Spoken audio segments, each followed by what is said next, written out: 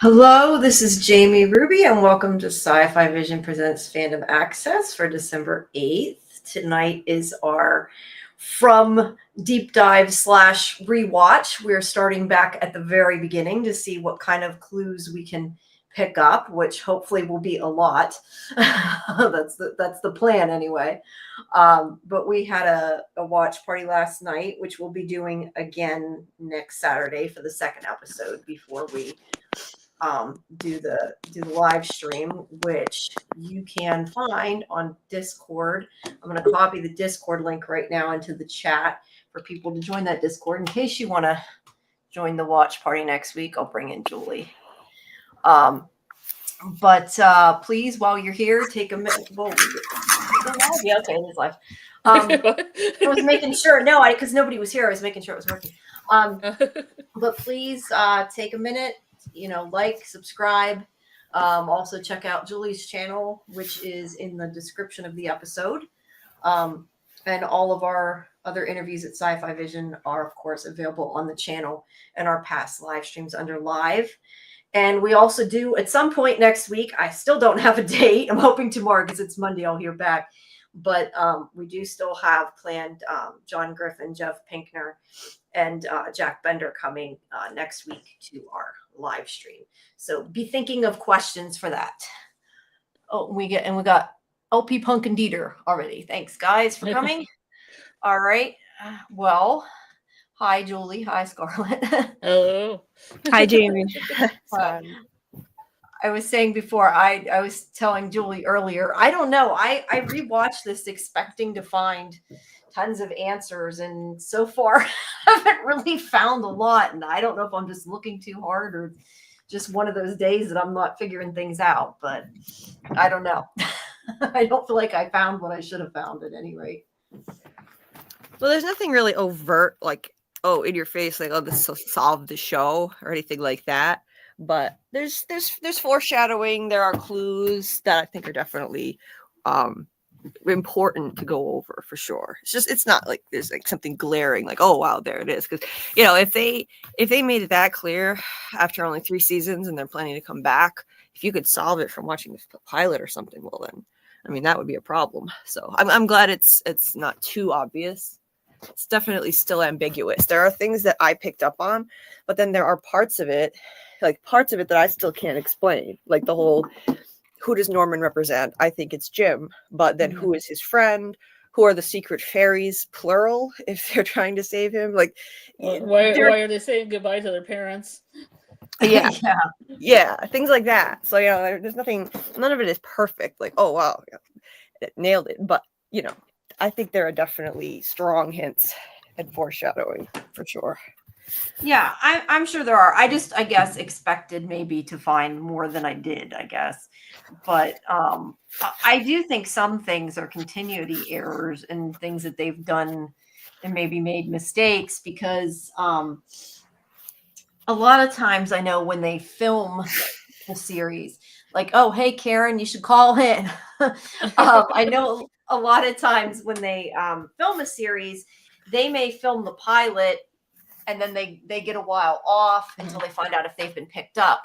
And then they go back, whatever months, a year later to film to film season 1. So sometimes that's why things like sets and those kind of things change for that. Or change like some of the things we've seen, or could be the case. Like I had mentioned, I think that I had mentioned this during the Discord, it may not have been on here, but like how somebody recently noticed that there was a building next to the clinic that isn't there now. It may simply have been that like when they filmed that, it was in a different place. It could not be. I'm just saying, I think a lot of those kind of things, like Dieter's talking about the power lines, and I know you're saying that's for John and not for us, but I'm putting it up anyway. And that is one of the things I do want to ask is, are those kind of things just a mistake or is there purpose? And we kind of talked about this last night. I think that's a mistake, mostly for the fact that it shows the power lines when they're already in the Fromville. It disappears after, so it's kind of odd that they would show it then not show it, like if it disappeared after they went in Fromville maybe. But then again, Julie, I think you had said something like maybe they're sort of going in and out between the two places, realities, whatever. Right. Like the fact that it happens at a crossroads, literal crossroads, that makes me think that it could be a clue. It's like kind of a crossroads between two dimensions. Like maybe that's a thin spot where like they're in another dimension, like maybe a pocket dimension, and that's a spot where they intersect. And so sometimes you might see parts of where they came from, like the real world as we call it, flicker in and out. So that's part of why I think it was deliberate, like the location of it, the intersection of the train tracks and the road, and the way they showed the exact same shot twice from the same angle from the aerial view. It's like they wanted us to find it. So that's why I think it was on purpose. But who knows? You know, it could. Yeah, I mean, you could totally be right. That's why we want to ask him and find out if they will tell us. And he might say, "I don't know. I can't tell you." You know, you never know. Yeah, I was going to ask Dieter if he had a picture of where that building was and then where it wasn't, like a side. You know, has anybody done like a side by side? Oh, the building thing? Yeah. I don't know. That was on a Facebook group. I probably should have saved it, but I don't. I might have saved the post. I'll have to go back to see, but I don't think they had a side by side. I think it just was showing where the building was. It was, I believe it was next to the clinic. But the power lines, yeah, I don't know. I mean, it was kind of more obvious. So Julia, you could be right. I just sometimes I think that we as viewers tend to put a lot more significance on things, and they're probably sitting there laughing like, we made a mistake, let's make it real. You know, let's give it purpose type Yeah, but I think on shows like that they do have good continuity people, so you know. Well, they usually do have people for continuity, but there was a lot of continuity errors in Lost too. So oh, okay. I never watched Lost, so no, I mean, like it was really good too, but sometimes you find them. So yeah.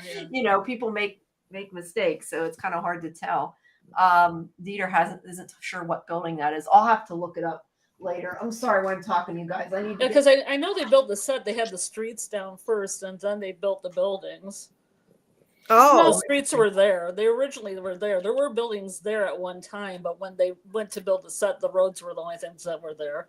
Oh, yeah, I remember I saw an aerial view of what the area actually looked like, and the aerial view of the town, there were actually buildings around there too, and I think they might have digitally removed them. I saw that. Well, yeah, and a lot of stuff after they rebuilt on, not like on the set and stuff, like when they did the interiors and stuff. And it sounds like from, I want to say it was Pega, I think, was saying that like they recreated the different houses and that inside the set. So it's possible that some of that's now inside that wasn't, and like before it was a real location. I don't know. I really don't know. That's where we have. Well, I think with Colony House they use an inside location, so I don't know if they changed locations on that. Yeah, well, usually they definitely didn't build all Colony House. That building's huge. No, yeah, and usually like interiors are inside a soundstage, but from what I'm pretty sure it was Pega that said that they like rebuilt all of those houses, not even just one. I know we were talking last night in the Discord. I assumed that like they just reused the same building, but apparently not. So yeah, I don't know. That's something we'll have to ask, and hopefully we will be able to. I mean, hopefully they'll give us an answer. I don't know. But like I said, I think that's what's going to take so long filming too, because they got that set down and they're not going to tear it down, and they're just going to wait for winter to end before they start shooting. Yeah, well, they have that location start, and we know they don't want to film in winter this time. We also know that from Avery, because she's like, no, we just don't want to do that again. Which I don't blame them. I think it was Avery. I can't remember who said what. I've talked to too many people. I mean, I guess that's a good thing, but I think they've all have said it. I think Elizabeth Saunders said it in her interview too. Yeah. But I know what I was going to say. I lost track of what I was going to say. I saw that John and Jeff had been on, I think it was E-Man's stream yesterday or something like that. And they said that it isn't necessarily going to be 2026, that they hope it'll be 2025. So at least that's some very good news. Maybe we won't have quite as long to wait, you know. Well, that depends on weather too. You know, sometimes it depends on weather. It depends on how fast things go. It depends on a lot of things when it's hopefully no writer strikes. Yeah, if there's or any strikes. Yeah, we don't want any more strikes. I have to turn my volume up a little bit. All right. Well, what do we want to? I like I said, I took some notes. I'm not sure how significant they are, but I'm trying to get some. I kind of wondered if even, and this is just something I don't know, that I was wondering if it was meant to mean anything, maybe not. But I thought about, we don't hear it as much now, so I don't know, but it may just be something they've kind of not taken time to keep repeating. But I thought about the bell ringing, like how he Oh, uses the bell. Yeah, there you go. Boyd's bell, and thought Yeah. about the fact that I wonder if that's sort of signifying. I mean, we know that it's been 96 days since they've had issue, and I just thought about the fact that like he's ringing this bell, and like this is the beginning of all the shit about to go down. That maybe was doing a little bit better before. So I don't know. That was what my notes are more things like that. Like I wonder if these had double meaning. Like also the fact that there's a lot about chess in this episode. They mention it a couple times, and I know Kenny's father says checkmate, and I don't know. I think we've sort of talked about this before, that if there is opposing forces in the town that are playing a game, either playing against each other to do stuff to the people, or maybe just meaning like forces of good, forces of evil, meaning the town versus everybody else. It still could definitely represent something like that. But Yeah, absolutely. I think more and more, I do think that it's operating a lot like a game, from two opposing entities, with two different sides to it. And I think the two sides right now, my working theory, and a lot of people are thinking this, is that one side is the man in yellow on the evil side, and on the kind of good side is the boy in white. I wouldn't say purely good, because I think the boy in white has probably had to do some things that were like utilitarian. The ends justify the means. Sometimes he might have to let people get hurt. Like, for example, he might have to, I think it's possible that both sides are bringing people here, and the evil side, the man in yellow side, is bringing people here to harm them, to use them, like Sarah and Elgin, to manipulate them. Good people who are being used for bad purposes. And then there might be a side like the boy in white who could be bringing people here to help, like Boyd. But at the same time, that makes him ambiguously good, because by bringing someone here, you're harming them. You're putting them through a nightmare. But it could be all in an effort to help people. And so, like, if you're looking at the chess metaphor, that could fit in perfectly if there are two opposing sides and people are being used for different purposes, like pieces on a chessboard. So that's what I think. Yeah, it could mean in that sense used for people using other people, or entities using other people. That's a good Right. point. And it could also make sense. It could also make sense that like you only get replaced if you're a main piece, like the king, queen, rook, bishop, knight, like that, because we've lost some colony house people that were pawns, and we didn't really get people back. Yeah, that's a good point. But also, I was going to say, there's also, if you think about it, the idea of the black and white of a chessboard too. And you talk about like the boy in white. And I know I've said before, you see them in white, and generally that is meant to tell you that person's good, but that doesn't necessarily mean they are either. I mean, they could be totally trying to trick us and that he's totally evil. I don't know. But I mean, you're supposed to infer that he's good because he's dressed in white. But I also notice in this episode, and I don't know if it's the first time she's done anything bad or not. Thank you, Just Me. Whoops, my mouse isn't moving. Very much appreciated. Thank you. There's also the fact that in this episode, and I know Avery had said about the dress, them making it for her. Her dress is white, Sarah's dress. Mm-hmm. And I don't know if it's so, yeah. And well, Karen's saying also cultures associate white with death. That's a good point too. I know America's kind of the opposite of that, because people dress in black at funerals here, but in other places they don't necessarily do that. But anyway, I was saying Sarah at the very beginning looks like I think they want you to think that she's this very innocent person. I think that is why they have her dressed like that, because she comes off as very innocent until suddenly she's not. I mean, and she doesn't, I don't think, wear that dress again. Right. And I know we Pure have white too. White Yeah. equals innocence. Yeah, I was also going to say that like white stuff with being innocence too, not necessarily goodness. But and we can talk about this more when we get to that part. But the other thing I noticed that I thought was interesting, and I think this is more just from a storytelling point of view, but I noticed when I rewatched this today that Sarah does not actually show, I don't want to say talk about, but they do not show the audience in the first episode that she's hearing voices. That actually doesn't happen until the second episode. And I was surprised about that because I didn't realize that, because I know during the watch party we ended up watching both. But when she first kills Toby, it doesn't show that. I think it's when she goes to cut his tongue out. I think it does, which is later. But anyway, the very beginning, it doesn't show the voices, which I thought was an interesting choice and surprised me. But I guess it's just we watch it knowing what's going to happen, so you don't think about it. Well, I found it interesting tie-in with the white dress with like our culture with weddings, because there's a white dress in the chest as well. Yeah. Maybe Sarah's married to the entity in a roundabout way. Let's hope not. I thought you were going to say that Sarah's dressed like a sister wife, but that would have been my. No, I wasn't going to say that. There's too many people in this pilot that are dressed like sister wives. I think they really wanted to strictly apply cult in the pilot. Yeah, I definitely think there's some cult references in this show for sure, that she does act like that. Speaking of that, do you guys think, I had asked this last night, I don't remember if I forgot an answer from anybody because I think we got sidetracked on something else. Do you guys think that Boyd told the people not to say anything to Jim and his family? Because it wasn't 100% clear, but the fact that nobody would answer them in any way at all and completely ignore them seemed so strange. Yeah, I think that he did, because at the funeral, he kind of gave them all a look and he said, okay, you all remember what it was like for you. Yeah. Like, I got the sense that they knew the drill. This is a protocol. And it was just kind of a knowing look he gave them, and they just, they didn't say anything. So yeah, I've always assumed that. Yeah.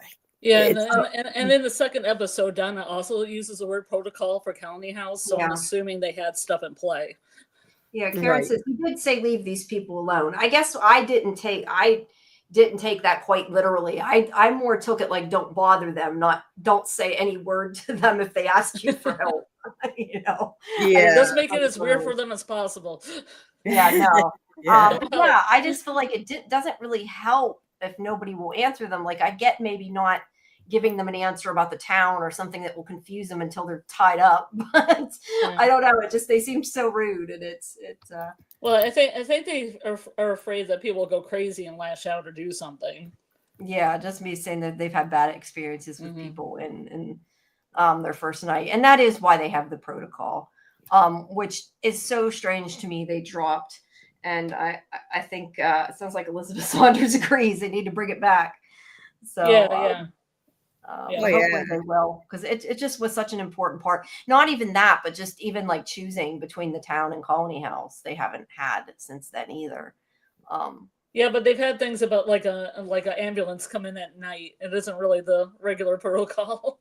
No, it's not. But they could do it after the fact. And actually, that's not entirely true, because by the time Tabitha and them got in, it was night. So yeah, and they didn't tie up Henry or Acosta. No, they did. I mean, they had a lot going on. To be fair, they did have a lot going on, but still. And they had Nikki. Nikki was shot. Yeah, they were more worried about that. I think they really should have tied up Acosta.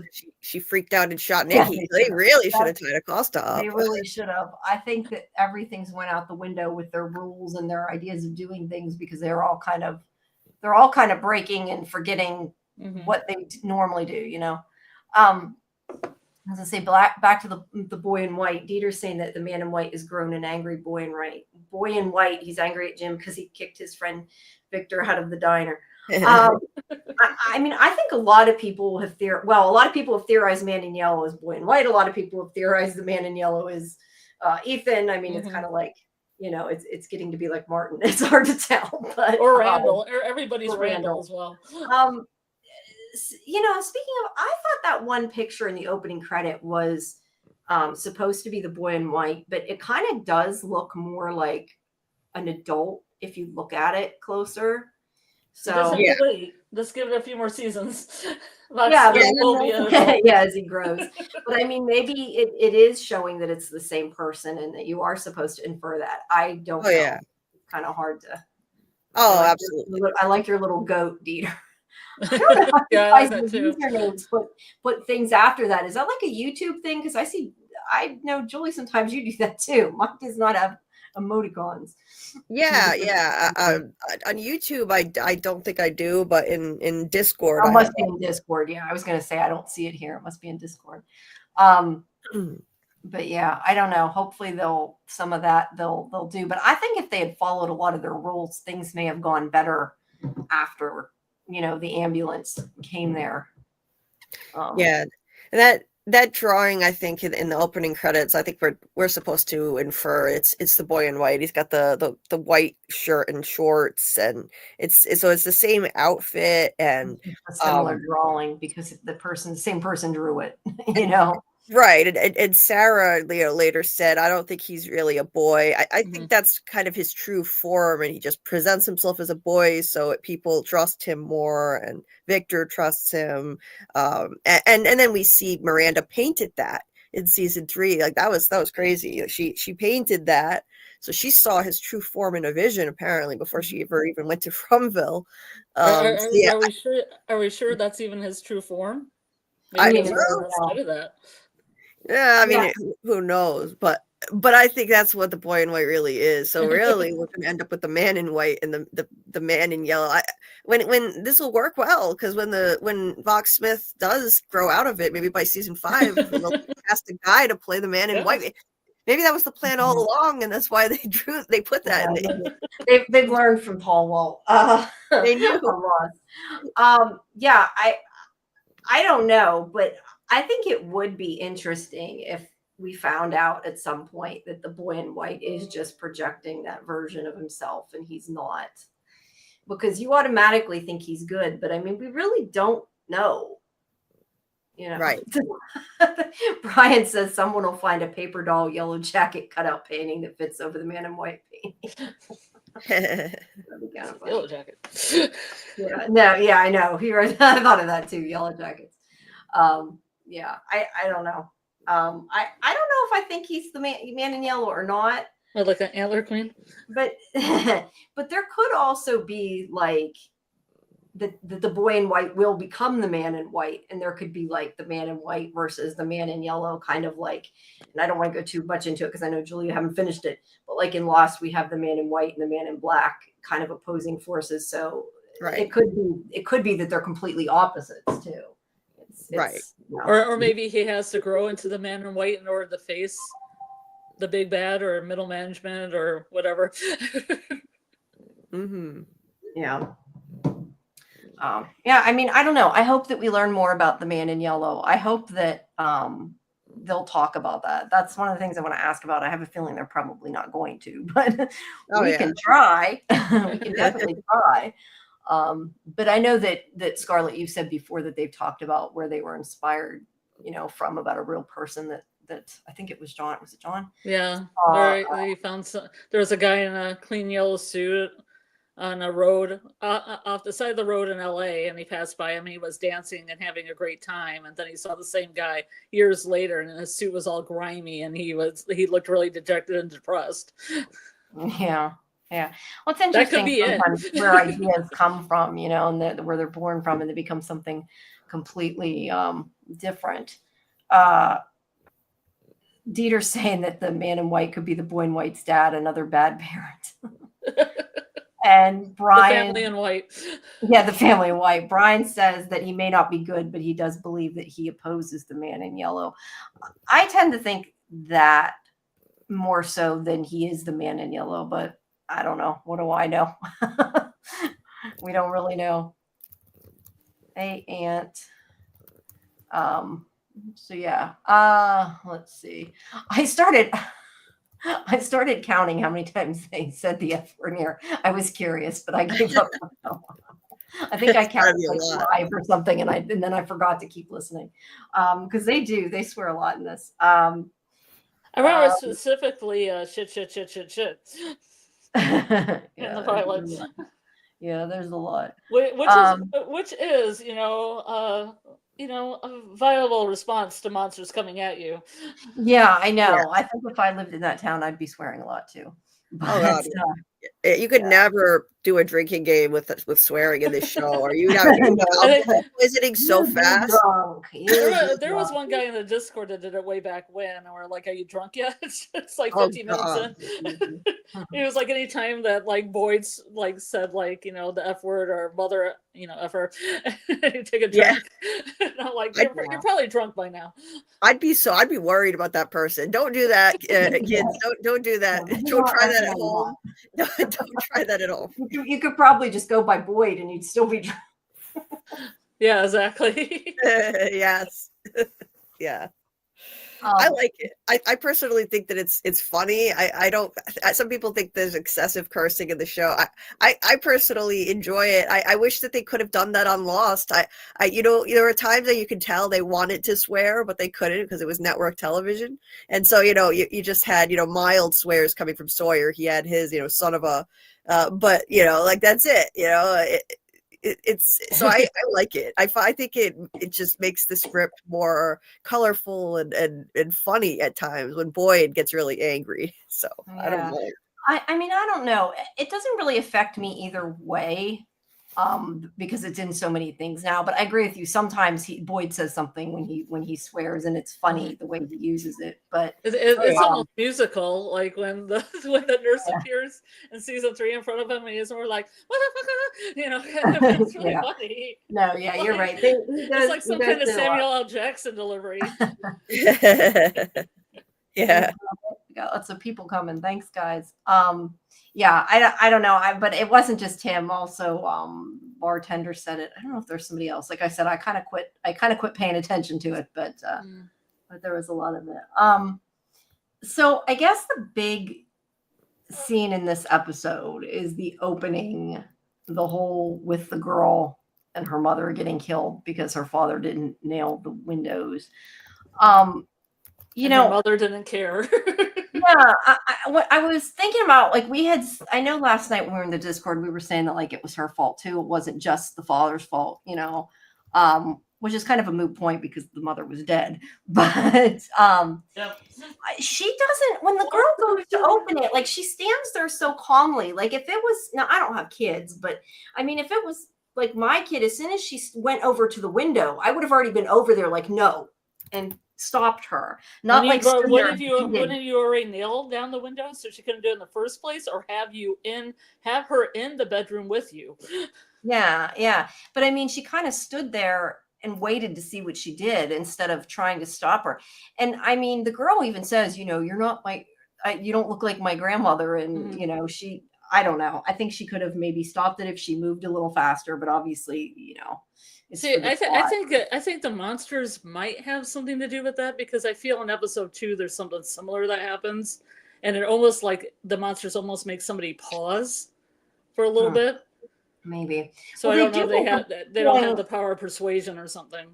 Yeah, they do make a point of saying something like that and I think this might be in the second episode, but saying something like that they try to get in your head. So it's not, in all honesty, they all should have the windows nailed shut. It's not just like a kid is too stupid to not do it. Obviously, we know adults, if you've seen the rest of the show, adults have done it. But a lot of times, and also boards and also curtains. Yeah, but I noticed they don't really. I guess because it was more an important thing at the beginning, they don't really deal with it a lot or mention it a lot, because I know Jim and Tabitha's bedroom didn't have curtains on it when they shoot it. And granted, they're on the second floor, but it's kind of like the same thing with Colony House. In this episode, she takes Julie up. I think this was this episode. Maybe it's the second one. We shouldn't have watched both of them. She takes her up there. No, that was the second one with Fatima. Okay. But my point is, like, if it's the second floor, does it really matter if there's curtains? Because they're not got up there pretty easy. Yeah, maybe they can climb up the side of the building. I don't know. Karen says she wondered why the windows aren't even locked. I would think that if it was something like that, that would be the first thing you would do when you get in a house. And I also question that after this happened, like before I put the Matthews family in there, if I was Boyd, I would have boarded up all the windows before I even stuck them in there. Or you could Because do a little bit of cleaning, maybe. A little yeah, cleanup. that too. Yeah, that is the weird thing. Like they don't even clean it. But I don't know that I trust Jim to take care of it. So I would have taken care of it before I put them there. But yeah, that's what I was saying. Like, how do they can't necessarily get up to the second floor anyway. So I don't know that it matters if they're on the second floor, but they kind of drop that a lot. It's Yeah, more Jasmine beginning got of up to the second season. floor too, though. The colony house. Did she? Wasn't there? There was a porch there. She walked in. I think there was a porch. No, Wasn't she there? when she comes in the bathroom, she's on the second floor. Yeah, but I mean, doesn't she walk? Oh no, she comes in through the window. I just kind Comes of in through the assumed window, there yeah. was a porch or something, but maybe she didn't. Yeah, I hadn't really thought about that. And that might be something they don't expect you to think about either. Like a question I have later when we get further down. Well, I want to know. I might as well just say it now, even though we're Yeah. not to that point yet. I want to know how the hell Jim. How did he get out of the RV? Nobody helped him. He was stuck by that tree, and suddenly he's out and he's helping Boyd. And Yeah, that's a good point. I was watching it. My mom asked me, she's like, "How did he get out of there?" I'm like, "I don't know. They expect you not to pay attention, I guess." Because they showed us very specifically, they showed him like literally like wrestling against the tree, and he was not budging. That tree had him completely pinned. So And then that's he's odd. suddenly out. Yeah. When I was watching it too, I thought that eventually in the episode, Boyd was going to use the talisman and cover everything up, and I'm like, how's he going to cover everything up with that tree in the way? Right. Yeah, I don't know. I mean, he just covered the windows. The tree, yeah, the tree was coming through a window. That's Right. like it had to have been. They didn't show that. See, they did show the end of the tree when they were jumping on it, like it was like an end. So I wonder if that was supposed to be that they cut it and they just didn't show it, or maybe like there was a scene that was deleted or something, and they just didn't. Yeah.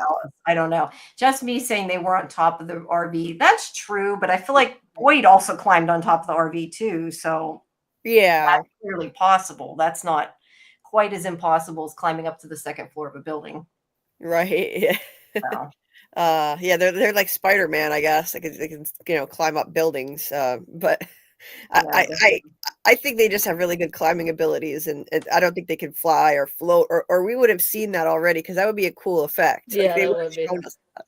A floating Karen's smiley saying would be Kenny fun. probably cut it with a saw or an axe. I'm sure you're right. It just was something that I think there's some off comment when Father Padre gets the truck or something that they say they need to get a saw or something. I can't remember. well, as Or long as something there's a to cut the tree comment, with. it's not as bad. Maybe I just missed it, but it just seems like that was kind of a big thing. They could have taken 2 seconds to show or say something about. You're right. We don't necessarily need to see it, but yeah, I don't know. It was just something that stood out. Yeah. Brian's saying that's when they switched gyms. Yeah, maybe they swapped gyms that time. Brian is really cutting it up in the comments today. He's cracking me Yeah. up. Future Julie came into the RV and Jim. rescued her dad and replaced him with another Jim. Yeah, maybe. What would you have cut from this episode to show that they only have so much time? Well, I would say it's a streaming network. They're not limited by time. So if they had 1 minute more, I don't think that it would have mattered. Usually, I mean, at least I think usually on streaming networks like this, they get to choose how long to some extent, not completely. They can't make it 5 hours, but I mean, whether it's an hour or 50 minutes or 45. But I just mean, even if there was a line, and maybe there was a line and I missed it. I mean, it could simply be that. And I think it was really vague. It said something about getting tools for the truck. Yeah, I mean, Something it like wasn't that big a deal. It just seemed like it was all of a sudden he was out. Yeah, and I yeah, would have liked him to true. have said, like, even if he just was like, "Thanks for cutting me out," I would have been like, Yeah, "Okay, exactly. Yeah.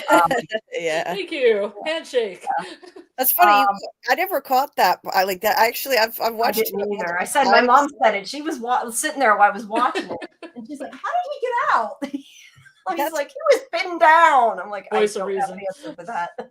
That's wild, because I mean, I've talked about this ad nauseum and watched it very closely, and that detail I never noticed. I guess because I don't care about Jim that Probably much. because it wasn't a specific detail. It's something that was missing. I think is more Yeah, You know, mine was more protecting the RV. I was like, they can protect the RV with a broken window because I thought tree came through the window. yeah, that is, and that was, I think, why it showed the end. You could see there was an end of the branch, which probably did mean that they cut it, Yeah. but yeah, they just didn't say it. Um, Now, Muncher's asking, this isn't about this episode, but why are we no longer talking about the cadaver and the root cellar that Elgin saw? Why does this fan base just write off the tragic characters, especially Jim? Yeah, I still think, I mean, I guess we're not talking about right now because we're talking about the first episode if you want a specific answer, but I, I, I don't know. I had thought maybe for a long time I had assumed that that was Jade because of his shirt, but people have showed like side by side pictures of it's a little bit different pattern. Right. So it may not have been him. Oh, I think it might be Ellis because I saw a picture yeah, of this. I was about to Oh, say okay. that. You're gonna say, you want to say it? No, you go ahead. I was gonna say the same thing. You go Oh, ahead. because when they were doing like different shots of the show, there was a shot that somebody took of Ellis in a dream sequence that Boyd had when he was in the well. Is it a well? The Yeah, shaft, whatever that is. yeah. And Ellis was talking about a boat, and he has a striped shirt on with jeans. Now, he doesn't have a beard. Well, yeah, but but the he could clothing looks a lot like what the have a beard skeleton is later. wearing. Yeah, I mean, like we've said before, they do share clothes. So it's, I mean, technically it could mean absolutely nothing just because they do all share clothes. But I'm assuming if we find somebody dressed like that, it might be insinuating Or it's with them. a beard, like a beard like that. Yeah, but the fact he doesn't have a beard, but then again, that doesn't mean he won't have a beard He later. can grow a beard easy. Yeah, I don't know. And I think the only other reason we're not talking about it is that there's so much other stuff that went down. Yeah, that's So true. it's That was kind of kind of put like the a small skeleton on part. the back burner. I mean, we did talk a lot about that at the time. Yeah.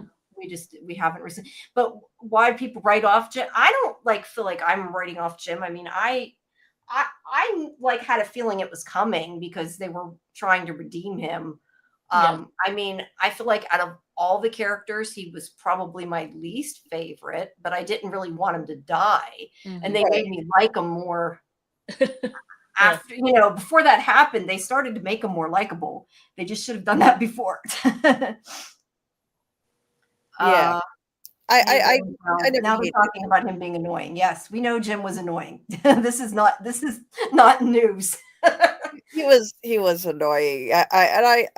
But the show is written so effectively that even though I disliked him, they had me really, really sympathizing with him by the finale. So that's how well this was done. Because he's never been a character I was a big fan of. I didn't. Yeah, I know. We kind of all joked we wanted him to die. Like we were saying it's just throughout for the fun. season.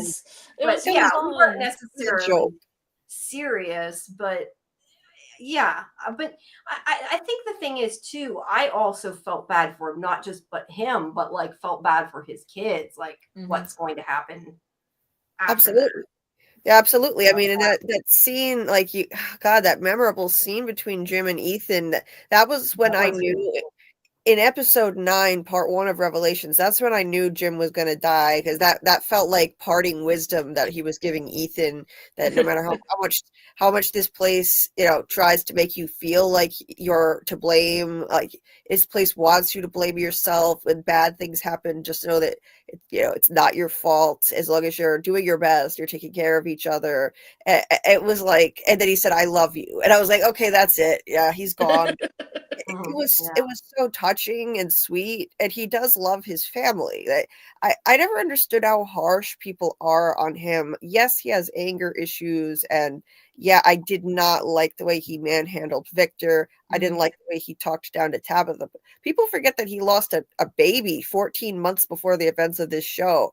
He's got issues, and I felt for him, and he didn't deserve to get his throat slashed. So I felt bad in the end. Well, the thing is, I haven't written him off as a tragic character because I think he's coming back in some way. Scarlett's going down with that ship. No, I mean, not even that. Like, they'll probably find his body or whatever, but I feel like he's going to come back in some way. All the one-page actors, the actors that get the credits on one page, I feel might come back as a ghost. They might come back in flashbacks. Future Julie might see him alive again. you know, Well, or he might not even be definitely- dead. Who knows? It I could be a would dream. definitely think that we're going to see Julie's journey of how she attempts to go back, like why it took so long. Because, like we've said, she was clearly changed. It's clearly the future, not tomorrow. Mhm. So I think we're definitely going to see her trying to go back. So I think no matter what, we're going to see a flashback in that sense at some point. Oh yeah. He'll be around. Yeah. Most Jim Tricia will Tricia probably. makes a good point that we thought Christy was going to die because of her talk with Mhm. Kenny too, but she still lives. Yeah. That was a nothing burger. Yeah, I do remember saying that. I mean, I don't know that I necessarily thought about she's probably going to die now, but like thinking back on it, that would have made sense. And we probably should have thought, or I probably should have thought that, but I didn't necessarily at the time. I thought that she was going to have major infection. I thought the things were going to be like, they're going to starve. They're going to go to the cabins. She's going to get her foot in a trap. She's going to die. Yeah. Maybe they cannibalize her, you know? No, this Yeah. isn't that Disney happened. says, whoops, I hit the wrong thing. Julie is going to be shook when Jim's body is found. It probably prompts her to be the story walker she will become. Not sure how Ethan will take it. That's true because this time when she, whoops, I didn't put it up. When she did it, like she didn't know how she did it, you know? So. Yeah, she's like, I think this is where it happens. So she wasn't even quite sure where future Julie was. Yeah, it had to be the first time she tried it, I think, because she wasn't sure that this is when it happens. So she'll probably try again. I think that it could be what we saw, like the way we saw it before, like how she went back into the dungeon ruins. Maybe in the future, she's laying there at this moment, you know, when that happens, she's laying there convulsing in the ruins possibly, and then her body is projected back into time. Right? Maybe that's how it works. And she figures out how to do it by having somebody like right there, like, okay, give me half an hour and then pull me out. Because you would need someone to pull you out. That's how she got pulled out of the, the dream state she was in by, Kenny and Acosta. So maybe that's how it works. I'm wondering. Yeah. I think, I don't know. I just think at any rate, we're going to see her figure it out regardless of how. And she said, Brian says, what if future Julie already visited and the Jim who died knew he was going to die, but couldn't say anything unless he disrupt the space-time continuum? I think Jim would let something slip, if I'm honest. I don't think he could. I don't know why. I just don't see him being quiet for the sake of knowing he has to. That's not to say that's the case, but that I think he would. I don't know why I think that. I just do. Let me tell you something that I did when I watched the pilot again. I looked for future Julie and like everything. I looked for a bad wig in the forest. I did in the listen town. to. I did Colony House. Yeah, we got to make sure we look everywhere. I did listen to that conversation again in the van though, because I feel like that conversation he had in the flashback's important, but I'm not sure why. Just saying about how the way it used to be. I don't know if that really necessarily did have any meaning because I couldn't figure it out anyway. One show says Jim was a great father. Jade, on the other hand, we all know what happened to the Yankee kids, one of which was his. Well, we don't know it was his fault though, but that's not untrue. But yeah, that is true. Maybe it was Miranda's or Tabitha or whatever her original version. Maybe it was the female's fault. Maybe it wasn't Jane's character's fault. Let's see. Brian says Julie needs a better story walking coach, and Dieter, I'm assuming, was in response to that. Said maybe the boy in white. I mean, it'd be nice to have a backstory with the parents before they killed the kids, so you would know. Yeah. When it happened. And I like to see Colonial Smiley or, Parent Smiley. Or Pilgrim Smiley. That would be fun. I mean, not to go ahead, but in episode 2 where I saw Smiley in the librarian, I was like, that could be his wife. I could see it. You just want more Smiley. Just me saying perhaps she doesn't have any control over when she's able to go back. That's why she's questioning if that's where it happened. I mean, I definitely think that's a big possibility that she can't control the when. That's why I've said before on other episodes of this that I think that I get the opinion that she's probably repeatedly gone back trying to save him.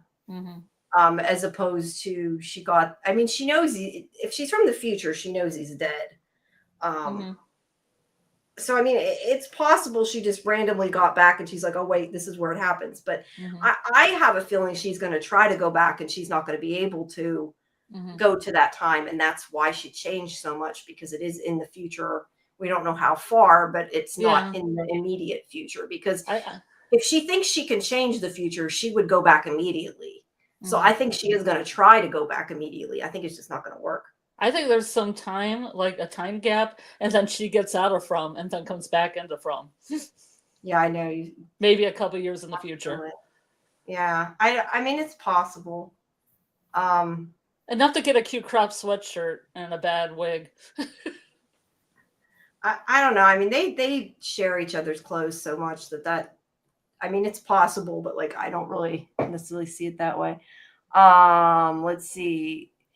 Karen, that would leave a level of restraint that Jim is not capable of. I'm assuming that in regards to not telling because he'll mess up time. Yeah, and that's kind of my point. I don't think that Jim could keep his mouth shut. I feel like Jim would tell people. Like maybe even if he just told Tabitha and Jade or something, I think he would tell people. Maybe Ryan says maybe he took steps to save himself, put together and stashed a /throat repair kit. I'm not sure that would work. I'm sure Christy could patch him right up. Yeah, well, she's going to somehow patch up Elgin after that. So yeah, she's going to give everybody some magical water, Fromville water. Everybody's going to heal up. Yeah. A couple stitches. Give the eye patch that Clara was wearing to him. Yeah. Wait, Garrett says, I think Jim put something together based off their time as a couple or first meeting her. Her being Tabitha. Jim puts together something based off their time as a couple, him first meeting Tabitha. Yeah, I'm not sure. Do you understand that? Do you mean though, like when they met?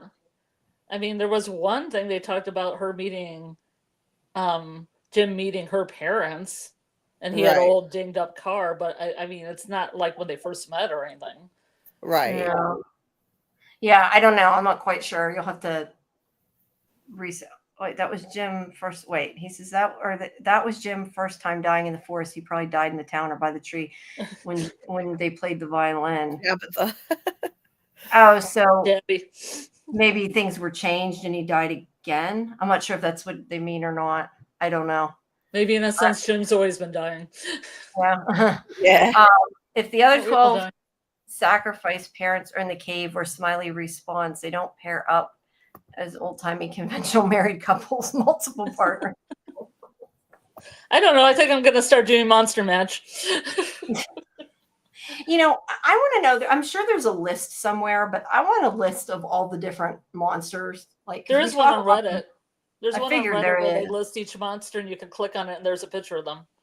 Yeah, I'd like to see that. I'm gonna have to look for it because they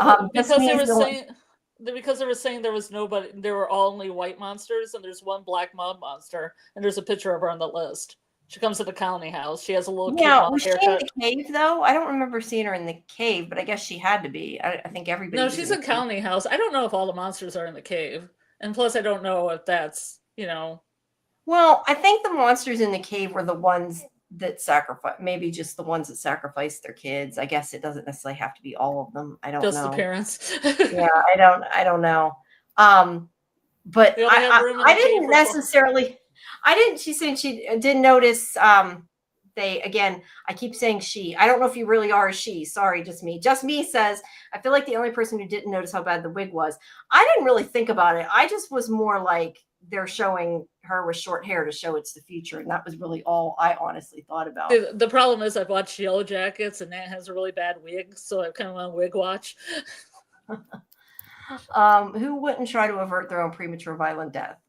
Yeah, Karen, no matter what, he would definitely try to change it if he could. And Garrett says, I saw the huge scratch on her when she time traveled. Yeah, I know. I don't know if it was this person or somebody else who had said before they think that maybe she got the scratch when she traveled. Oh God, Michael! It was a graveyard match. The monsters. The monster match. Yeah, that's what I was thinking in my Now, head too. You read my now, mind. now I'm gonna be singing that. It was a Okay. graveyard. Garrett was It saying, went off yeah, like a flash. based off of their relationships outside of from the flashbacks seem to signify something important happening. I'm assuming Jim realized something strange about their lives before. Oh, okay.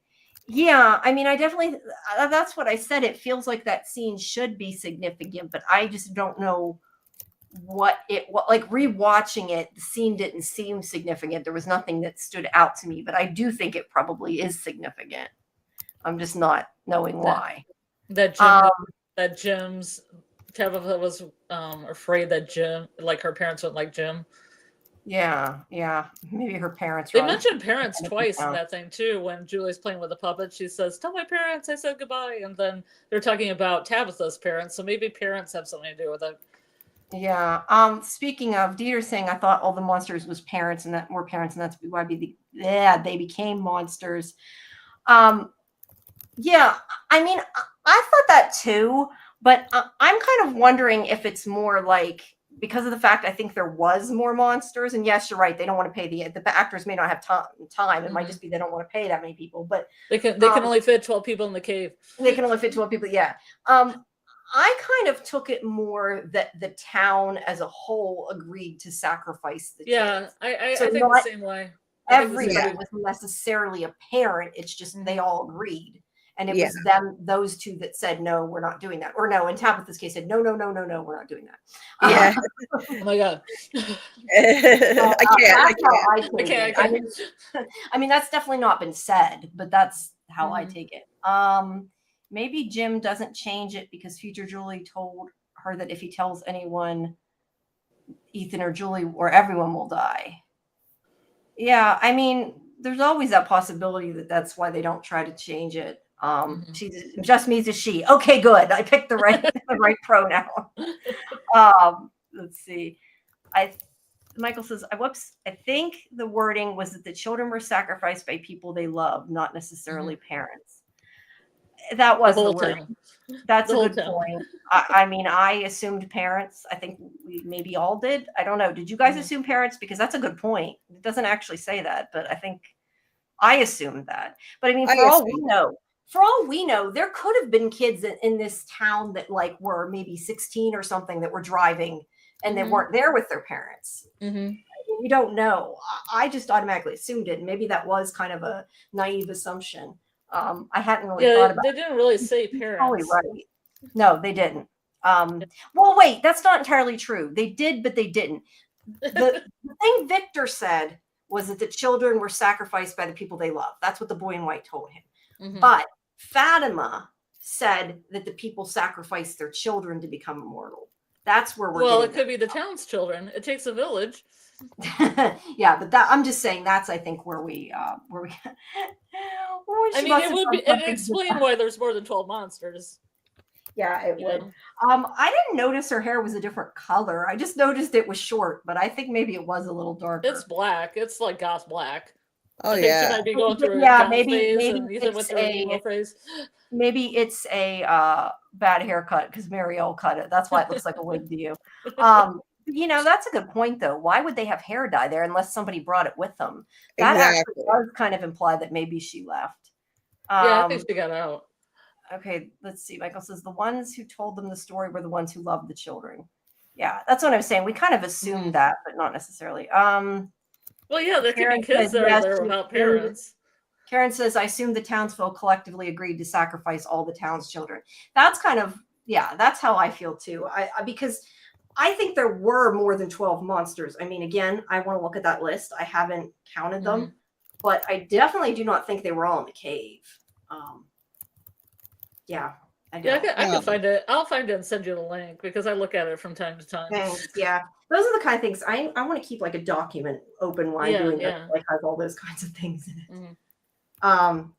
assuming Tabitha told them the story, then I assume that the original Tabitha and Jade told them the story. But again, that's another assumption. I don't know. Or Julie could tell him the story. Anybody could. I just Yeah. assumed it was, again, that it was True. parents. Brian says, I think it's important that the current cycle knows that a storyteller inspired them to hope, because someone from the present has to go back and tell them the story. Yeah, it could. I mean, it could be Julie. There's a lot of things that I think we're assuming that could be Julie now that she can time travel. Yeah. Well, sort of time travel, not exactly time travel, sort of time travel. But I don't Story know walk. that it's time travel. Story walk, yeah. I think I just use the term story walk because time travel isn't explained in the show, but story walk is. So yeah. And Michael's saying, yeah, this is where I think we got into that conversation before when we were saying about the granny monster wouldn't have had a child there. I mean, yeah, but wouldn't have likely been her kid. So I do agree with that. Well, Elgin was raised by his grandma. Jade lost both of his parents. There's a lot of people that were raised by their grandparents in the show. But I do think it means the town as a whole. I think that the way Fatima is saying it is she's saying that the parents gave up their children, but I think the whole town agreed to it except for those two. Mm-hmm. It makes it more storybooky and more fairy tale if the whole town does it, like the whole town. Yeah. Oh, okay. That wasn't. I was going to say something, but that wasn't in this one either. So we'll have to save it for next week. At least I don't think it is. If we get to that part, and yeah, just me. I think you're right. They wouldn't. Saying that back then, did they even live that old? I don't know how old she's supposed to be, but I mean, yeah, people did live. You know, throughout history, people have lived in their 70s and 80s. But they didn't tend to. It was more rare that people lived that. But I mean, she could have been 70s, 80s. It's hard to tell. It's actually surprising how many people live to be old age, like in the Middle Ages and stuff. Yeah, it is. On average, I was actually really surprised when I started reading. Yeah, it's just not on average. It was more rare that they did. It's crazy with all the diseases they had and all like the lack of medical knowledge. It's amazing that anybody lived to be old. Yeah. Like Socrates lived to be old when they unfortunately executed him. You know. Yeah, that's unfortunate. Yeah. I'm gonna double check something okay. I want to make sure of something. Okay, so I do think something that was really important, and we sort of touched on this, but we didn't at the beginning. I think Julie said something about it, but we didn't go into it. The whole Lake of Tears situation. Yeah.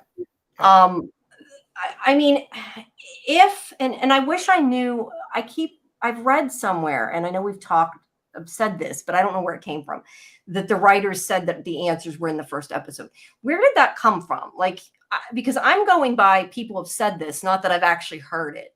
Do you guys know where that was said? I heard that it was the first 3 episodes, and no, I cannot cite the interview.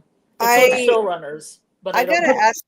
I have a friend who told me that, and he's very knowledgeable. I gotta ask him because he's so detail oriented that I know it must be real if it came from him. Robert. Yeah, I'm not saying it's not. Yeah. I'm just saying I would like to hear like specifically what they said. Me too. Me some people I feel like may have assumed that because of the whole, you know, it started at the beginning or whatever, that Victor says something about the beginning, as opposed to like they actually said it. And I've only heard it, you know, secondhand. So I was curious. And if it's the first 3, that's actually even more interesting. That's why I'd like to see the exact wording of what was I think it's an older interview too, so it goes a little bit pretty far back. It is. Yeah, it was before season 3. So but I would like to see that myself. I want to see the wording too. I'm curious. Yeah. Michael is saying something interesting. They told them the story of reincarnation and coming back lifetime after lifetime and promised to do the same. I never really thought about that, but that could have been what the story was that gave him hope. We're coming back for you. We won't leave you. Yeah. I mean, what else could get? I mean, I always assumed it was like some kind of, you know, not nursery rhyme, but like a fairy tale or something. That actually tracks. Or something could break the curse of the town with the monsters and everything, make the monsters human again. You know, reset everything. Yeah. I do want to know if there is. That's a good. See, I'm trying to remember to write things down as I think of them. About the cycle, right? if they can tell us how long it is, and if there really is like like a specific cycle that keeps I mean, we know there are things that are cyclical, but we don't know if there's an actual it starts all over. I mean, we kind of do, but it hasn't been confirmed. So I would like to have some of that maybe confirmed. But anyway, back to what I was saying. Norman and the Lake of Tears. Okay, so she talks about fairies, number one, and I know there's been theories of fae magic, that kind of thing. Now, whether that was literal, I don't know, but I do think it seems very significant because she says the monster's claws went too deep, and that. And they showed Jim. If you put on the closed captioning. Yeah, I definitely think it's referencing Jim. I mean, it may not really necessarily be that she is saying that, but it's more foreshadowing it to us, I guess. Or after, hindsight, a little humor in hindsight when they show him and his neck and everything when that's on the closed captioning. Yeah. Or, I mean, there's also the idea of, we talk a lot about manifestation. I mean, maybe she made it happen telling about it. But I want to know, the thing that sticks out to me a lot, though, is like Lake of Tears. Like, what does that represent too? I know you're saying, who is the one who's not Norman, which is also important. But what is the Lake of Tears? What does that represent? Yeah, I don't think we've seen the Lake of Tears yet. At first, I thought that it was that new body of water near the cabins, but then somebody said that it's a river. I swear to God, I thought it looked like a lake, but I guess I thought it looked like a lake too, but I don't know. I thought it was a lake. I was like, oh wow, the Lake of Tears. We finally found it. Because I don't think it's the Brundles. The Brundles is too small. It's like a little watering hole. Yeah, I think that's also red herring. I don't know why. I just do. Oh yeah, I don't think the Brundles actually are important at all. No, I don't think they are either. Michael's still talking about. I had moved on before he was done. Was still talking about the sacrifice. My assumption is that the two parents who opposed the sacrifice got there too late to stop it, and could only comfort the children as they were dying. Maybe they were even restrained. I was thinking, like, maybe they were tied up, so that they couldn't do anything. Like, I mean, I think all these things that he's saying definitely make sense. Oh, that was actually before the other thing he said about coming back, telling them that they'll come back. He's been killing it lately. Michael's been killing it with his theories. I've read some stuff on Reddit that he shared, and it was really good. So yeah, I was going to say the theory that I saw. I'm like, is that the same Michael? I think it was the same. Yep, that's him. Okay, yeah, he was posting earlier in the Discord about the tree and stuff, and about like if it's a liminal space and stuff. And I was saying I think a lot of that, like, to me, makes total sense, but. Oh yeah, I believe that when we get to the tree. We're not even to the tree yet. Let's see. The boy in white said the end is the beginning. You have to go back to the beginning. Yeah, that's what I was referencing before. Yeah, that's what he's saying in the chat about the tree. But we'll talk about it when we get to the tree, so we can keep some semblance of order. We're not going to get through it. Just Me says, I thought maybe Jade and Tabitha put a curse on the townspeople so they live as monsters. We think the monsters are terrorizing the town. Perhaps the town cursed those people. I mean, I would say no, just because I feel, and I don't know, but I more feel like that was their, I don't want to say their punishment necessarily, but like they wanted to be immortal. This town and the things in it so many times give people a version of what they ask for. Like it's got a monkey's sarcastic sense of humor. Yeah, like by the pool and everything. So I tend to think it was more because they asked to be immortal, or like I said before, if they're killing their kids to be immortal, they're already monsters. So maybe just manifested it and they became that. But I mean, there's always that possibility. Okay, where was I seeing where that started about? I was going to put about the tree. Because if I don't put it now, I'm thinking we're never going to find it again. Even though we're not to the tree, I'm thinking I will never find Michael's comment. I will never find it again. I was saying the tree. Yeah, the tree is, and I don't know how to say that. Yggdrasil and the Bod High tree. It's the reincarnation cycle going, You know more than I do what the thing's talking about, but that it has 3 roads to connect to the 3, Mhm. connect 3 of the 9 Norse realms of existence. Yeah. Yeah, he was talking about also about it being a liminal space, and that perhaps the town is a pocket universe, which we've I mean that was Yeah. what's it gonna call it said not Cliff. I'm trying to think of Yeah, I've been saying that for a while I know, myself. but I'm thinking, what the hell, Dale? I couldn't think of his name. Yeah. Yeah. Okay. Yeah, I've been yeah. saying Okay, I that see for where a you're Said while. it was a pocket universe, but then he was also, and again, we can go into this more later. But Michael had said that he thinks that it's and this is a theory I've seen before that it's a snow globe, because there's the picture of the snow globe, but that the steps that Victor, if those are steps on the map that Victor has, that maybe it's like shrinking this pocket universe. And I think that and I noticed in this episode too, or this may be the next one again. This is why it was bad we watched too. Donna says something. That's why I watched episode 2, so I know I'd be on your level. Yeah, I watched it on my own.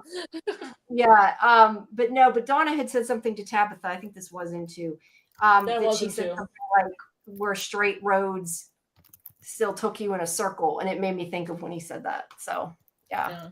Yeah, because they don't get the colony house in the first episode. No, they don't. I said that was the second one. Karen, I keep wondering if the Ankui kids are wearing the clothes when they wore when they were killed, and that could indicate the era. They're in white, dressed up, maybe makes sense for ritual sacrifice. It definitely looks cult-ish, ritual-ish. Innocent I would white. Yeah. Yeah. And plus yeah, it's so vague. Innocent. It's so vague it could be multi-periods. I would like to know though, I guess one of my big questions is, why is the boy in white different? Like, what is he in particular? Like, was he one of the ones they tried to sacrifice? Maybe one of them wasn't killed, and we don't know that yet. They are 8 slabs. Yeah, and he's still dressed in white. Well, is there a reason why we think 7 kids were sacrificed, though? Where did that come from? It comes from the slabs. No, I mean, you're saying there's 8 slabs. I assumed that you meant then that there were 7 sacrificed rather than 8. Maybe that's not what you meant. I thought maybe you meant that they weren't. There's 8 slabs. Is there 8 slabs? I don't remember. Yeah, it's very important to the show. I think there are 7 though. I think there are 7 slabs. Oh, okay.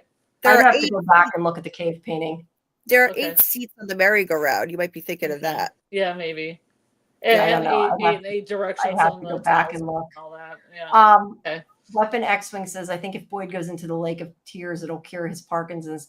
I mean, that makes me wonder when that person says that could the Lake of Tears be like a Fountain of Youth type thing? And I say Fountain of Youth, not necessarily meaning youth, but like the idea that the Fountain of Youth that cures everything.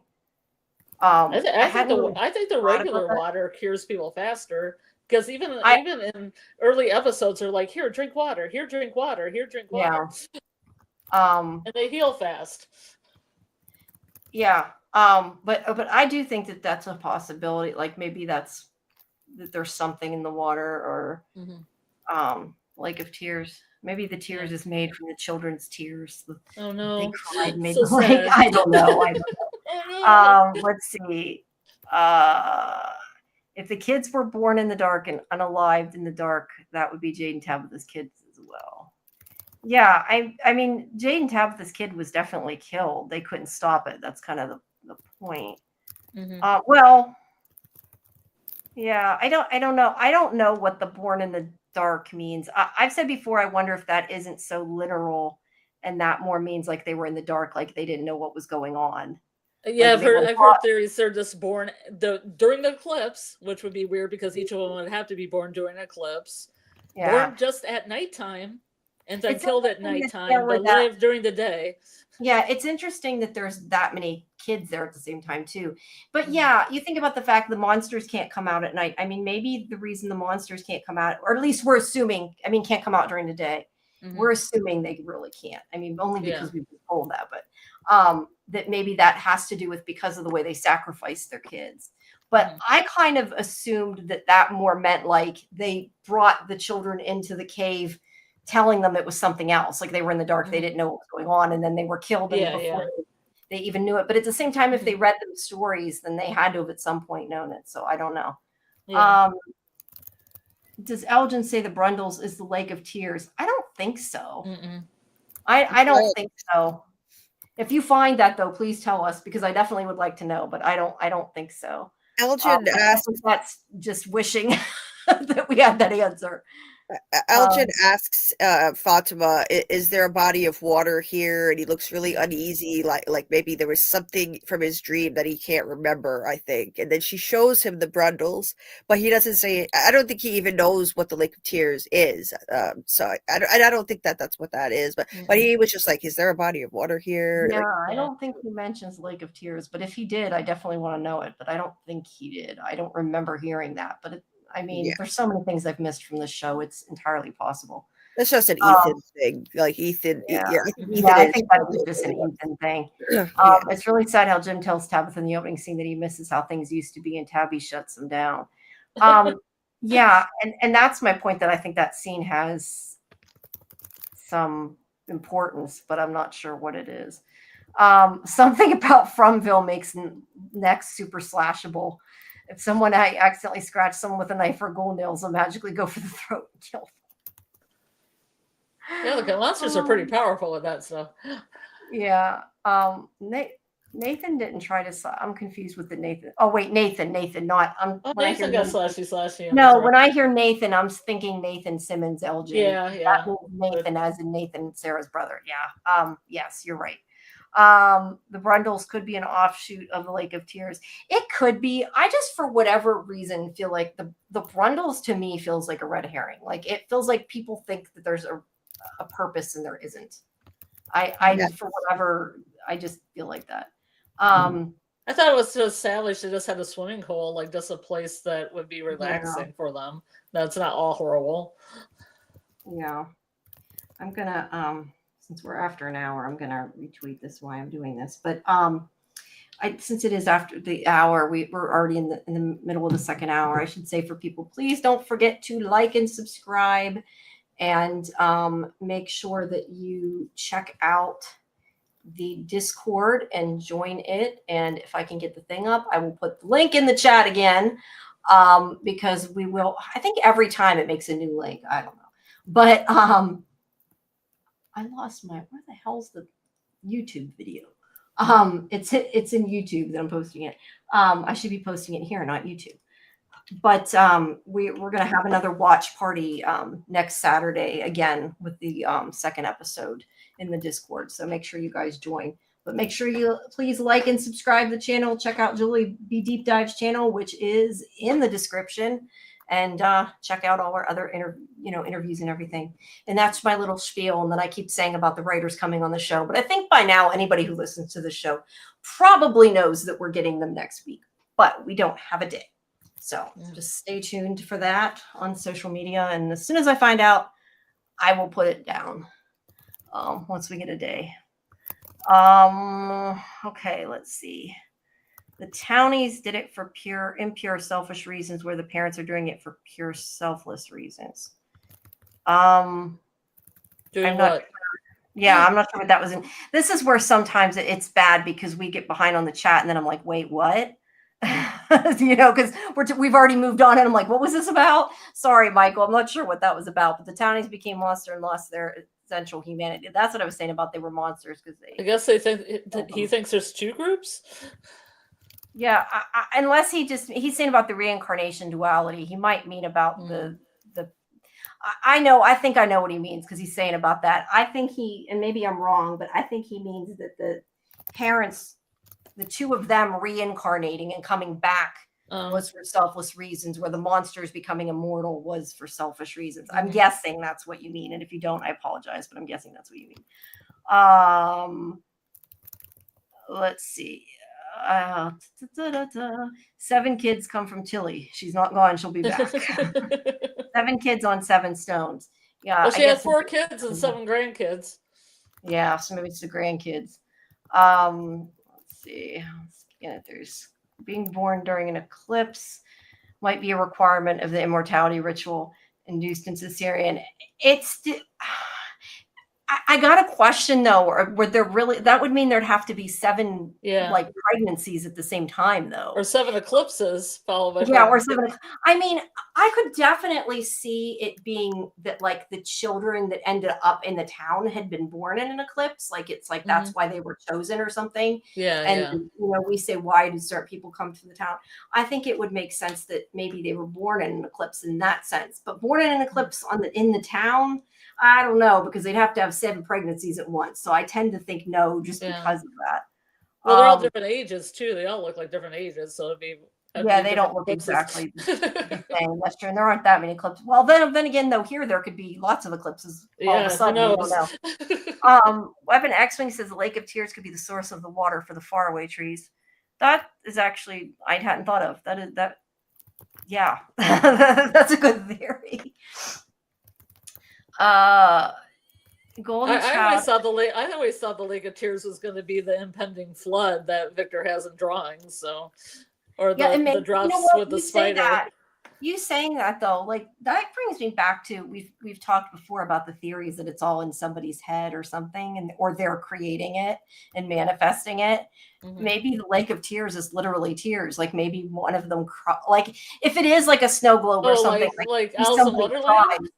No, I don't. Yeah, I don't know. Like maybe the flood because somebody cries and it's like literally because in Alice in Wonderland, Alice cries and she cries the Lake of Tears literally in Alice in Wonderland. I'm gonna have to write that down. Is it called the Lake of Tears in Alice in Wonderland? Yeah, I'm gonna write it down on my list. Oh, I didn't know. I didn't know it was called that. I mean, I knew she cried like that. But yeah, I think it is called the Lake of Tears. I'm gonna look it up. That might be where they got the name from then. Didn't the sacrifice create from? So wasn't like those people were already trapped in from. Why would they want to live forever if they were trapped in from? I think we've debated that.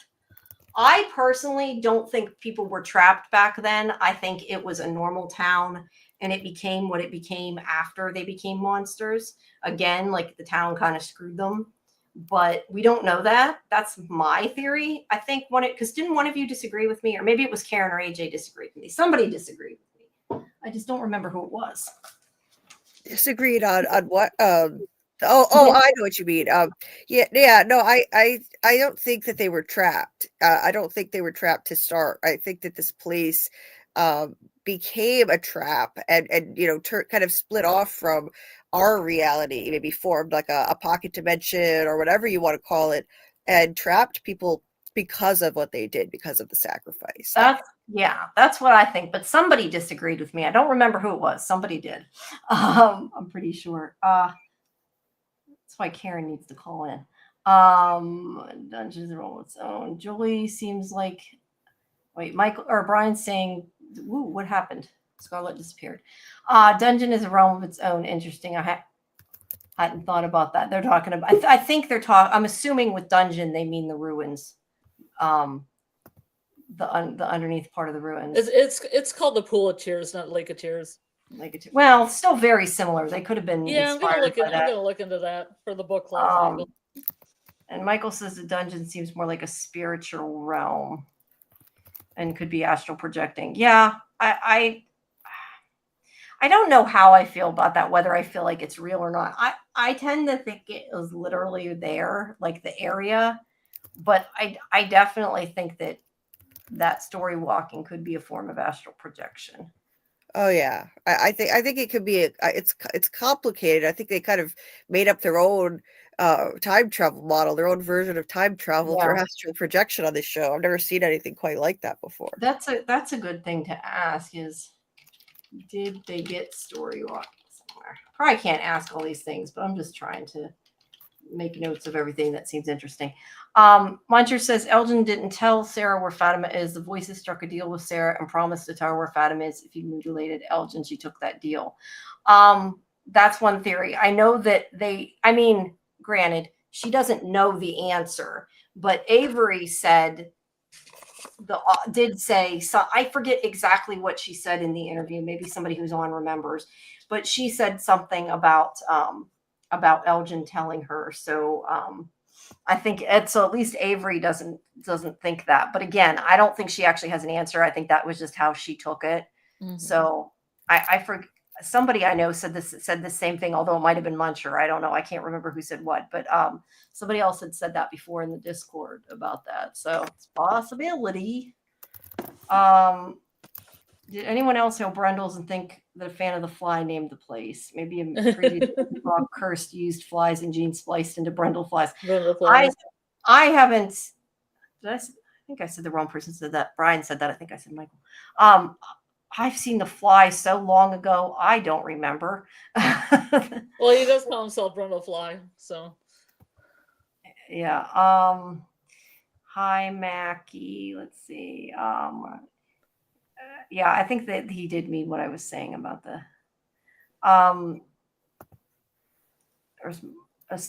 They happen to be born during eclipse. I was thinking more than one eclipse over months, years. Mm-hmm. Yeah, eclipses are kind of rare, so yeah, I would think it would maybe be born during it, like outside of from. Okay, Robert says, Julie, take a look at Julie's hair in the Matthews pic on Henry's computer and compare it to the Julie hair in season 310 when she tries to take Jim. Maybe story walking is outside of Fromland. That would be interesting if she could walk outside of Fromland. I don't think she can, though, just my personal opinion. I don't think her hair's that bad of a wig in that photo. No, I mean, that's interesting, though, if her hair was shorter in the... They're really young. Like, Ethan is so young looking. Simon's so young looking in that photo. He almost looks like a different kid. Well, they probably might have taken real photos and photoshopped them together. It's hard to... Imagine it's Jim crying that creates a flood and saves the town. Or kills everybody in the town. And Karen agrees with what we said before. It's like a monkey paw situation, and that about the monsters. Yeah. Yeah, I think it.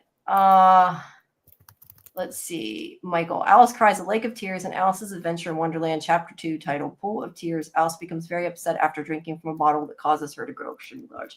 Clearly remembers much more of Alice in Wonderland than I do.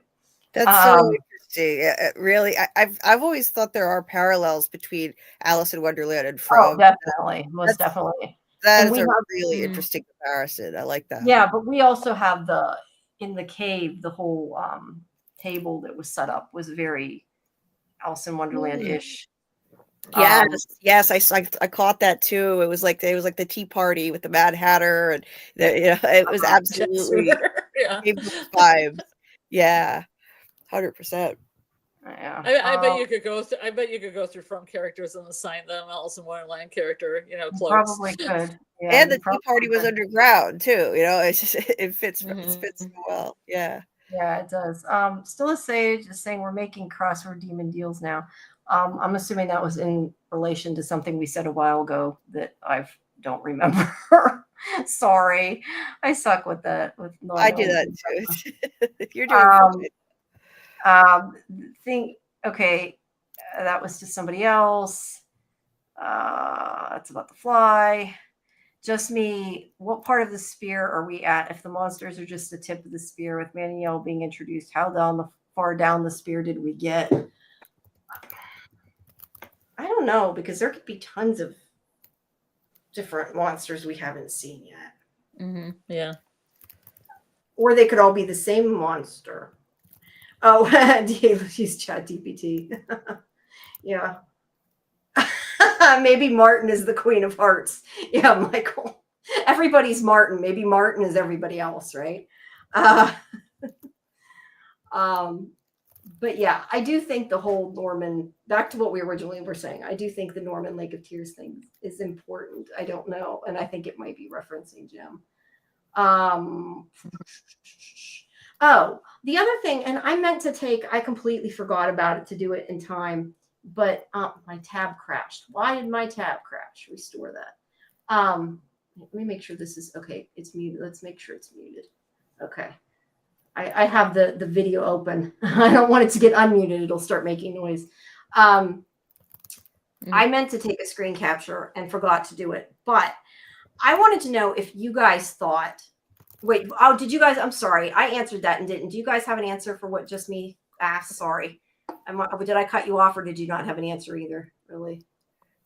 Oh, I believe there's more.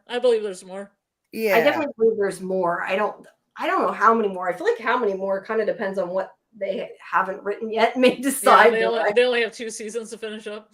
Yeah, so I Yeah. think it depends what they write, but I definitely think there's more. I don't think that we're at the end of the spear. If you using that analogy, I definitely don't think we're at the end. I feel like Kimono Lady and the Man in Yellow are like the middle management, and then there's some upper management we Yeah. haven't seen.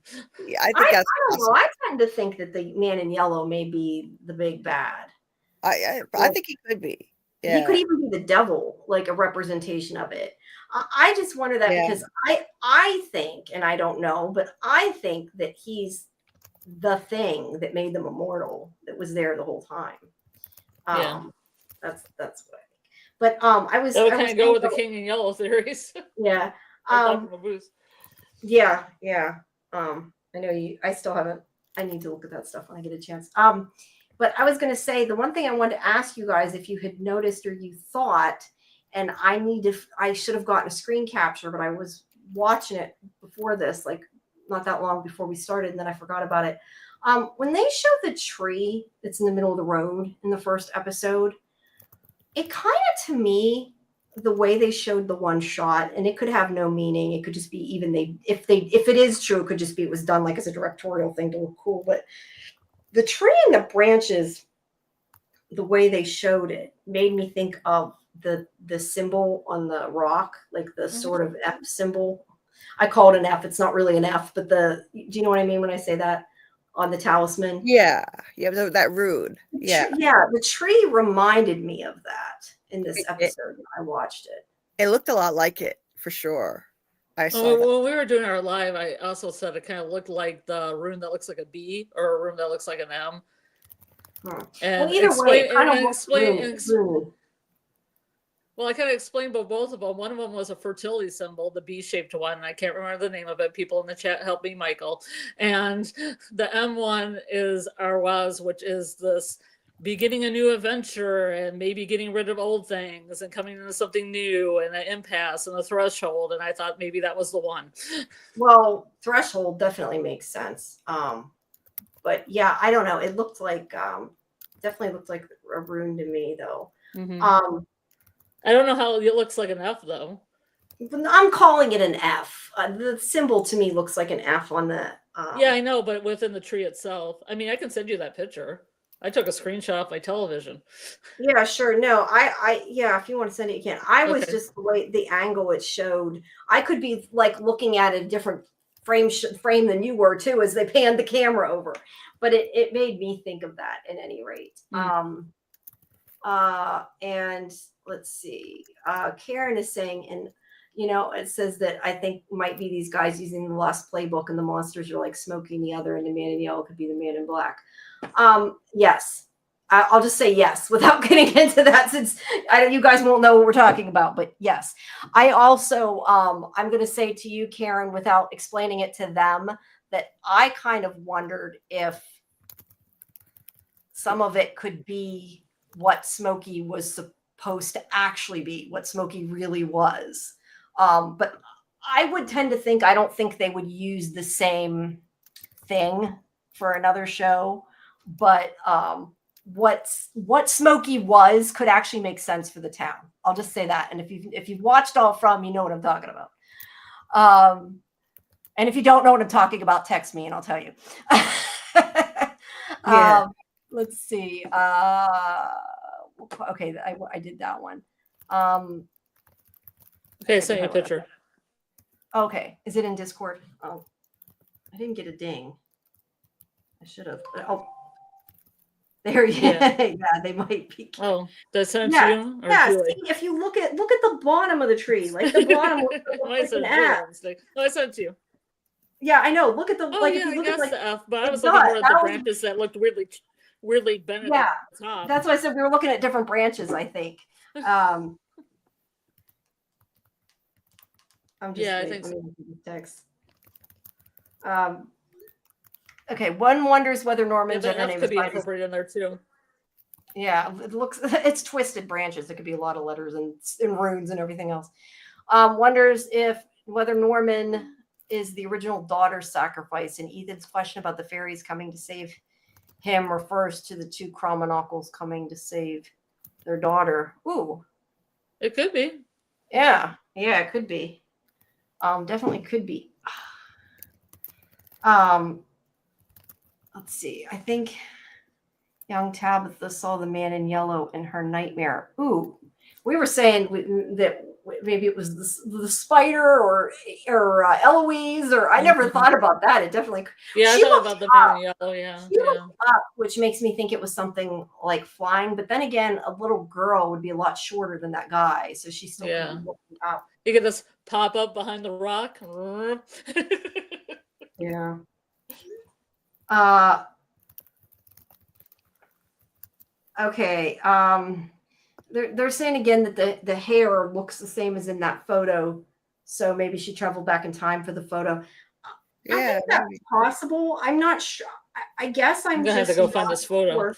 Right. I Yeah. guess I'm just not sure what would be the like. I don't know if she can travel. Number one, outside of that, which I'm not saying she can. I'm saying we don't know if she can. But I kind of question what would be the point of her traveling back in time that far, unless she was maybe trying to stop them from getting to the town. I don't know. I mean, that was specifically, I guess, to Brian and not us anyway. But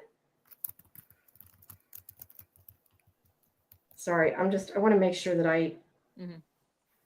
I tell people we're still going. I'm trying to put it on social media. Um, Right, Lake of Tears. Wouldn't it be nice if they found a dam of tears or some comment on water level or something instead of a flood of tears? Yeah. Just so if they have a raft, it's got to be led by Boyd. And I know that's not what they mean, but well, maybe they do mean that, and they spelled it wrong. But I think Captain by Boyd just because of Lost. I'm saying that. I don't know if that's why they're saying that or not. That's why I'm saying that. Let's see. But Ryan saying maybe she story walked to past in Fromville, exited to the outer world in the past, and returned to Fromville in the past to get her back to her present, aka the future. Time travel is so confusing. Oh, I know. even Yeah. even sort of time travel, right? Yeah. Um, they gotta tread carefully. Like I believe that they have been planning this from the beginning, but like yeah, they definitely have to be careful. Like the writers have to be really on their game because time travel can get very messy. Yeah, I like time travel stories, but Me too. it's got to make sense. And if they go too twisted, it gets to the point it doesn't. Um, Looking for this picture Robert's talking about because now I'm curious. No, the picture from the newspaper. Yeah. Oh, speaking of, and maybe I'm the only one that didn't notice it before, but there was a rendezvous Yeah, truck in the yeah. pilot. Didn't see that before. Yes, And yeah, that's true. I'm probably the only one that didn't notice it Yeah, before, so but I did. yeah. Maybe losing Thomas was also kind of narrative echo nod to having lost their children in the original incarnation. It could be. I'm not sure. I don't know though, because it wasn't Jade, it was Jim. So how does that connect with the Jade half of that? Yeah, I don't know. Yeah, I'm not really sure about that. Like Thomas seems like maybe in every cycle there's an anomaly, not like Miranda only had two children, and Tabitha's got you know had three originally. So, Yeah. like I think it's not always going to be the same. Sorry, go ahead. I didn't mean to talk over you. I'm just talking to myself as I'm doing this. I I'm think going to download that photo and see if I can screen Mm. share it, but go ahead.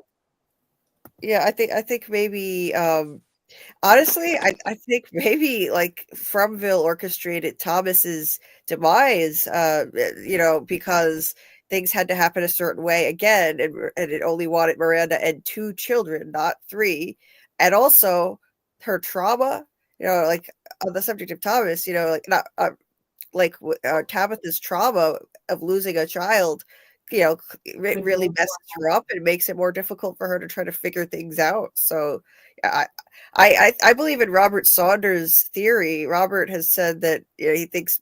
I don't know if he still thinks this, but he said this before that a Fromville entity called Tabitha and Jim, Tabitha and Jim, and distracted them and led to Thomas falling off the changing table.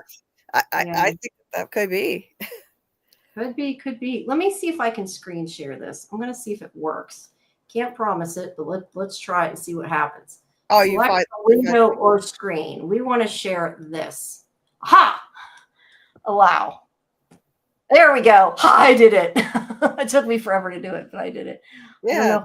I don't know if I make it bigger, if did that do anything? Or just on my screen covered it. But there's the picture. Yeah, it does. It moves it. Weird. Okay, well, anyway, there's the picture. I was saying, can you guys see my mouse too? Or no? No. Oh, yeah. Yeah. Okay. Yeah, I I was see that talking, clearly. yeah, I was talking about this part of the branch. And I think you were And talking I was talking about the top part that looked like a B or M. So part. Yeah. There's a lot. That's what I said. A tree branches are twisty and could really look like a lot of things, to be honest. yeah, but the way those are broken is really weird because they wouldn't break that way, like when they fall down. So Well, no, but they may have broken it as a prop, broken it as opposed to just to make it look a certain way. But I don't know. I said it could even be just like as a reference. They wanted it to look like that, and that it is not really relevant other than it looked really cool to look like that. I don't know. Yeah. So Pink Bunny says, do you think, whoa, what was that? I swear I just heard somebody say something and I have no clue where it came from. Do you think Abby saw Julie the night Boyd found the talisman and that's why she went crazy? But she wouldn't know Julie. Although maybe Julie said something to her. I had not thought of that. But I mean, I would say, I would ask you, Pink Bunny, why would she make her go crazy though? Because she didn't know Julie, because she was dead before Julie got there. Right. Yeah. But yeah, if she started showing up and talking about time travel and all kinds of weird shit, then yeah, maybe. Then that could definitely make sense. Yeah. Brian says Tabitha's nightmare being of herself as a child seems to imply that she was raised in the cult, implying the cult existed for a generation, half generation. Maybe. I mean, I kind of wonder what the dream means, because she sees herself as a child, and I don't know that any of the incarnations were there when they were children, but it to me maybe means that they might have been. I've thought about this. Because it does seem strange. But the way that I think of it is this. So I look at it like, when she was a little girl, when you're a child, and you have a dream of a place or whatever you're dreaming about, you're dreaming of yourself as a child in that place. So I think that she was dreaming of herself. So it's just her version of herself that she saw. And I think the reason that she's wearing the old-fashioned clothing in it is because that's what she would have worn in a past life. But it was just her dreaming about it and having a vision of Fromville in that dream. I don't think she was ever actually there as a child. Now, it is possible, though, and I've heard somebody suggest this, that maybe the original Tabitha and Jade did actually grow up in that town and like they were born there. So maybe that's another explanation for that. Yeah, it could be either. But I see Karen said it wouldn't, maybe her dream doesn't have to be perfect though, because it's not necessarily a memory. I mean, dreams are dreams and don't always make tons of sense. So I mean, the dream could have just been foreshadowing she was going to be stuck there too. It could definitely not be literal. I think we take it to be literal and are taking it more of a vision because Tabitha has had visions, but that doesn't necessarily mean that was a vision, I guess is what I'm saying. Yeah, I don't know. I think she made red and yellow in that dream when she screamed. Like she was screaming at something and she couldn't remember what it was. Looking up, I think it might have been the man in yellow because we know he comes out in the daytime. Maybe she had a vision of that guy. Yeah, and he definitely would have been tall enough as a little girl that she would have to look up. We have somebody who is on our Twitch who is spamming. So, because not going to go to a Russian site. Thank you. I'm not sure what that's about, but that is definitely not. Okay. Have we figured out what from is yet? Papa Socks, hi. I'm not sure if he means the town or what the word from means. I'm guessing probably means what the word from means. I think it's like the whole show. It's the whole thing. And we figured out from Yeah. not Oh, yeah. quite You yet. figure out from, not quite yet.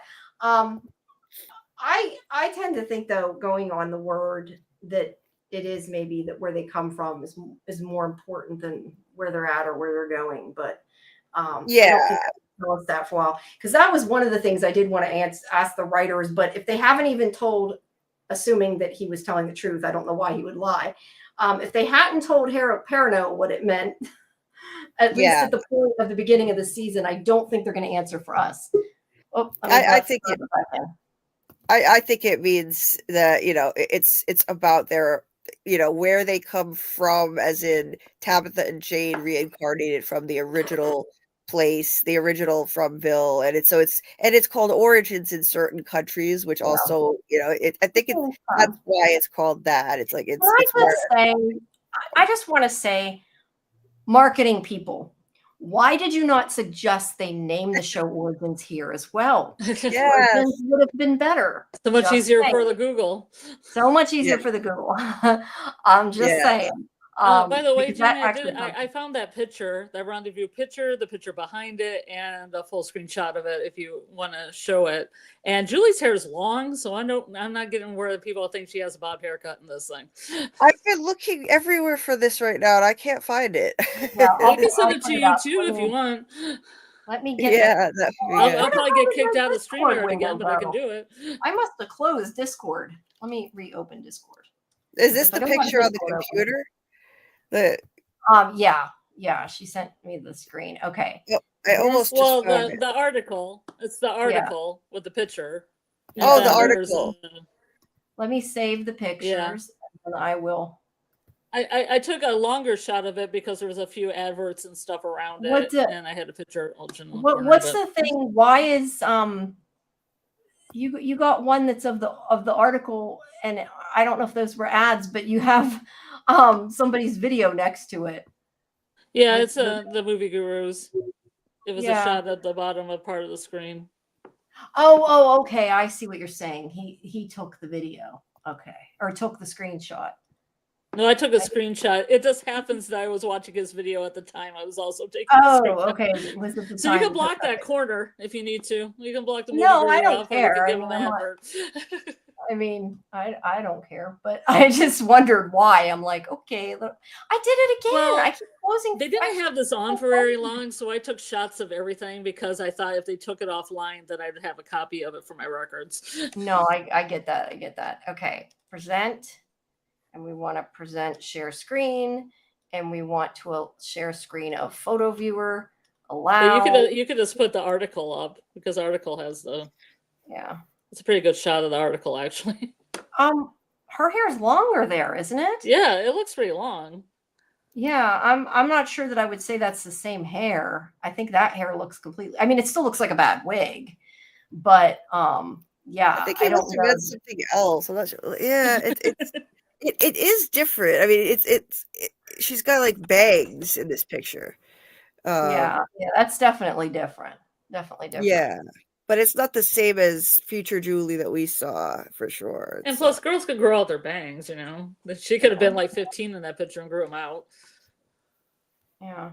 I don't see the other thing with the doesn't show the rendezvous. I'm not sure what you meant about the other picture because I don't see the rendezvous thing on it. Oh, that's the one, the 1579. Oh, you mean that came out of that? Okay. Yeah, it's underneath it, the subliminal shot or whatever. Yeah. I think everybody's seen that by now.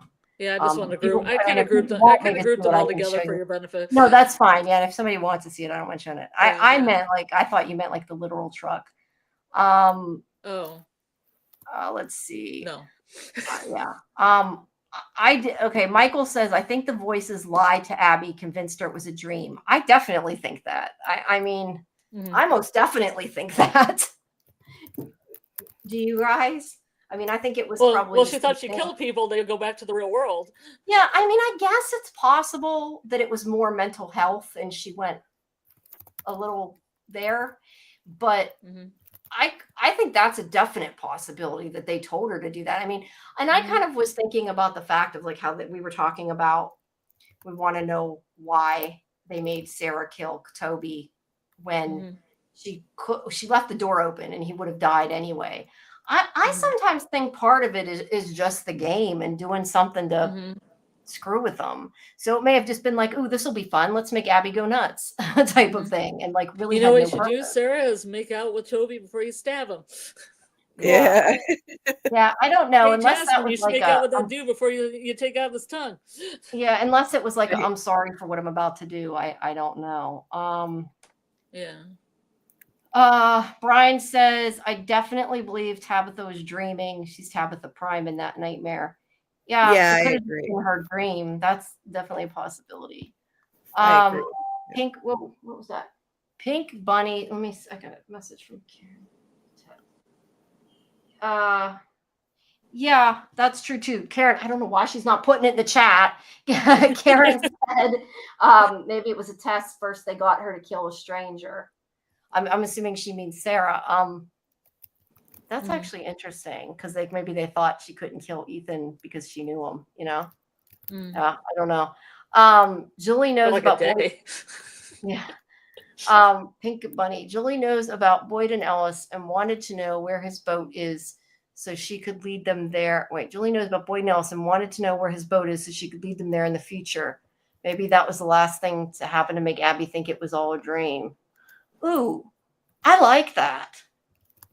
If she went back to the past to get the boat. But wouldn't his boat be outside Fromville though? Like I don't know. You think Maybe she so? goes outside Fromville and drives Yeah, it but in. if she goes outside Fromville, why not like just get the army or something? I'm not sure. Right.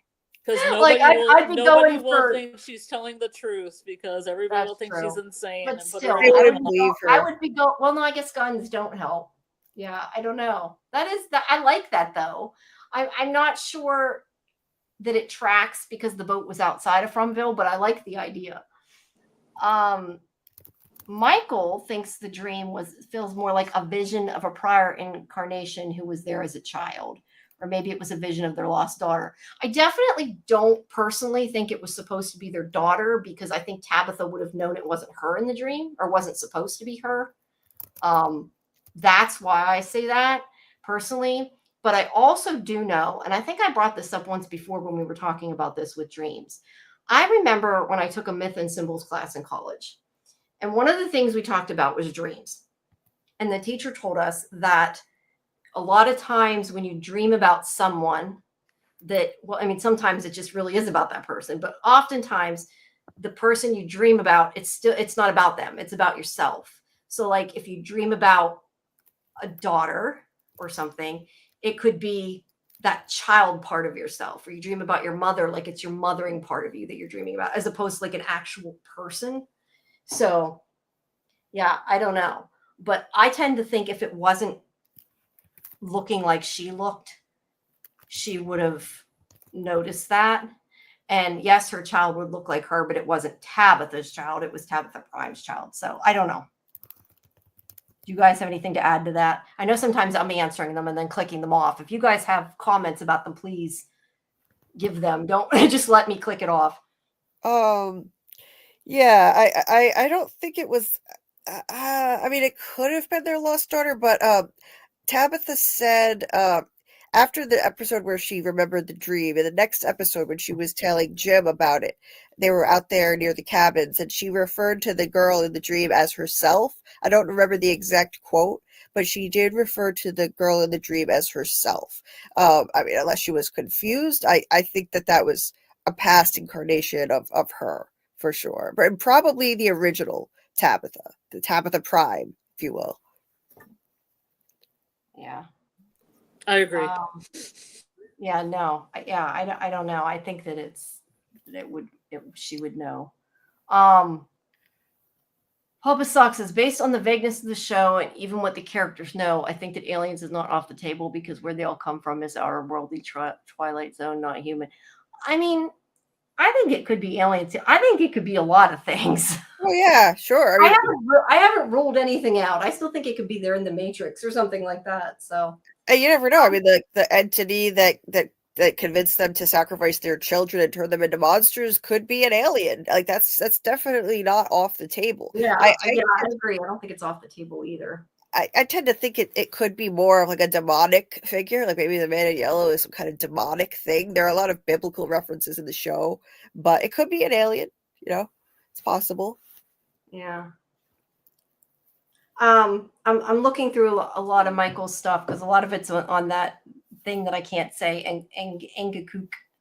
Oh yeah. Um, Yeah, I get it. I but have no idea. I think that somebody said, I don't know where, and it might have been him that said it. Probably was him that said it. Somebody had said before about the I am Groot that maybe it was more like, and Kui can mean a lot of things, and it's more like in the way they said it, that it was to get them to remember as opposed Yeah, to it's like I am Groot. Like Purple like Media literally said it was kind of remember. like I am Groot. Yeah. Yeah. Let's see. Her hair is longer, but future black. This could be a haircut she gets cut in the future. Yeah, her hair could be dyed darker and then she gets it cut. I guess that's true. I don't know. To me, it looks brown in the picture, though. It might depend on the screen you have too. I mean, looking at it, to me, it didn't necessarily look darker in that picture. So, Looks okay, a little bit darker. But long. okay. Boyd, yeah, it was definitely longer. Boyd called Abby Iron Abby because she can handle anything, which makes me think it was the voices lying to her, not just her going nuts. I mean, I definitely think that there's a big possibility that like I said, that it was the voices. I believe that. Well, it seems the voices have a kind of have a MO where they say, do this and everybody goes home. Yeah, kill people and you can go so home. It could be like kill them because she said, oh, when I kill them, they go back to the real world. Yeah, I mean, I definitely think that's a very real possibility. Okay, that wasn't to us. Let's see. Brian says to you, Julie, I think Man in Yellow is a human vessel that's hosting a big bad. Little Tabby Prime looked up at human Man in Yellow, and Man in Yellow dropped his human face for a second to give her a scare. That's interesting. Yeah, because he definitely may not, and just like Papa Sox was saying, maybe he's not human. He could definitely be, alien or something else. Oh yeah, yeah. That's a great. Sarah, Golden Child says Sarah kissed Toby because she was having memories of when she killed her ex before she arrived from Fromville. It's a possibility. I don't know. I just think Hilarious. That was so bizarre. I'm definitely going to ask them that. Okay. Brian says, I think she has to trigger story walking in Fromville via the ruins. I feel like she can then exit to the outside world and return if she knows the method, but I don't have any good science for it. It's definitely possible. I just feel like, is that too much if she can like leave the town at will? Like, I just wonder, like, is that, I say too much, and I'm not sure if I don't want to explain wrong what I mean, but like, is that too open-ended, easy of a fix if she can just leave the town and come back anytime she wants? That to me is too easy. Like, I think that would just make like she could solve everything. Like I said, whoever said go get the boat, like could go to town, grab what she needs, come back.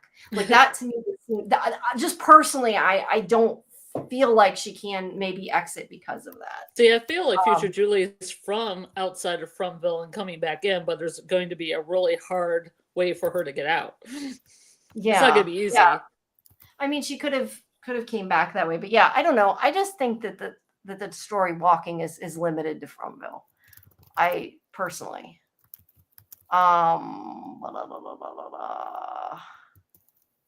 I think the photo, Karen says, I think the photo is just an attempt to make Julie look different and younger. Surely a photoshopped hair, possibly a wig, and maybe reading too much into the hair. Yeah, the other thing is a lot of times they take actual photos of people when they were younger and Photoshop them together. Like they might have taken a photo of Hannah a few years ago and that she had, and a photo of, Simon and one of Catalina. Where the hell did my window go? And one of Catalina, and like Photoshop them together. Yeah, I don't know. Papa, oh, this is interesting. Papa Socks said, because they're sketchy about the past of all these characters. I have a feeling Sarah left a mental institution. That's something I never thought of. I mean, I tend to think that Sarah is breaking more because the town broke her, but there was definitely something. I mean, she definitely had issues when she got there, and it did seem like she was abused. Um, Oh yeah. Yeah, she showed signs of trauma. Yeah, like it's a trauma response to just shut down when somebody asks you a question like, how did you get here? Or something about her ex that she was asked and she just said, yeah, I think it's better that he's not here, yeah, it was a That's what conversation with Elgin, I think. yeah. Okay. Okay, one's in reference to that. Papa Sock says, I think that he agrees with Michael. They broke Abby, I think, but what I want to know is what happens if they can't break somebody. And Michael's saying, I don't know they necessarily broke her per se, just lied to her with a plausible but wrong theory, which she tried and later told Mr. Fishenlow she was wrong in the forest with Sarah by the lighthouse. So I'm guessing by that he means that he's saying when she said she was wrong, she meant about killing people, brought them back. And she decided that was wrong. That's how I take that. Yeah. And to answer to the first part of that was in reference to with Papa Socks, I mean, I think they're finding out right now when they can't break someone because I think they haven't completely broken Boyd. I think they've partly broken Boyd. But I Right. don't think they completely have. But yeah, but in answer to Michael, yeah, she could have been referencing that when she told Boyd that. Yeah, I don't know. Yeah. They're not completely like they're just driving people closer and closer to their breaking points, but no one like Sarah's the only person who is broken. She is definitely broken. That's why she said, I won't let this place take his soul. Yeah. I've already given it mine. So It's she's broken her down. I don't think she's broken now, but I think it did break her. I think now she's building herself back up. I would say. Yeah, I don't know. But yeah, she definitely was broken. And Karen says that she agrees she doesn't think Julie can come and go at will. And if she can, how would she know the first time? Isn't the first time too much of a risk to take? Yeah, because she could end up like Dale, I guess. I don't know. I just, like I said, I feel like if Julie can leave the town at will, or anybody can leave the town at will, just like Tabitha left, but they had it built in now that she's not going to try it again. I mean, she may be able to leave all the time, and maybe Tabitha can't get stuck in the side of a pole like Dale did. But I just feel like I said before, I think that's the Superman turning the Earth back. I think that you can't do it more than once. I think that if they made her be able to leave all the time, it would be too easy. I don't even think they're going to have anybody else leave, likely. Yeah, I doubt it. I doubt that. Yeah.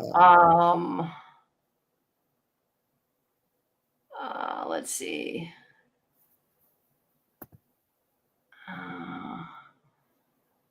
Okay. Early on, Brian says, early on, I thought that Nathan had rescued her from a cult that was grooming her to ultimately play a role in Fromville. Although they never told Sarah that. Yeah, you never know. I mean, she said that he saved her, so we don't know what he saved her from. It could have been an abusive ex, or it could have been a cult. Could have been an abusive father. But yes, it could have technically, yeah, definitely could have been a cult. And there is something culty, I feel like, about maybe. Oh yeah, absolutely. Yeah, it seems like if they can't, Michael says, seems like if they can't break someone, they might just send Man in Yellow eventually. So I guess he's saying he thinks they couldn't break Jim. Right. Yeah. Well, Jim still still has hope. Jim didn't listen. Jim was told in a way to leave things alone. I mean, he wasn't told outright to leave things alone, but the whole your wife shouldn't be digging there and stuff. Maybe that was more like a warning, like you need to stop her, and she didn't. So and also Randall told Jim in episode 9 of season 3, I think it was episode 9, he either 8 or 9, he said none of us are getting out of here alive, and Jim said, I don't accept that. So he definitely was still he still had hope. I think taking him out of the equation was kind of it was a way to put a roadblock in front of Tabitha, because that kind of trauma and grief is going to now hamper her ability to try to figure this out right after she got this epiphany that that they're getting too close to the truth. So I think it's meant to be a deterrent to her, like an obstacle for her. That's why I think they took him out. Yeah. I mean, I definitely think they took him out to hurt her at any rate. Oh yeah, To affect her rather than it actually being about Jim. definitely. Brian says Sarah was in a cult, likes the idea, but I've encountered fans who tell me Nathan rescued her from a bad boyfriend. And yeah, I think to me it was implied it was somebody who abused her. And I think Avery kind of said that's what she thought too. But again, we don't know. I mean, even when the actors say something, that's their opinion. I mean, they're not always told. They're kind of giving them the backstory they think they have, Right. if they haven't actually been outright told. So, Karen said, one thing that struck me about this episode was Boyd's reaction to Frank after his family died. Later, I feel like he's getting worse overreacting to Nikki, but he's been like this all along.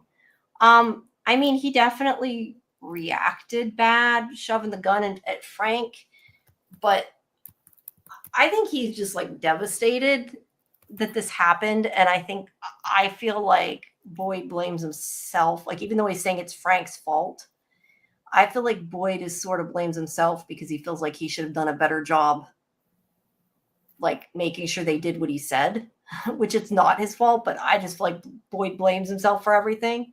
Oh yeah, he carries everything on his shoulders. Like he definitely blames himself for everything. And it's like that savior complex that he has. It's kind of like Jack in Jack in Lost. You just feeling like he's responsible to save everybody. When Boyd got to town, he saw "Save Me" painted on the bar, and it's felt like his mission from the beginning, and he calls himself Mr. Fish and Loaves. So he definitely feels good for everything. But yes, I mean, he goes off the handle a lot of times. I mean, especially think of this, like the way he's treated Acosta. I mean, yeah, definitely. Yeah. Okay. Let's see. Robert is going to bed. Good night. Good night, Robert. And thank you, Dieter. Yeah, I should mention we are into hour 2 now. So if you are still with us, thank you. And please take a moment to like and subscribe and check out Julie's channel, Julie B Deep Dives, which is in the description of the video. And you can see all our old interviews at SciFi Vision's videos and past live feeds on the YouTube channel. And I will put on the YouTube channel on the community board once we find out when we are getting John Griffin, Jeff Pinkner, and Jack Bender, which will probably be next week for our live stream. I kind of went blank there for a second. But we're going into hour 2. Thank you, everybody who is still with us. I know, Scarlett, you said you're going to leave probably, what'd you say, 1:30? I already forgot what you said. I read what you said, 1 a.m. I don't think I think probably around 3 hours I was going to quit, but if you guys gotta leave early, by all means. But we do appreciate everybody who's stayed so long, who listens to us go on and on. Yeah. Papa Sock says, strange that after 3 seasons, we don't know if history is repeating itself from previous timelines. Are we headed to a massacre like before in Victor's timeline? Possibly, maybe the show's just a slow burn. I've said multiple times, I really wish they'd tell us more about that damn massacre. I know. It is one of the things I do not understand. That I thought that it was supposed to be that Christopher killed people, but then that didn't make sense anymore. Right. So I really want to know more about it. And I mean, I think some history is repeating itself. I think things are cyclical, but like, is everything like that? I don't know. I think the biggest thing is that they have not been able to save the children all these times that they've tried. They need to do something different. And what that is, I don't know. Right. And Michael's saying, hopefully this is the incarnation where they solve it and wrap it up neatly. Sounded like they have a 5-ish season plan or so. I would have to assume that one of two things, this is just my own personal opinion about the way they structured the show. I think one of two things are going to happen. Either this incarnation is going to solve it and fix the problem and save the children, or it's not going to end and it'll continue. I do not think that they're going to introduce another reincarnation. I don't think that there would be a point to that, because they've introduced us to these characters in this incarnation. These are the ones that we care about. So I feel like it's either this incarnation or it's none. I mean, I could definitely see it ending open, but I don't want it to end open, but I could see that happening. Right. Yeah, I hope not. I really hope that it's not going to end like with the same time. I think that that's the goal of the big bad to to ultimately massacre everybody. It doesn't want to do it right away because it's not just about murdering people. It's about terrorizing some, killing some, terrorizing the rest, and feeding off of their fear and their pain, and then something ultimately it's at the end of every cycle. I think something triggers a total massacre of everyone. Like everyone is broken down. It milks all of their fear and pain as long as it can, and then it just finishes them off. So that's the thing. What triggers it though? Like what breaks it down to the ask point? You a question, just kind of expanding on what we're saying. We're talking about a massacre, and we thought maybe that Christopher killed people. Yeah. Now, I mean, I don't know how it fits into the reincarnation, but is it possible that Abby could have become a massacre? Like she was shooting everybody. And I'm thinking about like what happened if Boyd didn't stop her? Could that have become the same thing? Although we do seem to think that the massacre was the monsters because people were torn up. But if the massacre wasn't, it makes me wonder if that was like the potential for that. Don't know. Just, kind of popped into my head and it made me think about it. Yeah. Interesting thought. I don't know. I don't think she probably couldn't have actually successfully massacred everybody, but I mean it's possible. I mean, if Boyd hadn't been there to stop her, it could have been like a massacre happening in a different way, not by the monsters and stuff. Yeah, and that's why I've said I really feel like I need to know more about that massacre, because they made me think it was Christopher, and then we know that the people were ripped apart, so that doesn't make sense. So how does he fit in? Unless maybe it's just them trying to get people like Sarah, like Abby, like Christopher. Maybe the idea of the massacre is to get them to do it, and then if they don't do it, they kill everybody.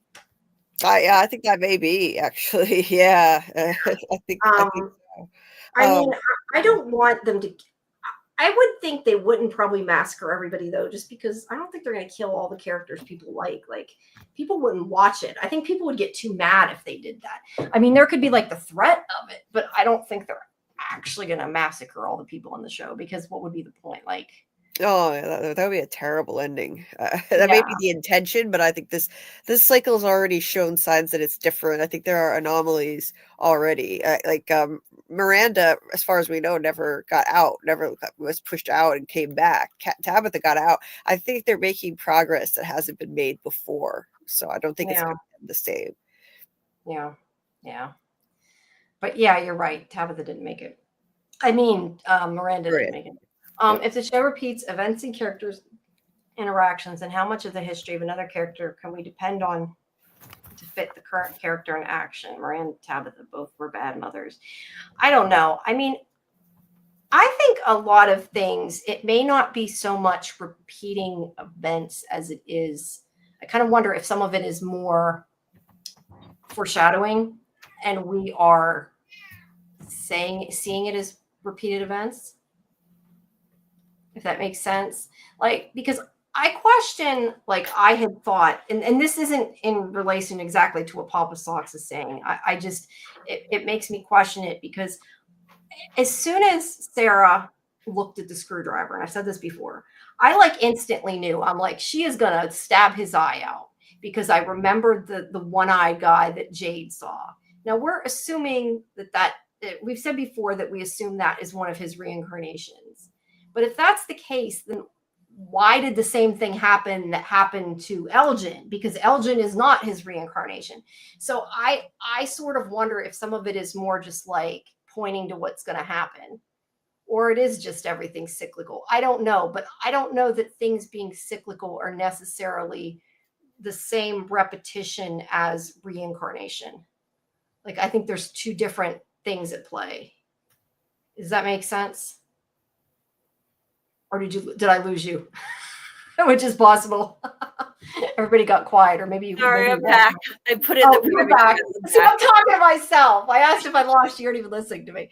I was saying that I thought whenever Sarah picked up the screwdriver, I knew she was going to stab Elgin in the eye because we saw the one guy that Jade saw. But that was supposed to be, we think, Jade's. Oh, that's Karen's cat. I thought it was a baby. We assumed that Jade, the guy he saw, was his reincarnation. But if that's the case, then why did Elgin get stabbed in the eye? Because Elgin has nothing to do with Jade's reincarnation.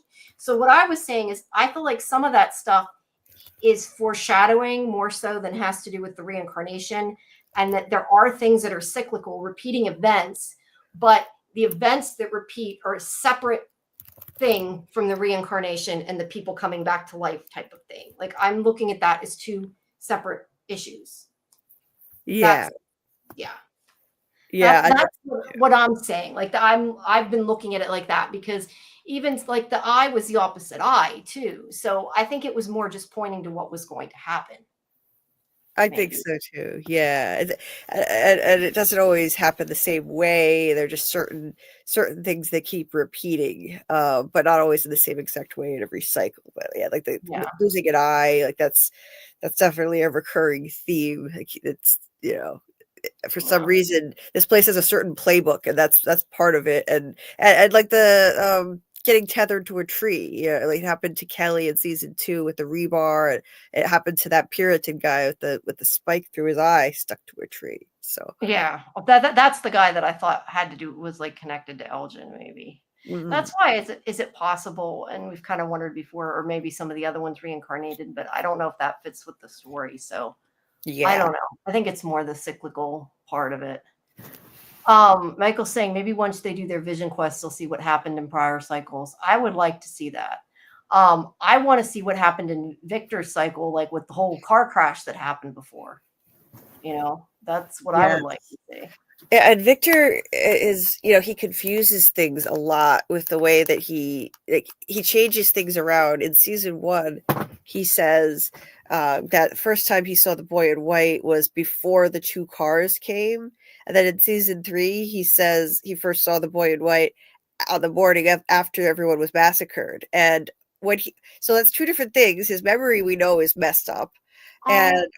And also, I think he was in one of those 2 cars. And that's what I was going to say. If he was in, I kind of wondered that too, because I think the 2 cars are always going to be Jade and Tabitha's reincarnations. So I think Miranda was in one car and Christopher was in one car. Oh yeah, so, for sure.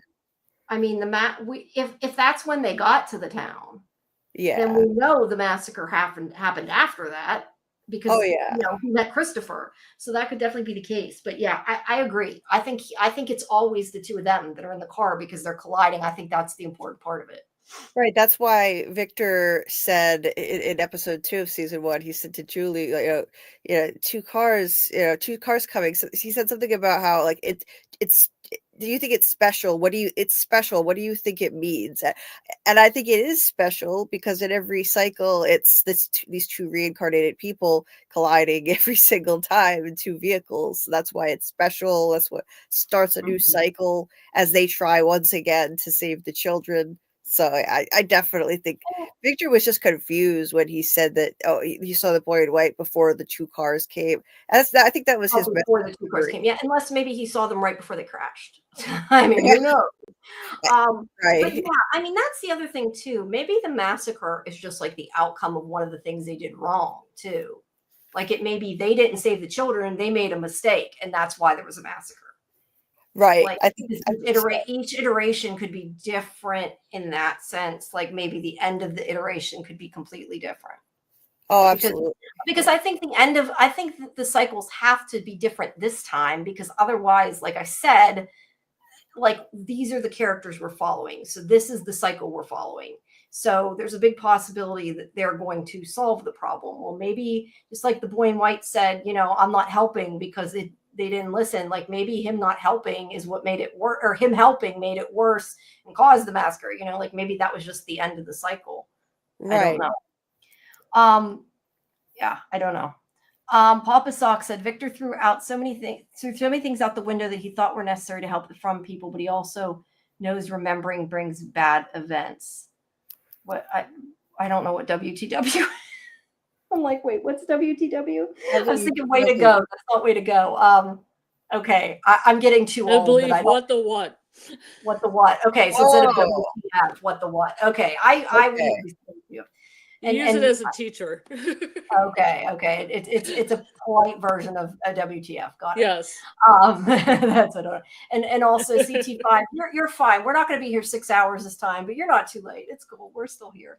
But yeah, I don't know. I think Victor was just frustrated. Is my answer to that. I think he doesn't know what to do. I don't know that there's more to it than that. What do you guys think? Let's see. Victor threw. Yeah. He said that those things that he thought they were going to help, but they only hurt. So yeah, I don't know why. I guess he thought maybe those things would eventually help him remember stuff. Like I found that very odd. Yeah. Yeah. Yeah, I don't know. I mean, I think he's hoping that his remembering helps things, but it doesn't always.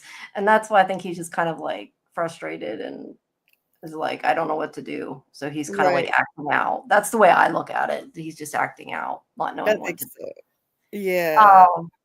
And Michael agrees with me, said, would it have been a massacre with Abby since she was trying to wake everyone up indiscriminately? Yeah, I think it could have been, definitely. It's an interesting thought. Pink Bunny says, knowledge comes at a cost. The boy in white told Victor how to solve everything, which unleashed all the bad things like Manuel all at once, and they couldn't defend themselves. Now, see, that's kind of what I was saying. Like maybe him helping them is what ended up causing the massacre. And I'm assuming that's what they mean. Maybe they don't, but I'm assuming that's what they mean. Because like that's what caused all the problem. Because the boy in white's like, I don't want to help. Like he's basically like, it made it worse. So you need to figure it out yourself. Yeah. Yeah. I definitely think that makes sense to me. Because it's like the boy in white doesn't want to help. Why doesn't he want to help? But I think it's like he wants to help, but he can't. Or can't, what he's doing isn't necessarily helping. Go feed your cat. Julie went to feed her cat. Papa Sucks says, I might be on to something with Boyd's wife. Could have been a massacre only because they were 96 days without an incident. Not sure if that break is important. Oh, yeah. I wondered that too. And see, I wrote that down. I even have that highlighted and I didn't get to that, didn't ask that. I wonder if the 96 days is important. Nights is important as well. I mean, we do, I think that I think the car is coming at the beginning of the cycle. So, it's starting a new cycle that just didn't necessarily end badly. But yeah, I don't know. I think that breaks is important. And I think it's because it's starting over and now all the bad things are going to happen leading up to whatever the bad thing is, I guess, if that makes any sense. And yes, Michael, you're right. Abby wouldn't have stopped until everybody was dead. Mm-hmm. But obviously the massacre, like we said, the one that happened was with people ripped apart. Are you back now? Yeah. Like okay. Cat was demanding treats. So it was going to raise hell. No, that's fine. I just was going to say, where did it go? God, I am so bad at this. I want to say it was Papa. Yeah, it was Papa Socks. Okay. Was asking, do you think the 96 days had is important. I think it's because it's the beginning of the cycle. But other than that, I feel like there's some importance to it, but I don't know. I'm not sure what it is, I guess. Yeah. But Yeah, I don't I don't know know. what you guys thought. Yeah, I don't know. It just seems like I don't know if they just showed us that to say they've been doing good and all this started the chaos. Yeah. Yeah, I think so. I mean, I think we don't know what event happened before that 96-day period. No, Right. we don't. That's true. Mackie says that Elgin and Jade are reincarnated brothers, they think. Again, I'm not sure if anybody besides Jade and Tabitha are reincarnated. I'm not sure if I think that yet, but I mean, it could potentially make sense. Since he did see, I mean, here's the thing, and I've said this before. We are assuming that what Jade has seen is versions of himself, reincarnated, whatever you want to call them. Yeah. But the truth of the matter is, he also has seen Tom the barman, who is Yes. not a reincarnated. Is not him. Right. So, and that's why I've questioned before, like why he sees different visions than Tabitha does. And I don't know that I 100% think everything he sees is a version of him. I think it's possible that some things he's seeing are not part of that, or maybe is the town, or even, whatever, trying to get him, maybe another version of him, trying to get him to go from point A to point B. Kind of like how Miranda, it seemed like Miranda was purposely showing Tabitha certain things.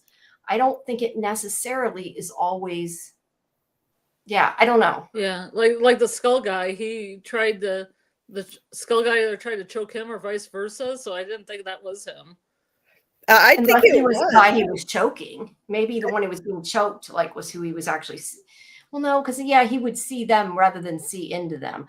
I don't know. All I know is the way he sees the visions is different than Tabitha, because he made a point of saying that when he sees the visions, it seems like things that shouldn't have happened as opposed to the right thing happening.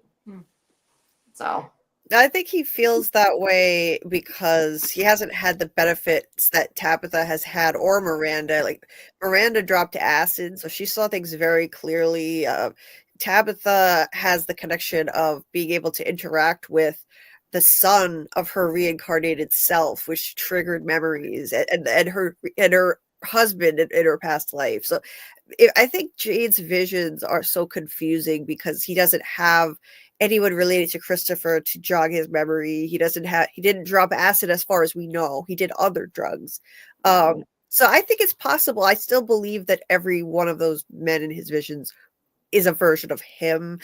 And the fact that they're attacking him in some cases, it could be kind of him blaming himself for what happened. That's how I look at it. Literal. Yeah, like attacking himself, like blaming himself, like you messed this up every time. And he's seeing them, in really bad situations. Miranda saw all the chosen ones before her and how they failed. So maybe this is him seeing how they failed, like the guy with the eye through, the spike through his eye, and the guy with the disfigured face, the Civil War soldier. Like, it could be seeing, he could be seeing terrible fates of his past selves, perhaps. He could, but I still think it was foreshadowing Elgin. I don't think it was reincarnated Elgin, but I think that it was telling us that was going to happen. Or at least that's how I saw it, because I mean, that was definitely instantly what I thought. It absolutely could be foreshadowing what happened. Whether or not that was Jade, a version of Jade is irrelevant. Yeah, I definitely think it was foreshadowing either way. That absolutely, and all the other one eye imagery, eye missing in various drawings that Victor has done. People with an eye missing. There's one in the opening credits. So yeah, absolutely, it's foreshadowing. Yeah. Michael says Victor's an imperfect narrator. Yeah. I think we've said that before. Victor is definitely an unreliable narrator. I don't think he tries to be, but I think he's definitely unreliable, and you cannot believe everything he says. I don't think he's purposely misremembering it, but I definitely think he is. No, he's sincere. He's genuine. Like that. Absolutely. He's sincere. He's just confused. The other thing Michael says is 2 cars is the 2 Cromonockles coming to town. That, I hadn't thought about that, but that makes sense. But I think That makes me wonder though if that has something to do with the whole Norman story. But I wish they did. You know, I kind of wondered maybe they did. I think it was who was asking me.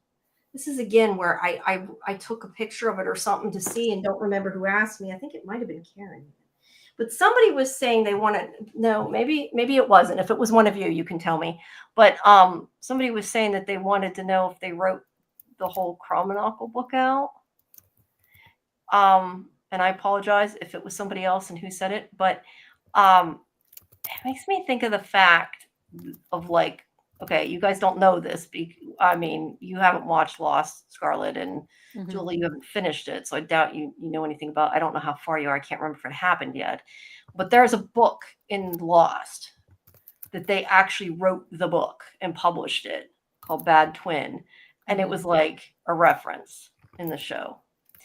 And it just makes me think it would be really interesting if, as part of the side story / ARG, that at some point we got a Chromonacle. Okay, it was Karen.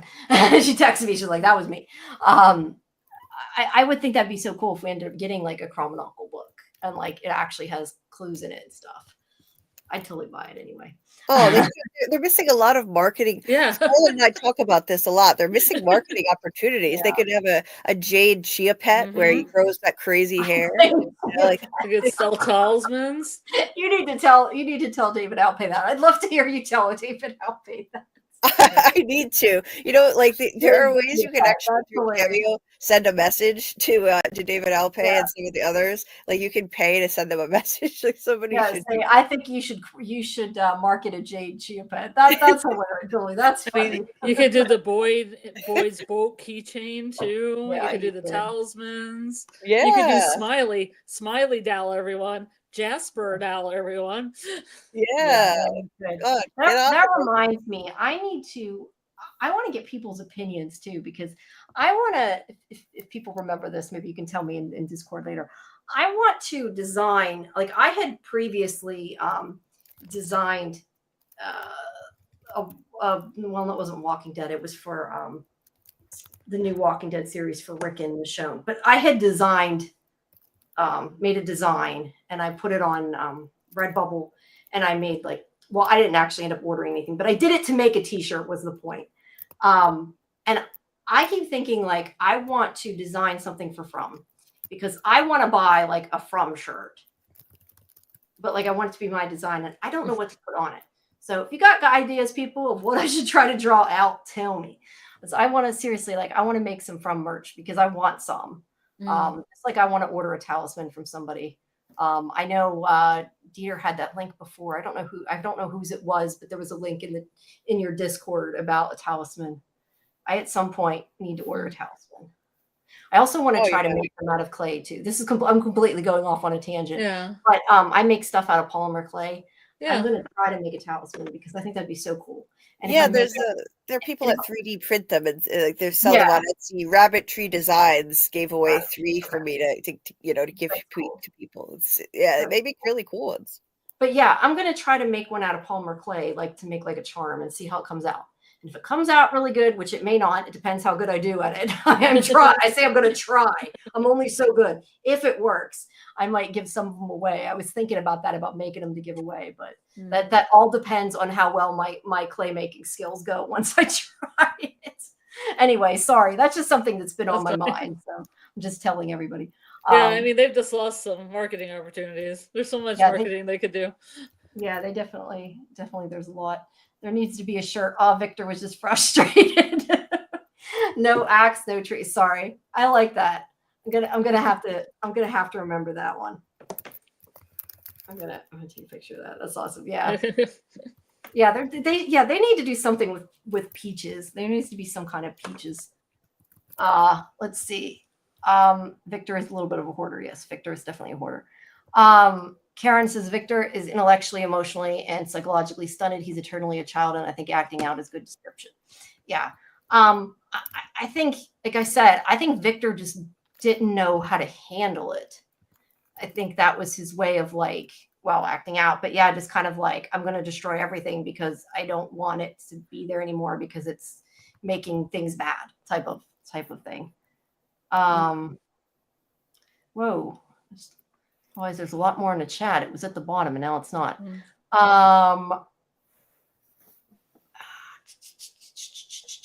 Yeah, he keeps things kind of hoping things will be useful, something. That's true. He does keep a lot of stuff. Because Michael says not sure what a sled or croquet set would helped with, but that's what that comment was in reference to. Yeah. That's the way he remembers things. Like yeah, a story. He'll remember a story if he has an object. A lot of people that have like dissociativeness will do that with objects, so they remember. Right. Yeah. As opposed to just the drawings. That's true. That's interesting. Yeah, some of those things may have meaning that we don't know, and maybe we should dig croquet set like Alice in Wonderland. Oh, yeah, that's definitely could be an Alice in Wonderland reference. But we ought to, seriously though, we ought to dig into what he threw out the window and look if there's anything that could have meaning behind it. Aaron is saying that 96 looks like, well, that's a backwards yin yang, but 2 fish, Pisces, yin yang kind of does. Yeah, if there is an important number, or I mean, if it is important as a number, sorry. No, that's what Banshee Breakdowns has a video about that, a video about the talismans, and she features that number in there. 69, yeah. Well, I mean 96. Sorry, 96. Yeah. Nice. Yeah. 69 looks like yin yang. 96 looks like it's like an inside out yin yang. Michael says that Barman Tom might be like Father Cautry to Boyd. I think we've kind of talked about this before. Like, I still question, and yes, I agree, but I still question if like Cautry and Tom, if they're more like their what do you call it? Like their inherent good their subconscious trying to talk to them to tell them what they should do, or if it is something that's made by the town. Because I tend to think it's something more than just their subconscious. I know the actor who plays Father Cautry, when I talked to him, he said that he thinks it's more. And again, his own personal opinion. It's not necessarily the truth, but I mean, I think it's definitely more. I think it's a trickster, and that all the town folks maybe made a deal and they can't talk to each other, or they will figure out the trap, monsters, symbols, visions, everything else, a lie. They need to talk to each other more, but I think we say this all the time, that they need to talk to each other.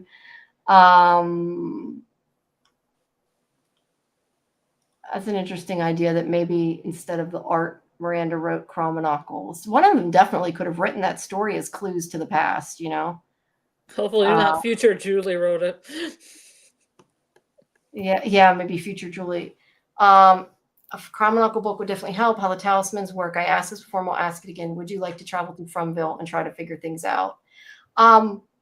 Personally, no. Like as actually being Fromville, if I was in Fromville, I think I definitely would be like Jade trying to figure things out. But would I want to go there? No. I think I would end up like Nathan said. I think I'd end up hanging myself. I would not do well in that town. I am not a brave person. I am not that person. I would not deal well with it at all. So yeah, no. That's my easy answer. No. Oh yeah, no, like Tabitha. Oh my God. I can't. Yeah. And CT5, what site do I use? I just meant like I was going to design it in Photoshop or something, or with AI or whatever. I don't know. I was going to say, I think I actually have, this isn't going to help now because right now it is not at all. It isn't, where's the dang thing at? It's not, I don't know if a link like this will work. Let me just put the whole link here. It's store dot, I don't know if a link works in there if you don't put it as the full link, but it's store.fandomvision.com is where the store is. But I mean, like I said, there's nothing, the shortcut is store.fandomvision.com, but there's nothing from related yet, but that's where it will be at, is at that link. I think I've mentioned, I don't know if I've mentioned on the other podcast or on here or just on the other podcast, but I'm just trying to find ways to pay for my web server for scifivision.com. So, anything always helps. But I do want to make some From stuff. But I want to make some From stuff just because I want my own From stuff. Yeah.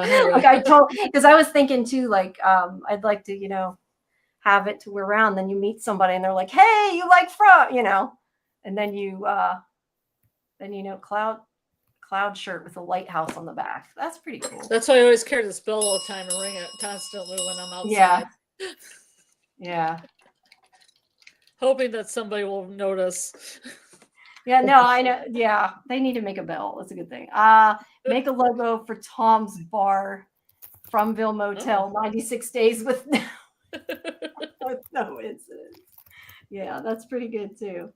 I'm definitely trying to think of things, but I want a From hoodie is what I want actually.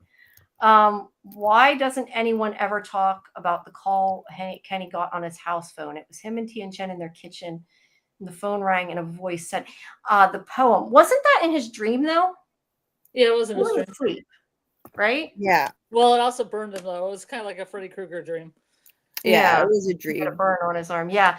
And yes, it was about they come in three. AA, but yeah, that was a dream.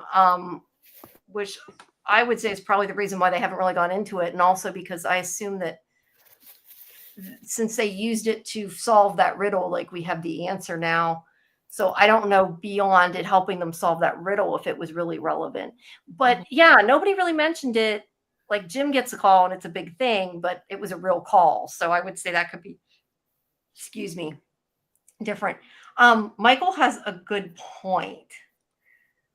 Why was there a sled if it was never winter? Maybe Because somebody people just come in with whatever in their car. Yeah, I was gonna say maybe there was a sled in their trunk, but that is a good question. Like it's an odd thing to have when we know they haven't had winter, but that may just be the writers didn't think of that. Okay, let's see. Cats. Well, that we know of, they haven't had a winter. Yeah, As far well, as no, they winter's said they concerned, but haven't. maybe before 1978. That's true. That's true. In the Maybe there's 50s, a maybe. reason. Maybe there's a reason time stopped, and maybe that.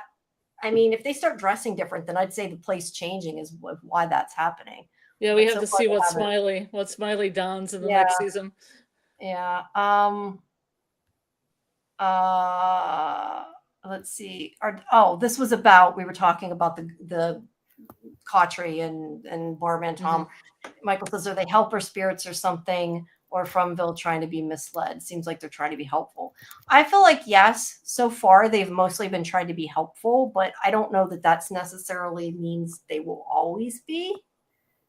Like I could see them saying something that's the opposite of helpful and expecting them after, like you're so nice to somebody, you're nice, big help. And so I'm going to listen to you. And then you tell them something that's going to totally screw them up. I could see that happening.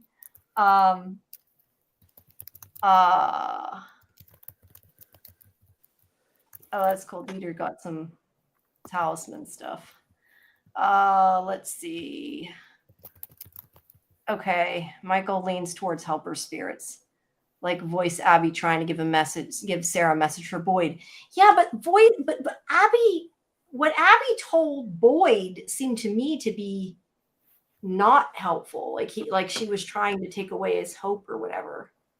Yeah, the voice that was different, maybe, but I think the only one that was legit is the voice in Sarah's head that was telling Boyd, tell Mr. Fisherloaves I was wrong. There are things out here worse than the monsters.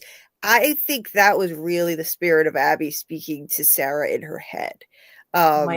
Either that or it's the helper, like maybe the boy in white pretending to be Abby to give that message to Boyd. But either way, I think that was a message trying to help. The rest of the Abby people, the rest of them were just trying to trick him. I don't trust and that's why I'm saying, like, I don't think they're subconscious, because I don't think that Abby was good. The one that helped the talk to Boyd.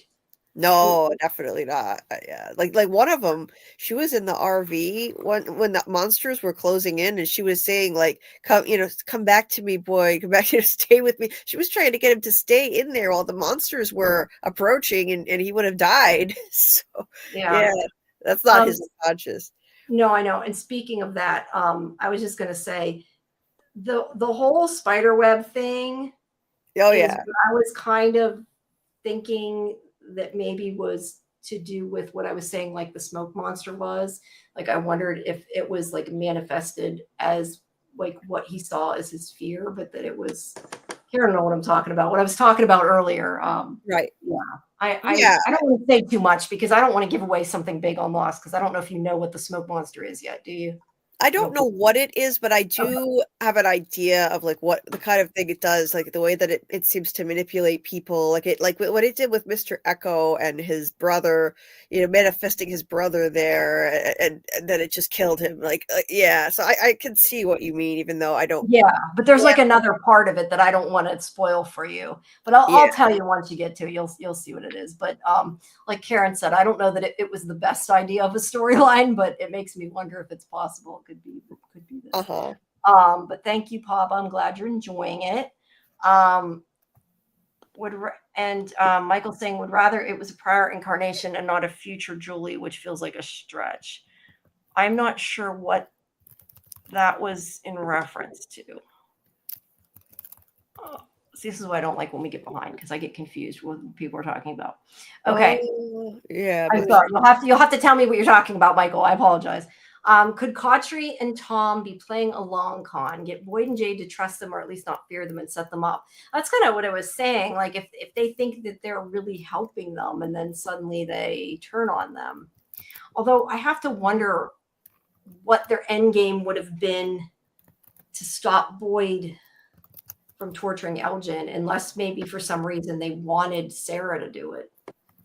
Just like they wanted Sarah to kill Toby when she didn't necessarily need to. Like maybe they wanted to break her further. I don't know. Keeps me thinking of different things. Let's see. You can make a rendezvous. Yeah, I totally need to make a rendezvous truck. Yeah. That's a good idea. It's full of Bibles. You never have a site to make mock-ups. Yeah, I just use Redbubble or Cafe Press or whatever. I mean, Redbubble is the one that I put up for people to use, but I've ordered from both of them because I have, not that you guys want to see my stuff and it's even interesting, but I have a lot of some of my like the AI / Photoshop / painting art that I made. I got printed in pillows and stuff for my office because I wanted purple things because my office is painted purple. So like I got stuff printed and I think I used Cafe Press for some of it and I used Redbubble, I think, for the other thing. But yeah. Let's see. But yeah, that's definitely Karen. I definitely think that makes sense. And that was kind of what I was getting at. Victor definitely said that seasons never changed before. That was definitely. I wonder though, like if he's remembering that right. You never know. I think in this case it was actually right that the seasons hadn't changed, at least for him, because I mean the boy in white changed too. I know that was a way to explain Fox Smith's growth, but like. Yeah, in this case, I think he might be right that maybe the seasons never changed before because people never made this much progress before. So things are escalating and getting worse. You know what that makes me think? See, I love when I just kind of randomly come up with thoughts. I'm like, do these make sense or are they completely insane? But I was thinking about the conversation earlier that Michael had in the Discord that he was saying about it being a snow globe. Yeah. What about when you get like a snow globe that's got like a music box, like have you ever had one of those where like you turn the thing and it plays music? Well, maybe it's like it's making it go faster because like like you're saying, they're getting progress, like they're on the track. I don't know if that made sense the way I said that, but I'm envisioning like turning the music and like it's making it go because they're making progress, I guess is what I'm saying. I don't know. It made sense in my head before I spit it out. And not so much the Canadian weather and Fox Smith growing. Right. Yeah. Right. I mean, I think that was really smart, but I think that may just be because people complained about Walt. So they wrote it in, but I think they made it work really well, though. I think they did too. I think they did too. So who do we think the voices are? Pink Bunny asks. I mean, I think Sarah's the voices. I assume that they mean Sarah's voices. The voices Sarah hears. I assume so. Well, they have to be at least middle management, because she said that in the second episode she says that the monsters, they wanted it to look like the monsters did it, so they have to be a higher up entity, higher than monsters. Well, wait, back up a second. We're assuming they monsters wanted people to think they did it. I don't think she said that, did she? In episode 2, Sarah says in her head that they wanted to make it look like the monsters did it. Yes. Yep. Thank you, Julie. How am I not remembering when I listened to that? That was in the one we watched yesterday? Yeah. Okay. I told you this is why I was rewatching the first episode, because when we were chatting, I know I missed a lot of it. I also, for our notes for our live, I typed out all Sarah's speech and all Kenny's speech about chess, word for word. Okay, that's helpful. Yeah, I do the So same. I know what it is. That's what I've done with the other recaps, but I did not do that for this, because I'm like, this is not for a recap. I don't need to spend hours and hours writing this, so I didn't. Mm-hmm. Yeah. I'm not doing that. That was too much work. I mean, I'll do it next season, but not. Michael says, I think it was legit Abby in Sarah's head, but not evil Abby in the RV/dungeon. I miss, people keep saying dungeon. I think ruined, but I know they mean what they mean. But I think that, which does make it confusing as to which apparitions are helpful or evil. I definitely think they're different.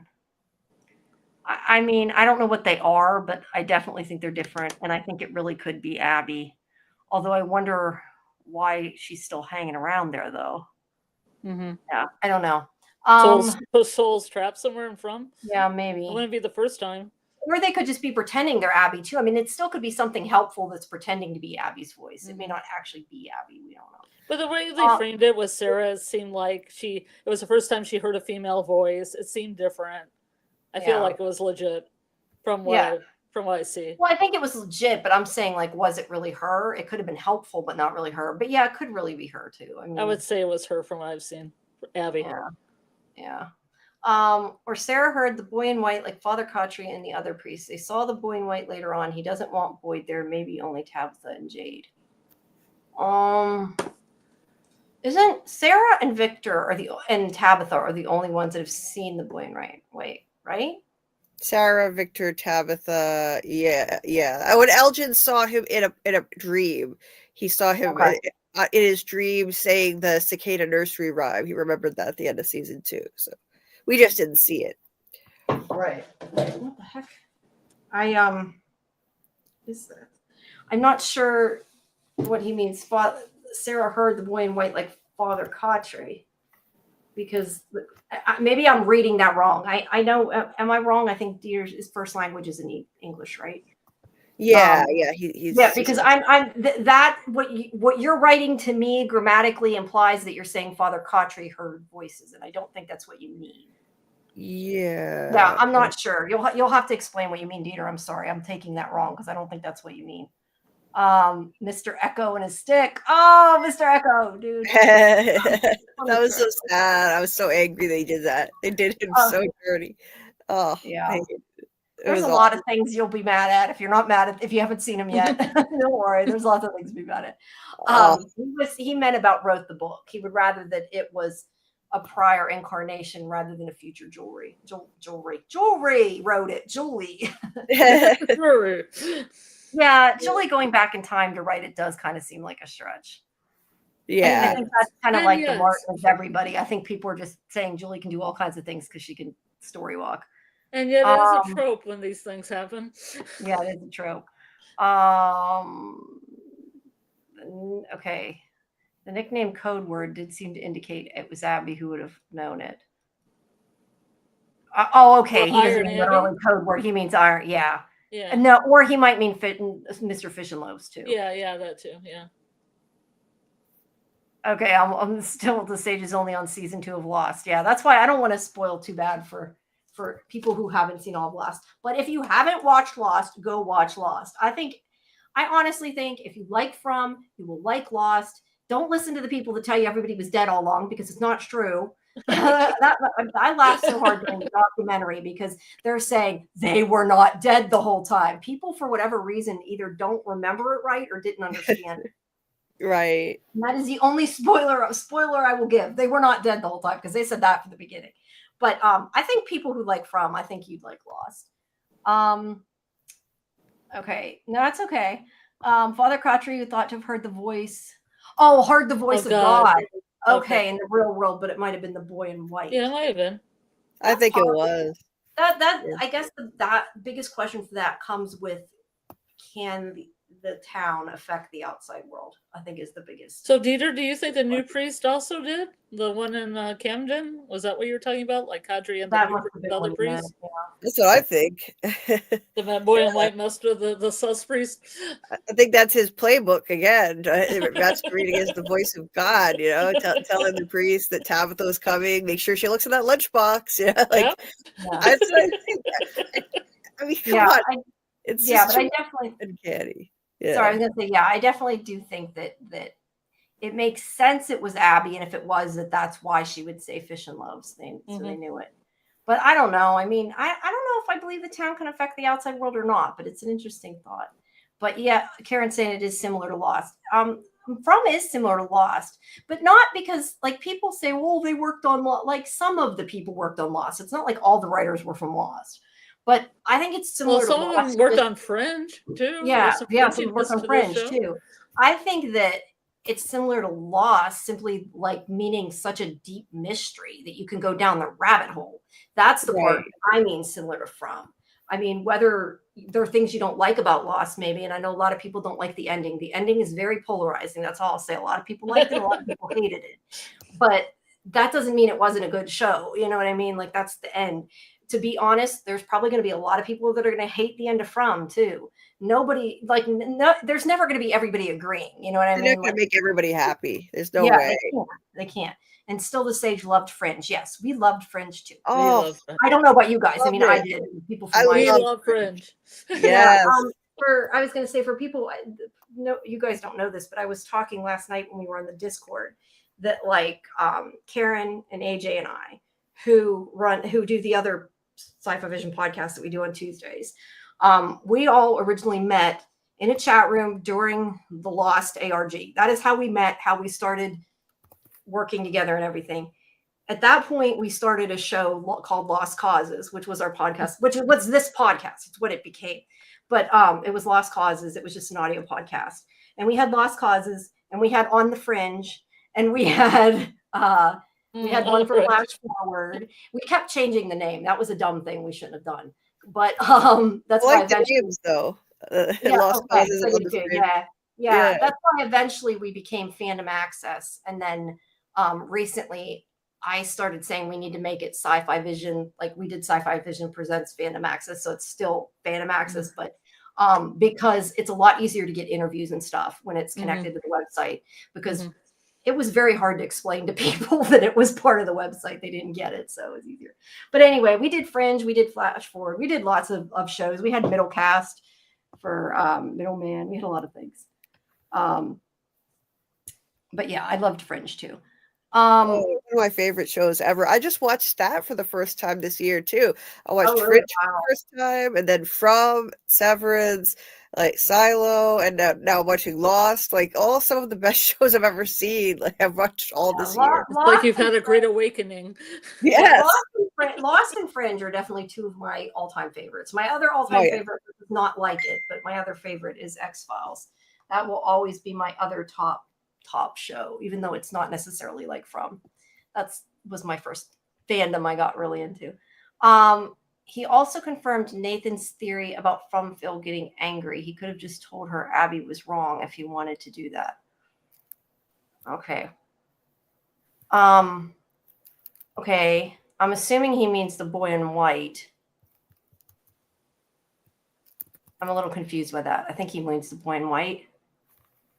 Yeah, Nathan like Sarah's brother? I'm assuming, yeah. I remember him saying about their nightmares. I don't know that I remember him saying about it getting angry. Yeah, he did. Yeah, I remember in the woods when Sarah was with Boyd and it was storming. The storm was coming down. Oh, he said that. Yeah. Okay. Yeah. So the boy in white spoke to Sarah in her head at that point and said that Nathan was right. This place is angry now. That's what it was. Yeah. Yeah. Yeah, and he could have said Abby was wrong. Maybe. Pink Bunny. When Tabitha was in Maine and she borrowed the phone, one of the girls said something like, "I can't believe you let her touch it." But I'm curious if anyone else has tried to look at the people there. I mean, I don't know. I didn't really pay much attention to them. They just I always thought there would be more scenes in Camden, Maine, like investigating the mystery. Like when Tabby came back, and then the sus priest, and then the ambulance. It's not a normal thing when the ambulance just disappears with 2 EMTs, a wanted person, and a cop.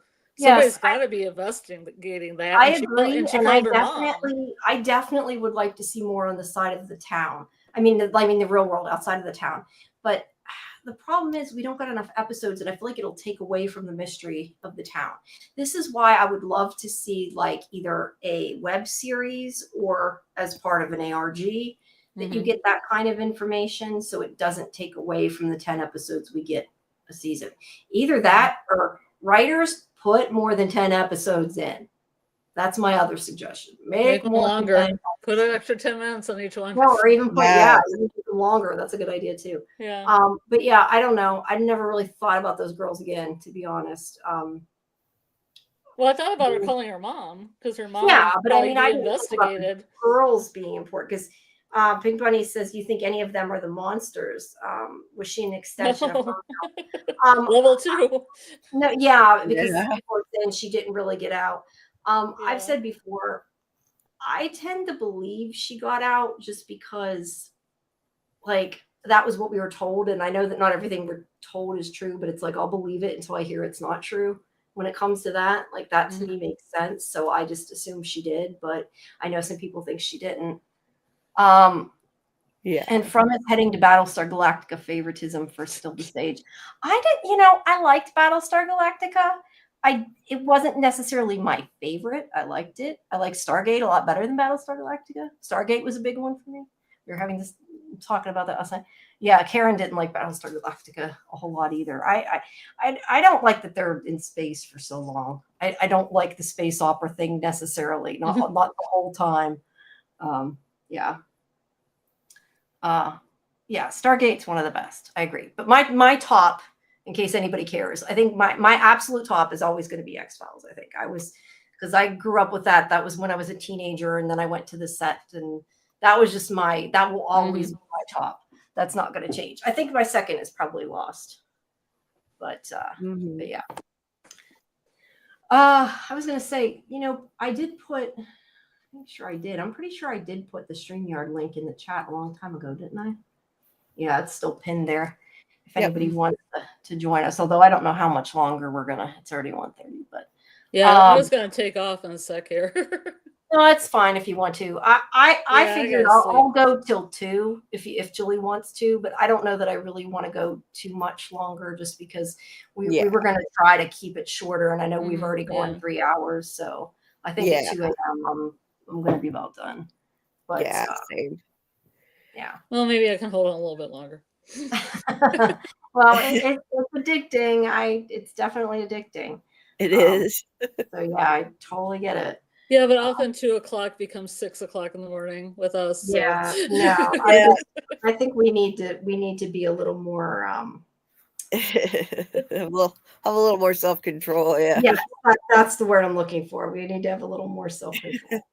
Yeah. That's why I'm kind of like, I want to tweet people we're still going. I'm thinking if I do that though, will more people come, and then I'll be like, nah. Then I don't want to. It's a solid 2 a.m. I'm going to leave at 2 a.m. Yeah. Yeah. We I will completely peace out. Be going until 2 a.m. ET, and then we're leaving. Call in. 40 minutes left. Call in, everyone. Yeah, call in if you want to call in. Tell us what you think. Tell us what you think. Let us know your opinions. I at least put that on Twitter and see, I don't watch a lot of sci-fi like Stargate and Farscape and Babylon 5 and.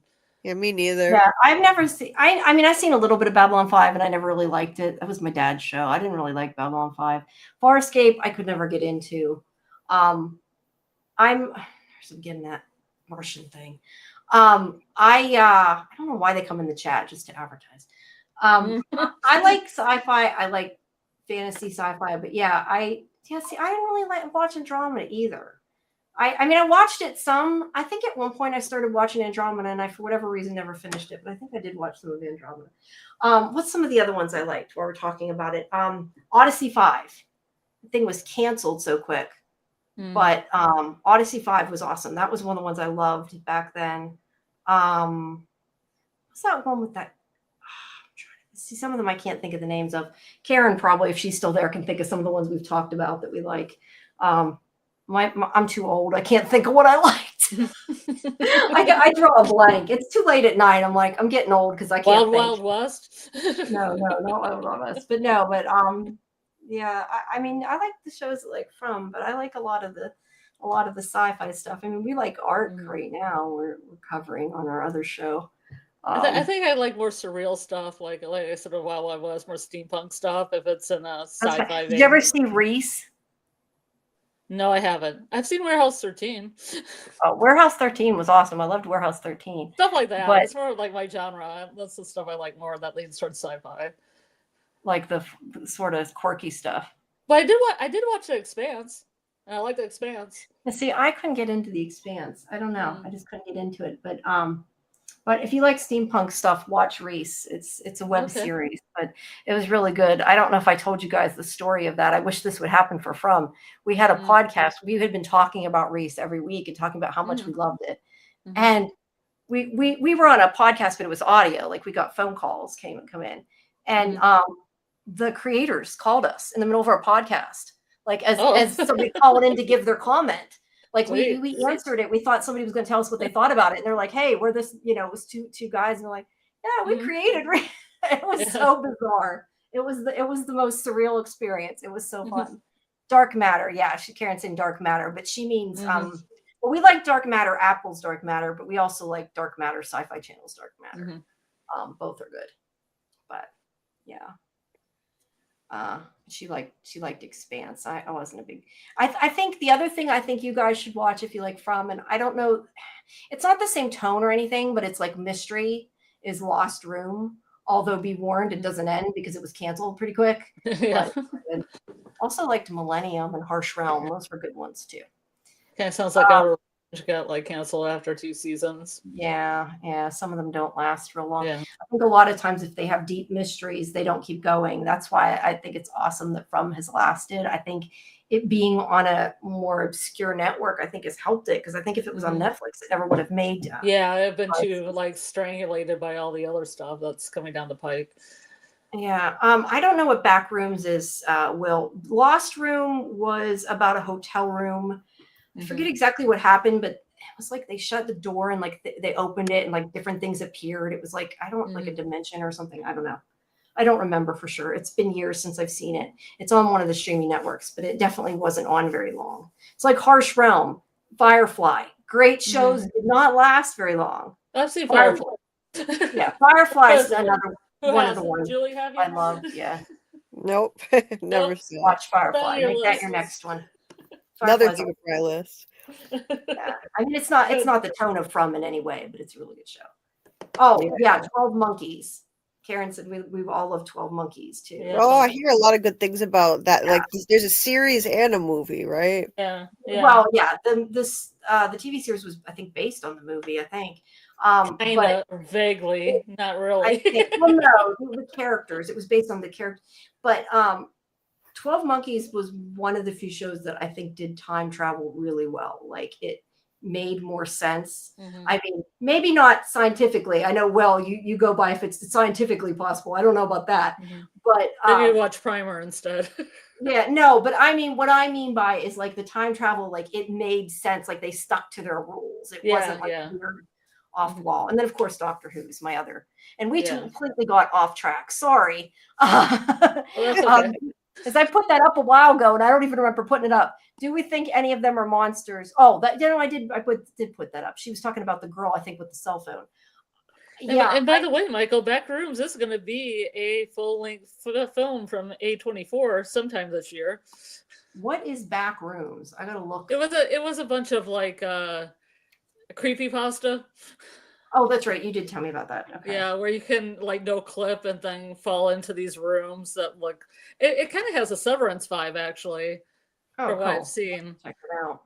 And Yeah. but the person who originally made those is now in production with A24 to make a long version of that.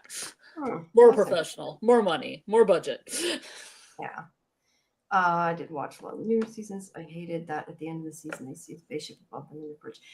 Oh, he's talking about X-Files. Yeah, some of that story, once they, without getting into too much, once David left the show, some of the stuff that they did, maybe the storyline on X-Files wasn't as good, but 7 days. Yeah, I remember 7 days. Time Tracks. Those are all good ones. I like that too. Nowhere Man. I've never seen Nowhere Man. You ever see Mr. Robot? Yes, I did. I Okay. don't think I finished it though, which I can't believe. I covered it. I remember I was behind and I went to New York Comic Con and I covered it and I was getting questions from everybody because I sort of hadn't watched it. I wasn't caught up. I went to the round table and was like talking to all the actors and I sort of didn't know what I was talking about. I've never done that before. That was like I wasn't going to not do the round table, right? Yeah. But it wasn't like I had 30 hours or whatever to sit down and watch it before I did it. So Well, especially when Christian Slater was there. Yeah, no, he was there. Yeah, I've met him, Right. but but I got questions I think from AJ at the time because he had watched. Yeah, it. yeah. But yeah, that was a good show. I need to some point finish that. Actually, most of what Christian Slater's in is really good, but it gets canceled. Yeah, yeah, he's been in like most of the TV shows. TV shows that were canceled after a season were pretty good. Yeah. Because he had that one where he was like a computer hacker, and that was pretty good, but it only lasted like one season on Fox because Fox canceled. Was that the one where he was 2 people? I know in one of them he was like somebody else or something. I don't remember what it was. Well, that was this robot. No, not that. That's not what I'm thinking. I'm thinking of a different one. I don't know. Maybe it was that. Yeah, I think I know what you're talking about too. But that might be another yearly canceled one that was pretty good. I also kind of liked Spiderwick. I mean, it was more of a younger audience, but I did enjoy it. Yeah, I covered that. That was pretty good. But yeah, yes, I agree. Aliens could still be a possibility on From. Yeah. Yes, you guys loved Mr. Robot. We're getting really off track. I'm gonna look at my notes here. Well, Bunch of Lunch is bringing it back around with Tilly. With what? Anyone else think Tilly is the Man in Yellow's wife? Oh my God, that I have not heard. That I have not. Wow, that's a new one. Man in Yellow were ringleaders of the cults. I haven't heard that one. I haven't heard that one. No, I've not heard that one. We probably should though get to like some of the stuff we wanted to talk about if we're going to quit it too. I had this note I had written down. I was questioning because I had forgotten this. When Boyd comes up to talk to Donna, she says that they had an arrangement. He didn't come there. Do you think that was just about Ellis? Like because Ellis didn't want him there, or was there more to that was part of it? I think it was the massacre of Abby. Abby shot up half the town.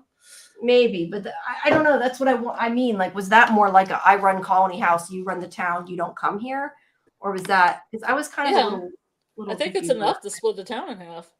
Oh yeah. Yeah, but I didn't know that I didn't know that she didn't want Boyd there because I feel like all that went to hell really quickly. Yeah, it makes sense to me that Donna would blame Boyd for what happened and want this divide. Like you saw during that scene how she was like trying to save people. She was running around and she was almost shot herself by Abby until Boyd distracted her and she turned around. So I would bet that she just she blamed Boyd so she formed this divide. I guess, but I kind of wonder why you would blame Boyd though, because Boyd's the one that stopped it by killing her. A man has to protect his family. Oh, Muncher said about Tilly is Man in Yellow's wife. Yeah, I don't know. I definitely didn't think that. I mean, I'm not saying it's not a possibility, but I definitely didn't think that. Ellis begged him not to go out there, so I mean, I can see why some people would blame him, and also some people probably, I think a lot of people probably decided to go live at Colony House, not necessarily because they all blame him, but they have a different philosophy on life now after that like near-death experience. Colony House, yeah, it might have been why it was made. their Right. motto is, we live for today because tomorrow isn't promised. That's what they said at the choosing ceremony. So like that's where they just kind of party and have that, lavish But lifestyle. they grow But, crops. They grow but crops. They I give mean, the I kids thought and it. Yeah, they grow their pot. I mean, I thought it was more like I guess what I was remembering and misremembering.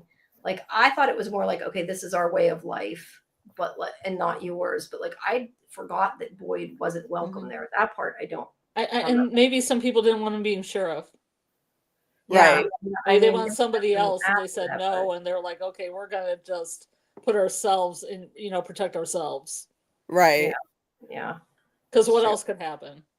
After your wife shot out of the town, what else might happen? Yeah, Right. I that's mean, fine. we know Dale certainly, has that bitterness. Dale, he did. Dale said that salty remark to Ellis, like, you're gonna shoot up the place, like mother, like son.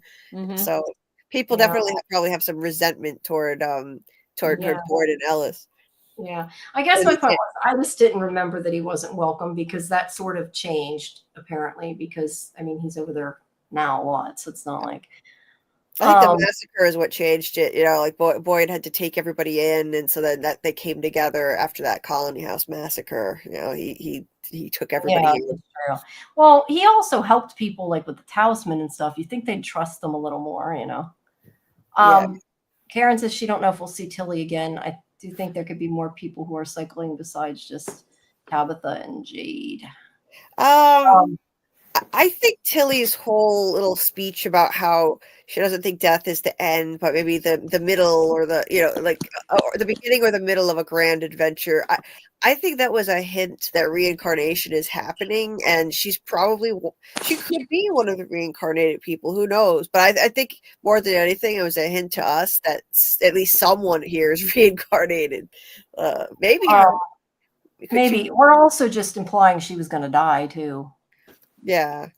I don't know. Yeah, but yeah, I mean, I don't know. Like I said before, I think that there's cycles, but I think that the cycle is not the same thing as the reincarnation. That's the way I'm looking at it because I don't know that I think other people were reincarnated, but I also don't know that I don't either. I'm not sure how I feel, and that's why I'm looking at them. I think it's two split things.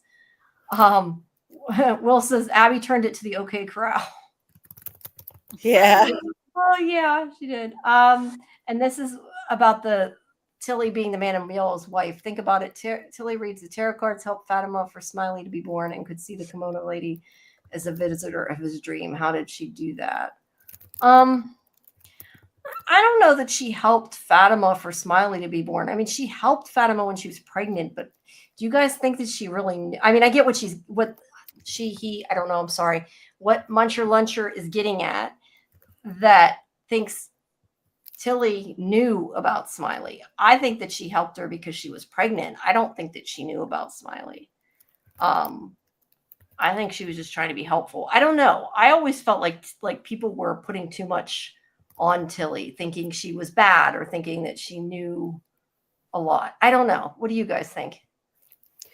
I don't I think that she was just trying to help. Like I think like I used to think that she was, I was on the whole Tilly is sus thing, and she's she has malicious intent, but I actually think that she was just trying to help, and she was getting too close to Fatima because she's not afraid of dying. She was dying anyway. Fatima was, clearly like there's something seriously wrong, but she was trying to help her even until the very end, and the big bad kind of needed her it needed someone to be so helpful and so nosy and in her face that they would end up being a victim of Fatima, so that Fatima could be isolated. Because if you think about it, if there hadn't been somebody in her face so much that she winds up killing them, like the thing in her winds up killing them, how could she have been isolated enough for Elgin to get her alone? So I think that the big bad just kind of used Tilly as a tool, like brought in somebody super nosy, not afraid of dying, just trying to help. It brings in people who are trying to help and uses them in different ways. That's what I agree with that. I don't think, and where to go? Still, whoops. Is that the one? Nope. That was not what I meant to click on. It moved. not that Dieter can't ask you that, but I clicked on the wrong thing. He's asking about Scarlett's name. I meant to click on that because I was gonna tell Dieter, maybe to be continued. Maybe on Wednesday it'll be different. I was gonna say you change it. It just depends on a bunch of factors that I don't know now, but I'll know tomorrow. Okay. So maybe on Wednesday I'll be different. It just depends on some factors. Still the stage says, I don't think Tilly had any evil intention. She was just an empath. She definitely could have been an empath. I mean, that makes sense. I mean, she did seem very It seems very spiritualistic. Yeah. It's very But spiritual. yeah, I don't think there was, I mean, personally, don't think there was anything with her. Dieter said she was a positive person, nothing more. Some would say weird, but yeah, she was a little weird at times. Eccentric. Yeah. And she only saw the kimono lady in Elgin's dream. She didn't actually see her outside of a dream. Like when they were sitting on the couch and Tilly said, "Oh, she looks scary." Elgin was actually that was Elgin's dream. I don't think that actually happened. He's not a dream walker. It was a dream. Yeah, I definitely don't think. I definitely think that part was not real. That was in his head. Right. Reincarnation is like samsara, the cycle of life and death, continually reincarnated until you accomplish what you were meant to accomplish to achieve enlightenment. Possible. I mean, it is like they're being reincarnated specifically to try to finish it. Wait, my sentence wasn't finished yet. Oh, because Tilly was a very positive person, nothing more. Some would say weird, but my sentence wasn't finished yet. What was the rest of it then? I don't know what the rest of your sentence was then, Dieter, but I'll finish the sentence if I know which one it was. Let's see. Okay, I'm looking to see. Okay is a no. Okay, so no, I don't know. I'm not sure what the end of the sentence was then. I'm sorry. Okay, Michael's saying it's why Miranda had her vision quest on LSD and saw the line of ancestors back at the beginning. Oh, okay. He's still talking about the tree and stuff, and with and reincarnation. He was talking about reincarnation. The Buddhist Hindu reincarnation philosophy is absolutely core to the show. I mean, I don't know enough about philosophy. I don't know enough about reincarnation is what I meant to say. To know like about different kinds of reincarnation. I mean, the only thing I personally know about reincarnation is that people come back to life. So I know Buddhists and Hindus, they believe in that. But I thought, maybe I'm wrong, but I thought Buddhist reincarnation was the idea that you're reincarnated as different things depending how good you were in life or something. Like if you're a horrible person, you'll be reincarnated by as a bug or something. I don't know. That's some Hinduism. Okay. Yeah. Or like if you're reincarnated as a bug or reincarnated as a donkey or right. Yeah. I don't know if Buddhism reincarnation works the same way. Yeah, I know that clearly doesn't have anything to do with the show. That's the only kind of reincarnation I think I've heard much about. And plus you don't know how much it's going to be fictionalized within a show. That's true. It's going to do its own rules.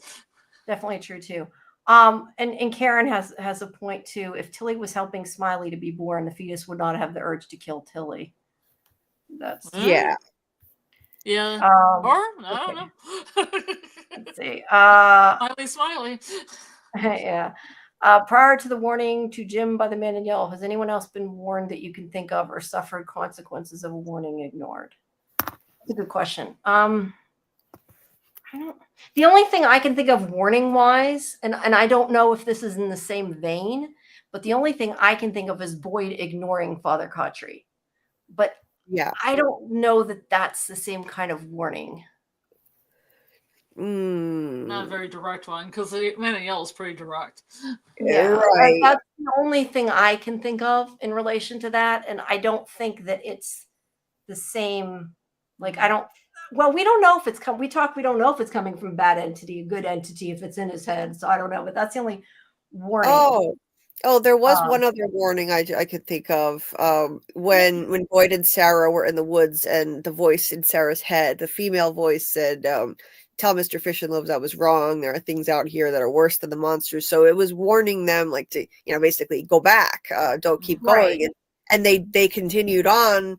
and Boyd wound up with the worms. Mhm. True. So yeah, That's a they- warning. Yeah. I think of the Man in White's warning more, or Man in White, Man in Yellow's warning more though. Like I assume, and I don't know, maybe Papa Socks didn't mean it that way, but I assume more meant like, don't do this, like, or something bad. Well, I guess that is technically though what happened to them when they didn't listen and they kept going. Hello, Mr. Gregory AI. Let's see. Yeah, Karen, I was gonna say, can't you star people's things if you're in the StreamYard? Oh, you didn't come. You might not. Maybe she's not in the StreamYard. She's in YouTube. Well, come into the StreamYard and you could star people's comments. You know better than that. No. The dog. What's this? The dog we saw is from is Boyd reincarnated in Story Walking. Well, maybe what I said about the reincarnation is right then. Maybe he wasn't good, so he becomes somebody else. I'm not sure. Okay, did you notice Jade was wearing the same bracelet? And Dieter says Julie knows the answer to that bracelet. Yeah. I know the answer to that, bro. I know the yeah. Yeah. A lot of people have been talking about the bracelet. I don't know that it's the same exact one. But yeah. It's not. I wonder that it was put there to, I don't want to exactly say foreshadow, but to maybe like link to it, so you'd notice and think like, well, maybe she, because she was going to make him one. You know what I mean? Like, I guess it is sort of foreshadowing, but I don't know. Yeah. Well, Yeah, Jade. Do you want to say this or me? No, you go ahead. You go ahead. It's his, right? It's his own. Yeah, because the actor who plays Jade is wearing bracelets that are from a charity called Hokey Strings. Oh, okay. And it just it helps Armenian victims of domestic assault. Oh, okay. So he wore them, and then it just looked like Tabitha's. Yeah, they do look like that, which is interesting. Yeah, but it's definitely a charity. Yeah, well, that makes sense. I mean, people do that a lot. Like they keep wedding rings on and things like that. Right. Yeah, I mean, but so it probably is no significance other than that, and people. Yeah, not to my knowledge, because after I heard that, I was like, well, that's seems important to him. So. Yeah, Karen came in finally. Hello, Karen. Oh, wait, you don't want to be on the stage. I'm sorry. I put her on the stage. She didn't want to be on the stage. My bad. Besides, Karen can put herself on the stage. So why am I even putting you on stage? Sorry, I read her text message. She's like, I'm coming in. I don't want to be on the stage. Sorry. Jamie doesn't read her text message fast enough. That was funny. Do you think all the main characters are originally from there, and that's why it's called From? Is that why the motel says no vacancy? Because they don't have room for new people and the new people die? That's interesting. Like, do you mean like they originally came from the town and they keep coming back there, like a reincarnation type thing? Or just that it means they're all now from the town? I could take that either way, but it's interesting. Do you think all the main characters are originally from there and that's what? Or are they originally from that town? I mean, it could just be even their roots are originally from that town, like their ancestors are all originally from that town, considering the whole reincarnation thing. Yeah, that it could be something related to bloodlines, their ancestry.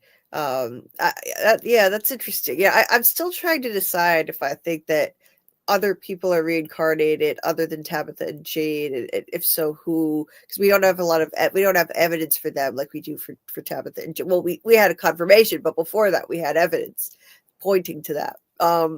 So yeah, but that's interesting though. The motel sign saying no vacancy. That could be kind of like a hint to the theory that that people are replaced.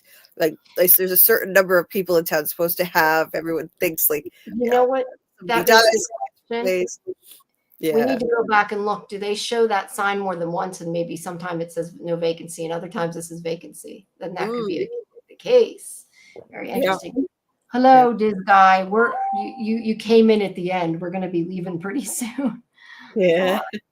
And now let's see. Okay. Actually did pretty okay. Sorry. Yeah. Now Karen is commenting via StreamYard, so she looks like me. I saw that. No, yeah, that one was Karen. Okay, I'm here. Oh, you are here. You put yourself on the stage. Yay! You come Well, in. Scarlet is gone, so I Okay. thought three was enough, but three's company, Okay. four is a crowd, but now we have Okay. three again. Okay, well, we'll talk for a little bit then. Papa Socks said, had not Boyd given up the worm, should I assume he would be suffering like Randall currently is, or the cicada is a different beast altogether? Now you, Julie, you think that the cicadas and the worms are a form of the same thing, right? Yeah, I think the worms are actually they look like worms, but I think they're cicada nymphs, and then they turn into the cicadas. Yeah, I don't know how I feel about that. Like, I never really made a decision on that, I guess, one way or another. What do you think about that, Karen? I think it like is interesting to think that it could be. I don't think exactly that, but I'm on the same bus as Julie on that, because I think, like, I didn't think that at first, but now that we've seen how cicadas have stuck with Randall and are torturing him a little bit, I see them as more similar to the worms under Boyd's skin or the screams in Julie's brain. And I see it as a long-term, they're all a long-term effect of being in the dungeon, maybe. So they could be the same thing that manifests differently for each of them, and maybe that depends on Boyd's psyche, his inner fears, his whatever made him get worms. I mean, we did see him like kind of really get worms from Martin, but although I know the cicadas really came from Nathan, right? Like Sarah had said that Nathan was afraid of cicadas, right? And like, so they're not, I mean, that goes back to my theory about things that you say out loud manifesting, right? Yeah. Like why he's tortured by cicadas that were really Nathan's thing. That's a good question. I wonder though, saying that, could Randall potentially get rid of the cicadas then? You make me wonder, like, I wonder if he could give them to one of the monsters or something. Oh, the way Boyd gave Boyd gave or just transfer them to somebody else even. Maybe that could happen accidentally, you know? That's interesting. Let's see. Mr. Grant says, I noticed that Jim is very intuitive in the first season. Wish he kept that up in season 3. Yeah, yeah. That's my answer to that. Yeah. I like that he was like trying to figure out the mystery. That sort of went the wayside, which is interesting because it kind of is like saying, the man in yellow is like saying that curiosity in a way is, well, not just his curiosity, also Tabitha's curiosity, but it's kind of saying that that's why he got killed a little bit, which makes it kind of ironic. And to answer your other question, Mr. Grant, we are doing the deep dives every Sunday at 10:30. We're doing, next week will be for episode 2. Michael, but yeah, you guys are more than willing to use the link. Michael says it's a Tithonus myth. I'm not sure what that's about. All I do know is that Tithonus is an episode of X-Files. So is the Tithonus myth have anything to do with that episode of X-Files? Would be my question. Yeah, read Michael's next comment. He explains it. Wait. He said again, Tithonus was granted immortality, but not eternal youth, becoming living corpses. Eos turned him into a cicada, which is believed to rejuvenate by shedding its skin, thus kind of ending the torment. Well, Tithonus was definitely about immortality. So, I mean, the episode was about immortality. And yes, it is a loaded deal. So that comment makes me think of the kimono lady who is kind of like a living corpse. She doesn't look like the monsters who look young, right? Yep. She's a corpse. So why do they get granted eternal youth? You know what would be interesting, and I don't know this is the case, but maybe we haven't seen kimono woman in she was in solid form in the sense that she was corporeal because she was able to touch things and do things, but we've never seen her out with the monsters killing people. Maybe part of the deal of staying young is that they have to kill people, and maybe she doesn't want to do that. That would be kind of an interesting thought. That's the only thing I can think of that's different, is that we don't see her out slashing throats. Right. Maybe she resisted being like them. I don't know. It's an idea. Maybe. Yeah. Papa Sock says, now that Karen said this place manifests fears, it brings me back to Ethan and Tabitha talking at the table, and Ethan wishes it was like before when she was scared and then the Nkui kids appeared. Ooh. Yeah. That's right. Ooh, I didn't Yeah. think of that. Yeah. Yeah. Yeah, maybe he made the crazy shit happen again. Yeah, I think I really like the manifestation theory that certain things can be manifested by people's desires and fears, thoughts. Like I like that. Like they I don't said, think yeah. it's just cicadas from Nathan's fear. I think it could be other things manifested too. I'm so happy to hear you say that because I've been working up this theory that if you say it out loud, you've probably heard me talk about this before. If you say it out loud, it happens. Like when Kenny said to Jim, Find any more bodies? Or no. I don't. He said, I forget who said. He said somebody's already lost one parent. I don't want them to lose two. Yep. And then his father, and then his mother gets killed. Right. And he Like, also says in episode 2, he says, "I can't see any more bodies," and then Yes. his father gets Yeah. killed. it I happens agree. all the time that a person does. says something and then it happens. And you know what? I marked this down for notes for this one because I thought of that when I watched it for the episode.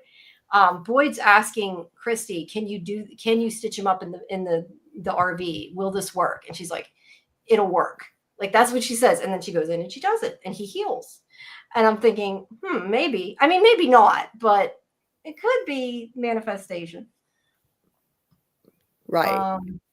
Let's see. What else did I have here? I had the other thing I had marked for the episode that we didn't talk about is Tabitha getting mixed up and saying Thomas instead of Ethan. This made me think about the idea of like a parallel universe because Julie, you were saying how yesterday like it showed the telephone lines and then they disappeared and it like that maybe they were sort of like in between things, I guess the best way to in like a liminal space, like Michael said. And it made me think of that. Like, is that why she was thinking Thomas was there? Because she was sort of like could that be a parallel? I don't know. I just started thinking of parallel universes when she said that. Yeah, it's possible. Like I've heard people with the theory that maybe there's a parallel universe where Thomas survived, and even that could be him talking on the phone to Jim. You never know. It's possible. I mean, it is interesting how they keep bringing up Thomas so much in this series, and he's a baby that died before the events of the show. So it does make you wonder, like, is this going to be relevant? Yeah, does he have a purpose or serve more of a purpose? I guess. Yeah, I mean, it could also be that her trauma, that baby's dead only like 14 months, right? And that she spoke out of her preoccupation and her trauma, and the town has jumped on that and is using it to torture her.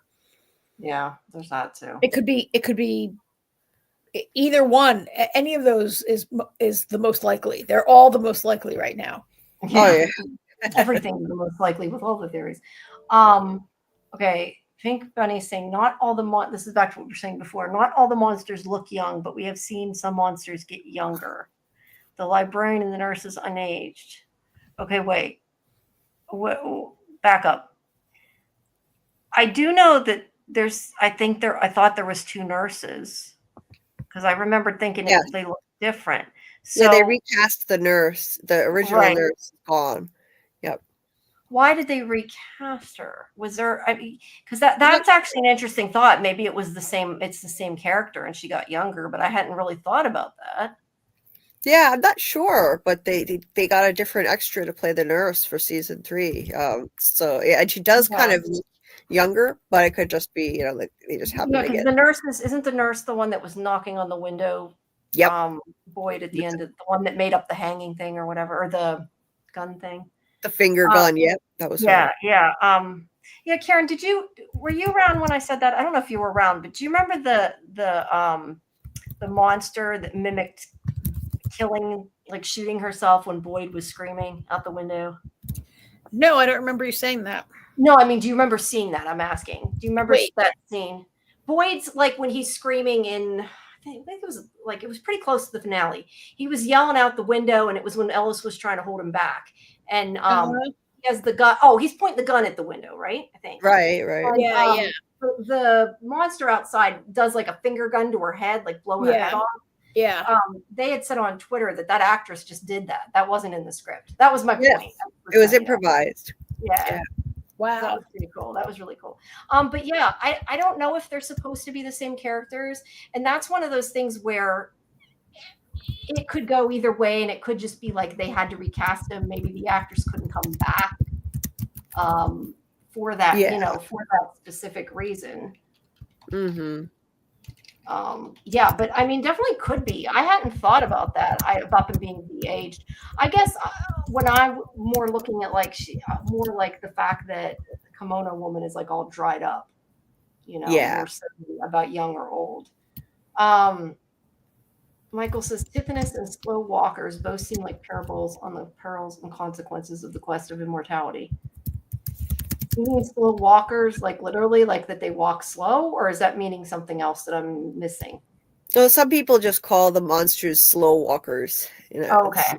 Yeah, Okay. that's what some people call them in the fandom. Okay.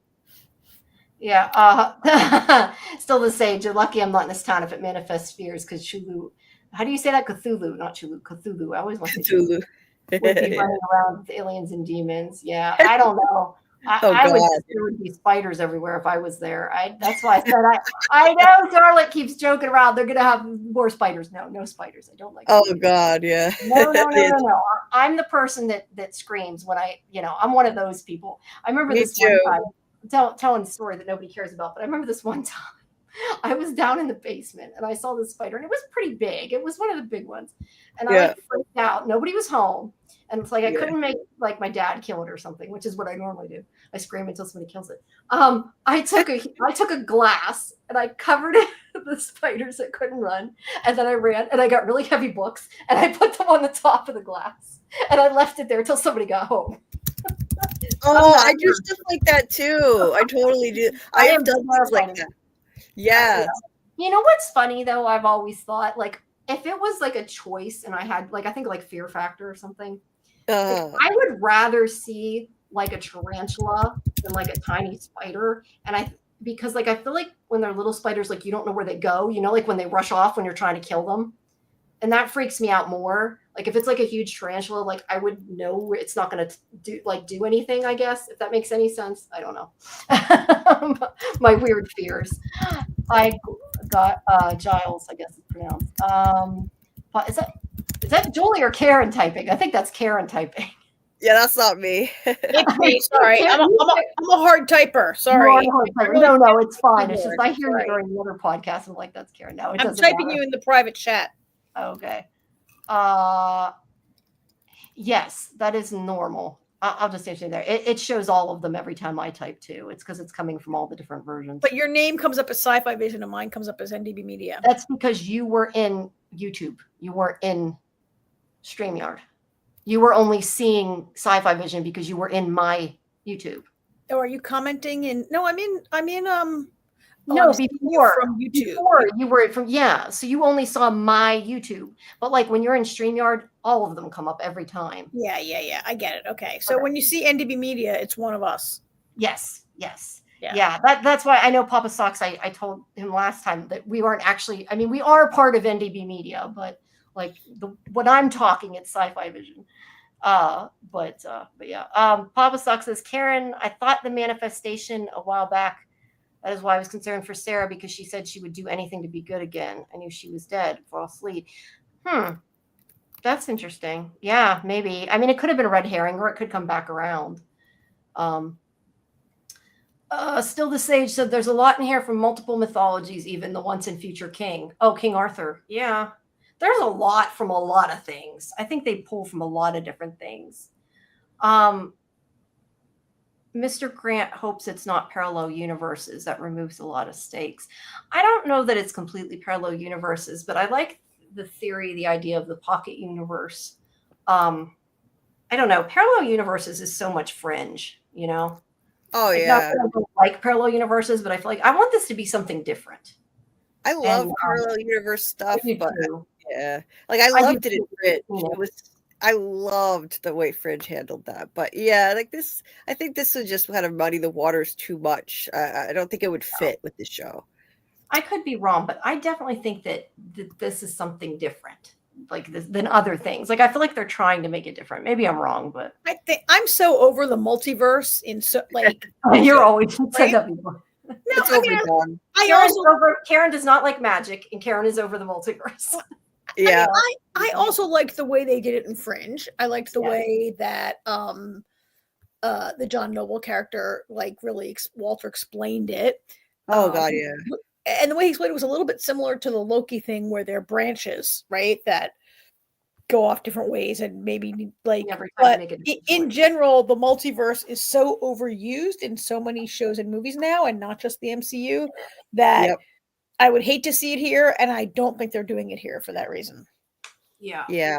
And that's kind of why But I'm it's a feeling good like I thought. don't. Anything's possible, right? I don't mean to shut down any commenters' theory. No, I that's why I think like if it is, it's not that part of it. And I guess I just wondered if maybe not so much that like they're in a parallel universe, but maybe if like that, as we were called, or as Michael had called it, liminal space of where the tree is, like kind of that nowhere space, if maybe like Yeah. that sort of let her see into another universe, not necessarily saying that Fromville was. I just wondered if maybe like that opened up that kind of stuff was more what I was getting at. I don't know that I think the town's a parallel universe. Pocket universe, I look at differently, like Yeah. than the idea of a parallel universe. So yeah, but it's just like I don't think that they're going to take like huge chunks of Lost Story either, just because I feel like they're trying not to repeat stuff. But Yeah. I mean, who knows? It could end up being a lot of it the same. We don't know. Mr. Grant says Tabitha needed to lose a child in order for her to risk her life to save the children. That is very possible. I Yeah. kind of like that, because I was thinking of, like, because Tabitha lost Thomas, I was thinking about, is she doomed to lose a child in every cycle, right? Like, has she always lost a child? Will she always lose a child as long as she keeps going through this? We're not aware that Miranda lost a child. We're not aware that she didn't lose a child before her death, right? Right. And to me, that could mean a miscarriage. It doesn't have to mean like ritual sacrifice of your child, right? Right. It could mean Yeah, any way that you lose a baby, Right. which is something crazy. Like 25% of all pregnancies end in a miscarriage, right? So Yeah. But the Thomas thing is making me think, like, could she always be part of her cycle is losing a baby? Like before she ever even gets there. Yeah. Maybe. Yeah. Well, you know what though? I mean, technically, well, no, we don't know that. I was going to say because technically Miranda might have lost Eloise, but that would be after the fact. So I don't know that tracks. We don't really know what happened. We after don't know. that. No, we don't. And I still think she's alive, personally. But She could have lost her before we saw that shot of her at the tree with Smiley. We don't know. yeah, but that was definitely after she got to the town. I'm more meaning like part of this. Like if you're saying it's part of the cycle, I think it would make more sense if it was before she got to the town. Mm-hmm. Yeah, I think so too. I think it's probably always her and two kids that show up. Like it's got to be her and two children. So that's why I find Robert Saunders' theory really interesting. That maybe a Fromville entity caused Thomas's death. Made that phone call so that she would lose that child, because maybe it always needs to be two children that wind up there with her. So, yeah, that's also interesting. There are so many interesting theories. That's why I wanted to do that episode, just talking about some of the theories, because there's so many. Oh yeah. And so many of them make sense in a weird way. So many of them are completely off the wall, but truthfully, anything is just as possible. I think the death of children is such a big thing, right? And Sarah's attempt on Ethan, or what Sarah was told to do to Ethan, I think is kind of important. It involves the death of a child, and we see a child killed in the first episode. But I also wonder how you sell that to the studio, and if it really could be that important that when this show is over, I just wonder. Like, studios send back notes on that kind of stuff, right? Killing, sacrifice of children is critical to the story. Probably is not a thing. Very unusual for sure. I haven't heard of any show that is, when I had a theory that this was at the center of it before it was confirmed, someone said, I've never heard of a show that's done anything like that with child sacrifice as a centerpiece. But in this show, with the very first episode, with the very first one of the first scenes was Megan being ripped open. So it was kind of giving us a hint, like this show has a very dark undertone about killing children. It's this is what the show is. I think that was a clue right from the start. Yeah. Yeah. Yeah, there's a lot about children. And I think it's like I don't know, I don't want to say this the wrong way, but knowing that like they kill children, like it's like they go there, that anything can happen. Right. Which I think is I don't want to say it's a good thing, because I don't mean it's good that I don't like that they killed the children, but I'm just saying like No. like with Walking Dead, it's like in the first episode that little girl, we see little walker that's a little girl. It's like, they're willing to go there. So Right. nobody's safe type of thing. Yeah, that's what hooked a lot of people in. Most people that I talk to say that, the fact that they had the guts to do that with a little girl in the first episode, that's what hooked them. It's not like, oh, like we want to see children ripped. Yeah, and it's gruesome too. I mean, they show her ripped apart. That is really gruesome. That scared me off the show for like 8 months. Because of that scene of her ripped open. I can't say I don't. I mean, I get it. I totally get it. I don't like a lot of that kind of stuff, but it had enough. Really, Julie, you watched the show and you turned it off and didn't come back, and now you love it so much.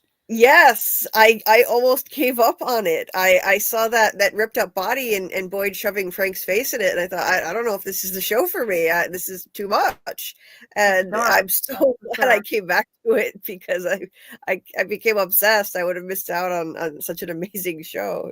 It's crazy. Yeah, it does get dark. That's for sure.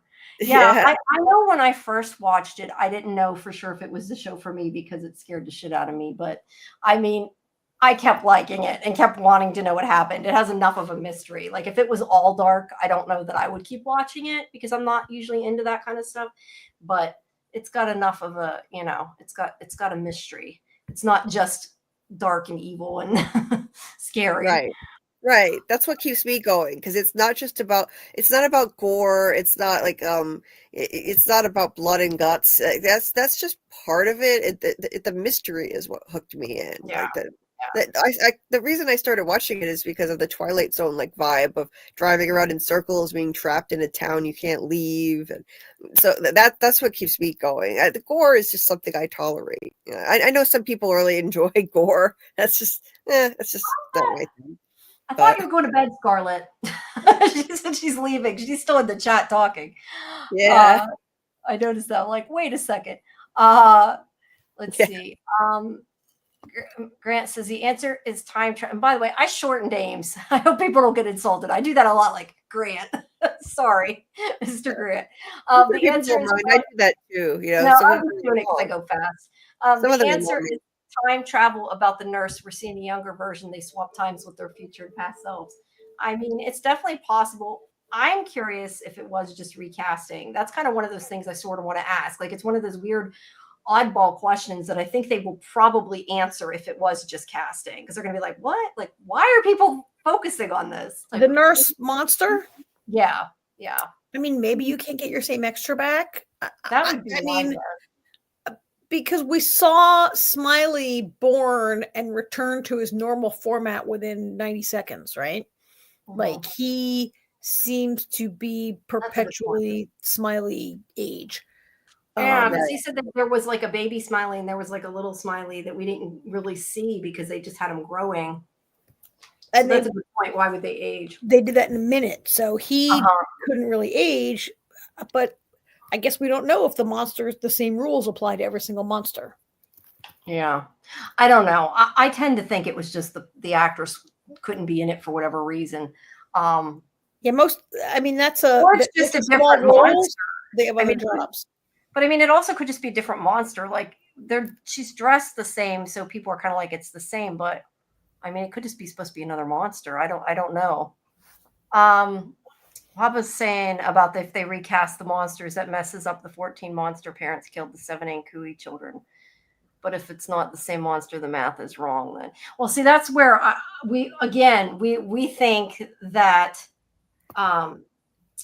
it's more that the town agreed to kill the children, not necessarily that there were specifically a certain number of parents or whatever, and that there are more children than what were in the cave. That's what we were saying earlier. I don't know, Papa. You might not have been here yet, but we were saying that earlier. That was what you wrote. Let's see. Yes, Smiley. Scarlett says Smiley can run. Yes, Smiley can run. Frombies. I love that. Frombies. .kaiju.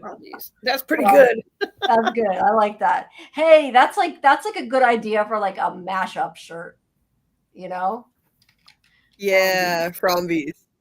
That's hilarious. But yeah, that's like for like a mashup. You get Walking Dead and Frombies. Still the Sage says the quest for immortality reminds me of the quest for the Holy Grail for some reason. Well, it wasn't the whole. I mean, the Holy Grail was. I mean, wasn't the Holy Grail about that? I don't know about like necessarily. I'm trying to think. Indiana Jones maybe not, but I thought the Holy Grail was the Fountain of Youth. I mean, wasn't that?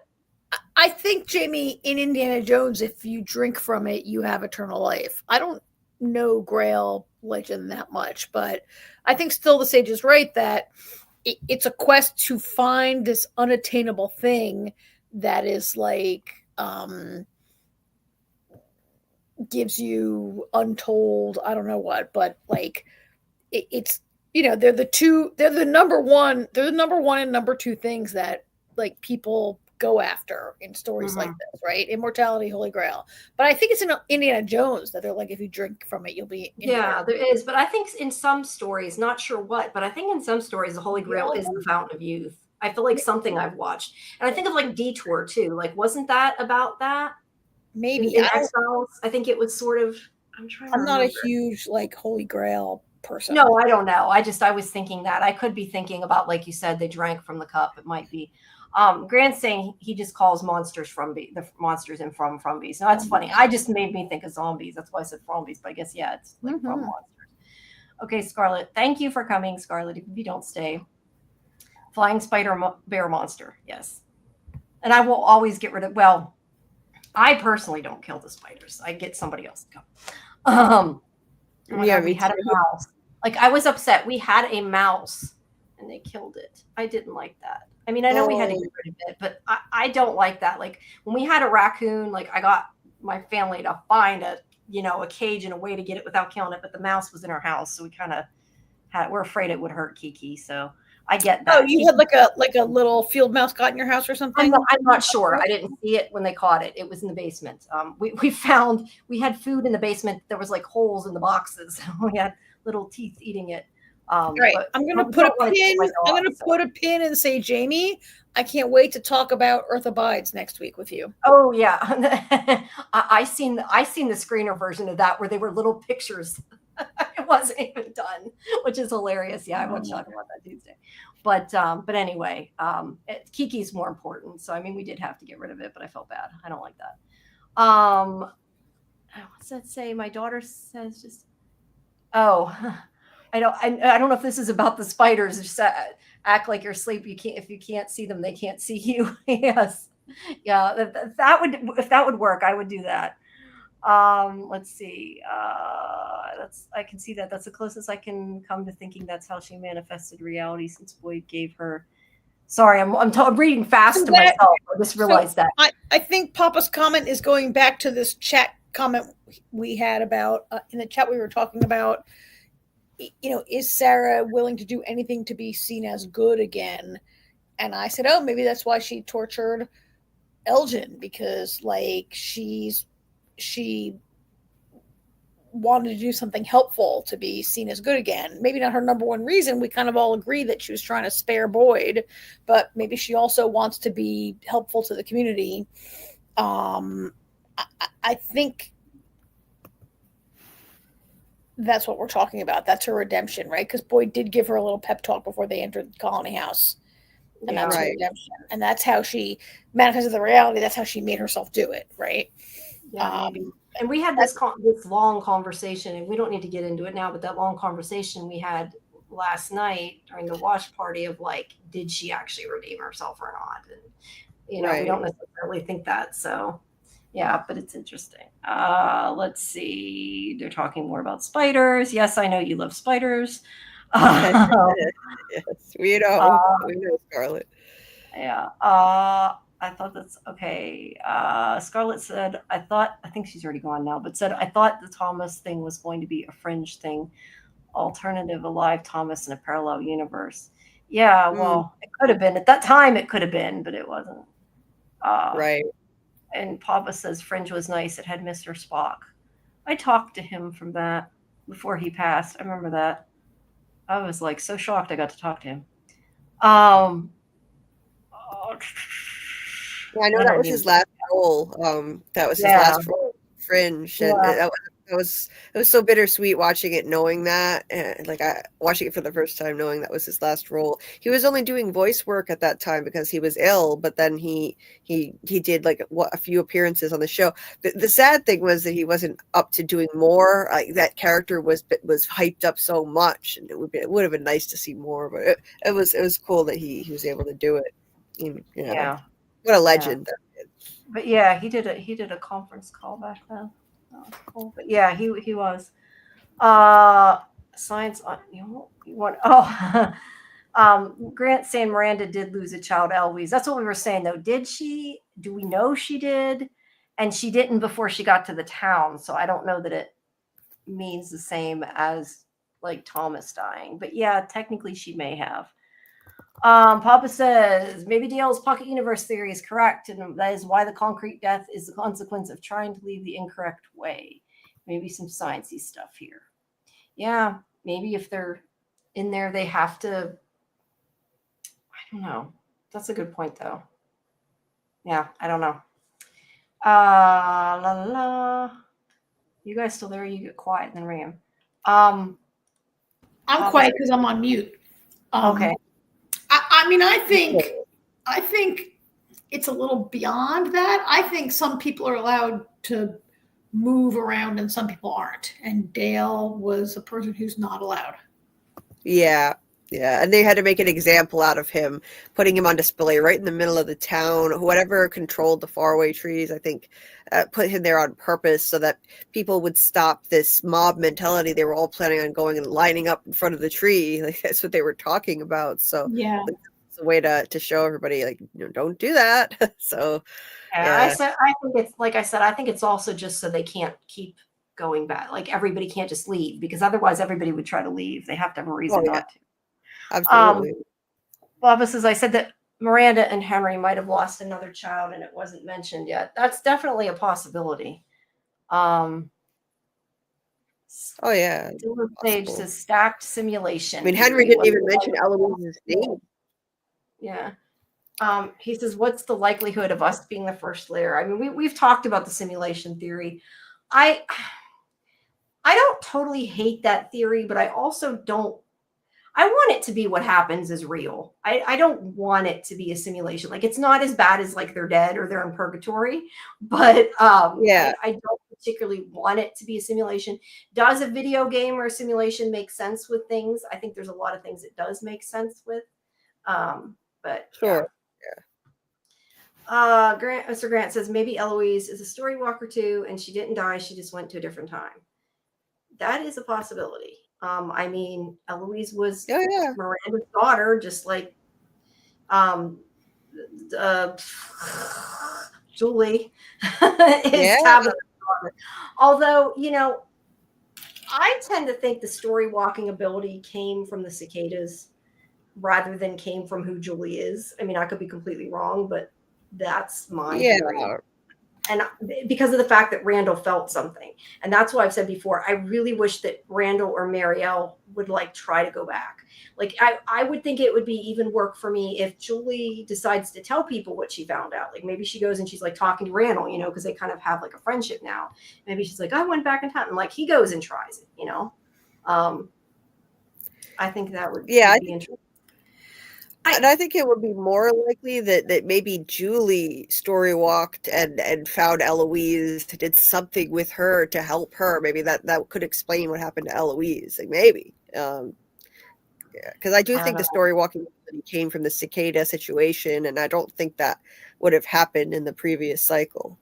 So, I mean, I guess there's a possibility because we know so little about what Eloise experienced while she was in the town. Right.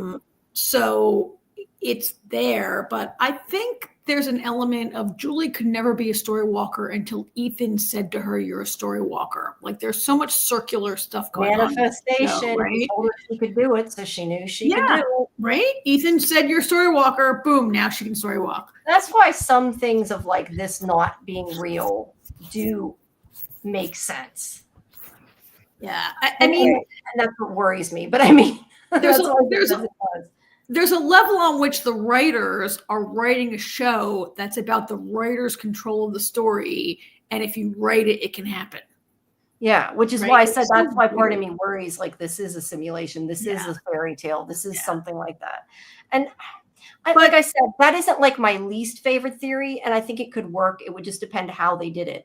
But I tend to want what happens to be real. Now, if it's something like the people are real and somehow they're stuck inside a story that Ethan created or something like that, then I'm okay with that. I just hope that the events are really happening, I guess. I mean, I think it's possible also because Eloise is a child and like Ethan, a child, suggested it to Julie, and like a kid would maybe think, oh, I can rewrite the story kind of thing. Like I think Grant, just gonna call you Grant, there's a possibility there. I don't know if I think it's likely, but I would like to highlight that Grant has now all on board with manifestation and is going to win the lottery. Yeah, I'm going to win the lottery too. I bought a ticket last night. Yeah. Whatever it is, 613 million. Come on. Yeah. I wish it was that simple. Okay. Pink Bunny says, if Tabitha needs only 2 kids, could this be why Fatima can't have kids? Because she's supposed to be the birther of monsters only. I mean, it's possible. Like why she was told in her life earlier that she couldn't have children. Yeah, well, yeah, I don't know. I mean, maybe just the fact that she can't have human babies is why she's the monster birther. Like maybe they need somebody who has whatever deficiency she has, or not deficiency. I shouldn't say that because that's not the way I mean it. But you know what I mean? Like whatever it is medically that's wrong with her that means she can't have a baby. Maybe that's why she can have a monster baby. Or maybe the fact that she was meant to have the monster baby somehow altered her so she couldn't have a human baby. Like that kind of thing. Yeah, you guys ever seen Raising Arizona? You're making me think of that line in Raising Arizona where Nick Cage says her insides are a rocky place. No, I haven't. Or actually, I think I did, but I don't remember. I feel like I've seen it, but I don't remember what it was about. What if a simulation can function like a dream? You can lucid dream. Why not be able to manifest things in a simulation if you're aware?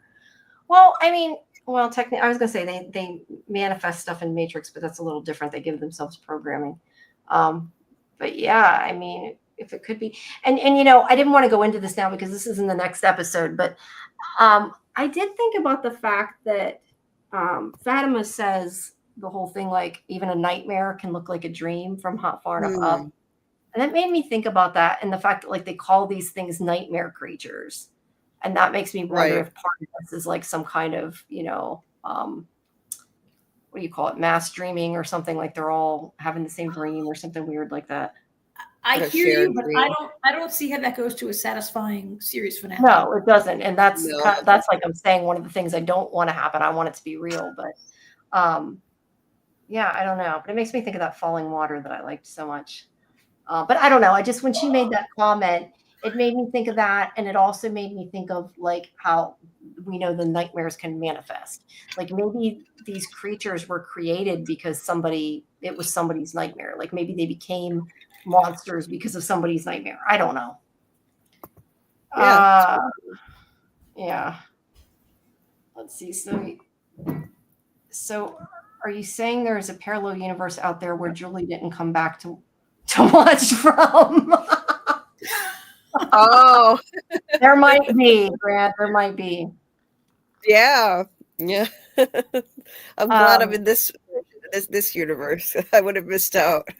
Yeah. In 2 years, we'll be asking that question. Yeah, right. Papa says, stop watching Walking Dead after Tyrese and Beth died. I wasn't done. Then I came back and caught up until Negan took an hour to kill 2 people and never went back.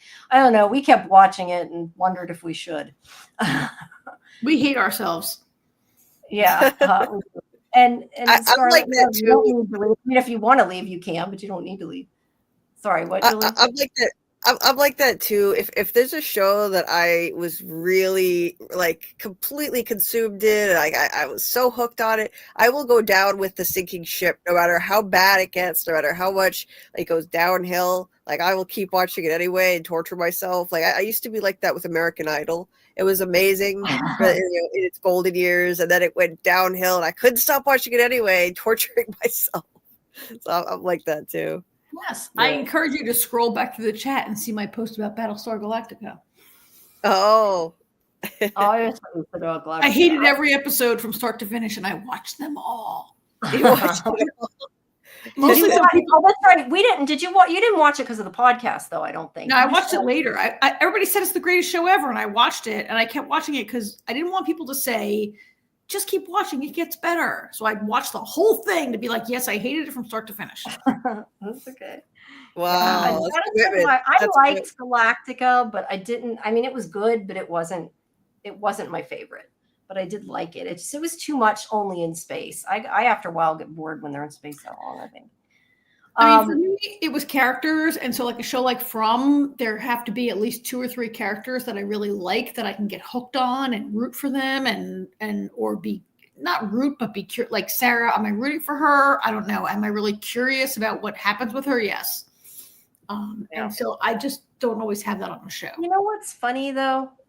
Galactica had I mean, not to the extent of like Expanse, but it did have like kind of a politic thing about it though, which is I think the part I didn't like. So that kind of surprises me that like I always love politics. that part you didn't. Yeah, that kind of surprises me. I just hated all the people on it. I like the characters. Grant said, well, also some of them were in Stargate, and I had met some of them, so that might be part of it. Grant said, so it's the mystery, the reason Julie deep dives loves Silo, Severance, Dark, etc. I assume so. I mean, isn't that why you like them? Yeah, I mean that's why I'm into them too. I can shorten your name. It's the mystery. I've called you Papa a few times. I've already shortened your name. Yeah, I was gonna say still the Sage. I called you Will before too. Just like I call Scarlet, even when her name says Wild, I still can't pronounce that. Well, Marjoram. Marjoram. I always say Scarlet. It's easier to say. So I nickname people. So or give. Well, it's not a nickname. It's a real name. And yes, we were supposed to end it too. It's easier just to explain away as shape shifting. I'm not sure what that was. Oh, maybe the monsters being different. Yeah, I mean, I can get behind that. Maybe. Yeah. I don't know. I think Scarlett's gone now, but yes, to answer you, Will, that is Scarlett. Scarlett likes to change her name lots of times. Okay. Yeah. It said splatter gore like Ash versus Evil Dead is okay to me, but realistic gore is gross. You know, I more don't like the torture. Torture to me is worse than the gore. Like I don't like torture. I have a hard time watching torture. That's psychological stuff. Me too. I hate that. Yeah. I mean, I don't like gore either, but it I hate depends on that. the gore. Like I can. Like Walking Dead gore is like really, really gore, right? But it's like cool gore, like when they smash a zombie head, that I like. So it kind of depends. Well, it's not realistic. It's not. No, it's not realistic. Right? So From gave you very little torture. We saw. I'm going to say Michael. That was his name on Lost. We saw Boyd really only strike once on Elgin's hand. Right? He hits it with the hammer once, and then we see the aftermath of what Sarah has done, but we don't see her do it. So that was missing. We do see a lot of like dead people who are completely eviscerated, but is that realistic gore? I don't know. I found the like the beginning of the season, I found a little hard to watch. I mean, it wasn't like super bad torture, but like I still found it a little hard to watch, but I think that was more about Harold's acting was fantastic. I think that more was why I found it hard to watch. But yeah. Yeah. I found that I don't like the threat of torture. I'm one of those people that like I look up in Internet Movie Database, like the children's whatever you call it, like that tells you like what's violent and stuff. I'm one of those people that if somebody Oh. wants to watch a scary show, I look up to find out what happens ahead of time. And then I'm like, okay, I know that this isn't going to happen, so I'll watch it. So I'm one of those people. So yeah, there's certain things I don't like. Naveed, thank you for coming. I was going to say he was said before he was going to come. I think the whole town had to agree. Granny Monster's too old to have had one of the Vancouver kills to sacrifice. Yeah, we think it's the time we said that before. Yeah. I'm behind though. That's why. Sorry, I'm still behind, guys. Well, Scarlett's saying the monsters can think, unlike zombies. I feel like they're vampires. I'm not sure that anybody thought they were zombies. He just called them frombies. I just said zombie crossover because it made me. I thought that's what he meant. Yeah. And they're similar to an undead kind of creature because like the AMT in season 3 like felt the pulse of the one that was pretending to be in distress on the ground, and she had no pulse. So in a way, they're similar to undead creatures, but yeah, they're not actually.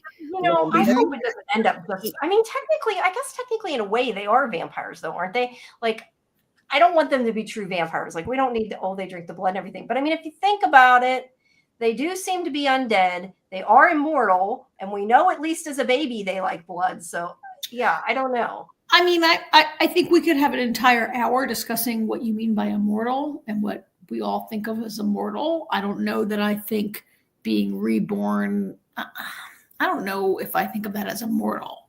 I think having to die and relive again is a little bit different than what a lot of people think of immortality, is that you just get to have a great life forever, right? Right. Like, well, I think the monsters would live forever unless something happened. I think the fact that the worms could kill him was not something like necessarily they expected. Like, that's like an Achilles heel more than like kind of like how, a steak can kill a vampire. They're still immortal, but they can be killed by a steak. That's how I look at the worms. Like, yeah, technically he was able to be killed, but he was brought back. So he's still immortal anyway. But yes, I don't look at the reincarnation or the rebirth, even as Smiley, as like a form of immortality. I don't mean it in that sense. Yeah, like some people might say that Tabitha's immortal because she gets reincarnated. No, I know. I didn't mean that. I meant like, I think the worms are the only thing that can kill them. Okay. See, I'm so behind. Okay, Julie left for a second. Yes, I agree. You can catch and release a mouse, but it wasn't up to me, and I don't want my dog to be killed. Right. No, I wasn't the one that caught it. So, okay, let's see. Slow Walker is funny. Good night. Okay, good night, Doc Kaiju. Some of these people already left. Earth abides. Let's see. Concrete proof. Pull Dale. Let's see. Should I? Oh, we're far behind. Yeah, you guys are welcome to come on, but I don't think we're going to be here too much longer. Let's see. I tagged a few up chat. I'm not to it yet. I'm just getting to the ones you marked. All the monsters are the parents of the children. Maybe the form they take is because of the energy of the children. Remember the mention of the law of thermodynamics. I mean, I still think that there's more monsters than parents, personally. I mean, the only reason, we even said earlier that they said loved ones. The only reason we think parents, or at least I think parents, is because Fatima said that they gave up their children to become immortal. I don't think it's parents. She didn't say the parents give their children. I think it's always implied that this community gave up their children. Well, she said they gave up their children to become immortal. She said they. She didn't say the parents gave up their children. She just said they. She said right? they. Like, we're thinking parents also because Tabitha and Jade, their original form, were parents. So that's, I think, where we get the parents. But I think it's implied, yes. I think it's implied that the town as a whole decided to do that. Here, Michael's in. We'll let Michael talk for a few minutes. Hi, Michael. Hello. Hello. Welcome. Yeah, hi. Sorry, I'm reading the chat. I'm looking to see what other people wrote. I'm not meaning to ignore you. Hello. Hello. So what do you think about what Michael, your theories are so deeply researched. They're amazing. I do what I can. What's your like favorite thing you want to put out here right now? Well, probably what I was thinking about last night, which was the bottle tree, the original one, and how it came to be, what it is, what the metaphor is behind it. Ooh. All right, spill it. I was Spill gonna say, it I in, was spill, trying to spill it in 2 summarize minutes. quickly earlier, and I wasn't doing a great job. So yeah. All right, so yeah, so we know from the exposition of Victor and the boy in white that the people that the children loved sacrificed them for immortality, and that someone who loved the children told them a story that gave them hope, and then that hope they basically put into the roots of the tree, which became the tree. So the question is, what is the tree, and what is its function?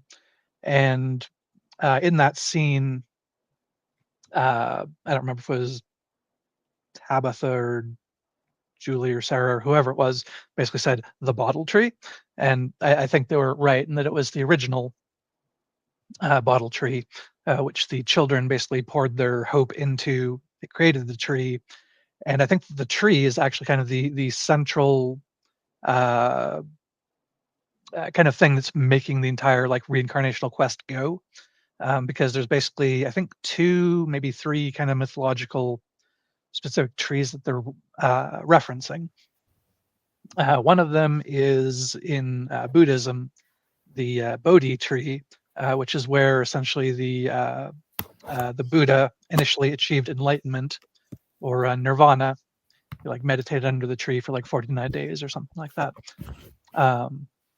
And so when he achieved enlightenment, part of the mythology is that then he saw the entire line of his previous reincarnations, essentially all the way back to the beginning, which is essentially what narratively they did with Miranda. So when she had her basically like vision quest under the tree in the park with Henry dropping acid, that essentially functioned as a vision quest. And I think that narratively, it's basically mirroring that basically Buddhist kind of like Bodhi tree, Buddha, achieving enlightenment, nirvana, and then after which she's able to see visions of her previous lives and all that sort of thing. Yeah. And then the other one is the Norse Yggdrasil, which is basically the world tree, which apparently I was doing a little reading, and has like 3 roots that go into essentially different realms of the like whatever it is Norse, 9 realms of existence. I think it was something like the underworld, Jotunheim, which is like the land of giants or monsters, and then Asgard, which is like the land of the gods or whatever. So I think it's kind of a hybrid of the 2 of them, and that the tree itself is essentially kind of like the central kind of MacGuffin that makes everything work. And I think that's why the boy in white tells Victor, this tree is important, you can't cut it down. Because if you do, I think that interrupts essentially the karmic cycle that's going on, and the entities win. Huh. That's kind of my thinking of what's going on there. That definitely makes sense. Yeah, I don't know. You always go so deep into things. I'm like, that's interesting, but like I never would have thought of that, and half the time I get lost in the middle. But no, that does make sense.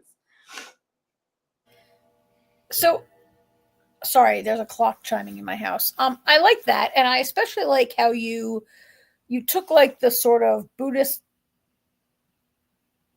story and the Norse legend and put them together as like the tree as the sort of karmic heart of the story, which I like, because I'm not sure that the writers are going down any specific road, or a combination of road. Like there's not going to be a super complicated answer at the end, right? But this general sort of the way you've blended these yeah, it feels like it's kind of like based on a couple of maybe different things. Yeah. And the tree, I like the tree being, the tree is, in some ways, the tree is kind of annoying because, like, there's a lot of questions about the tree. How, like, who from Fromville went out there every day and hung bottles up with numbers that meant notes of a song and whatever? It's all sort of like that part of the story is losing me a little bit. And yet, but the idea of the tree being sort of at the heart of the whole thing is pretty cool. Right. Yeah. And I think that the boy in white essentially can't tell Victor what his actual purpose and function is, because essentially Fromville is able to hear everything that essentially goes on within Fromville, which I think may go back to some other mythology that we haven't really seen specifically, other than maybe in a drawing by Victor.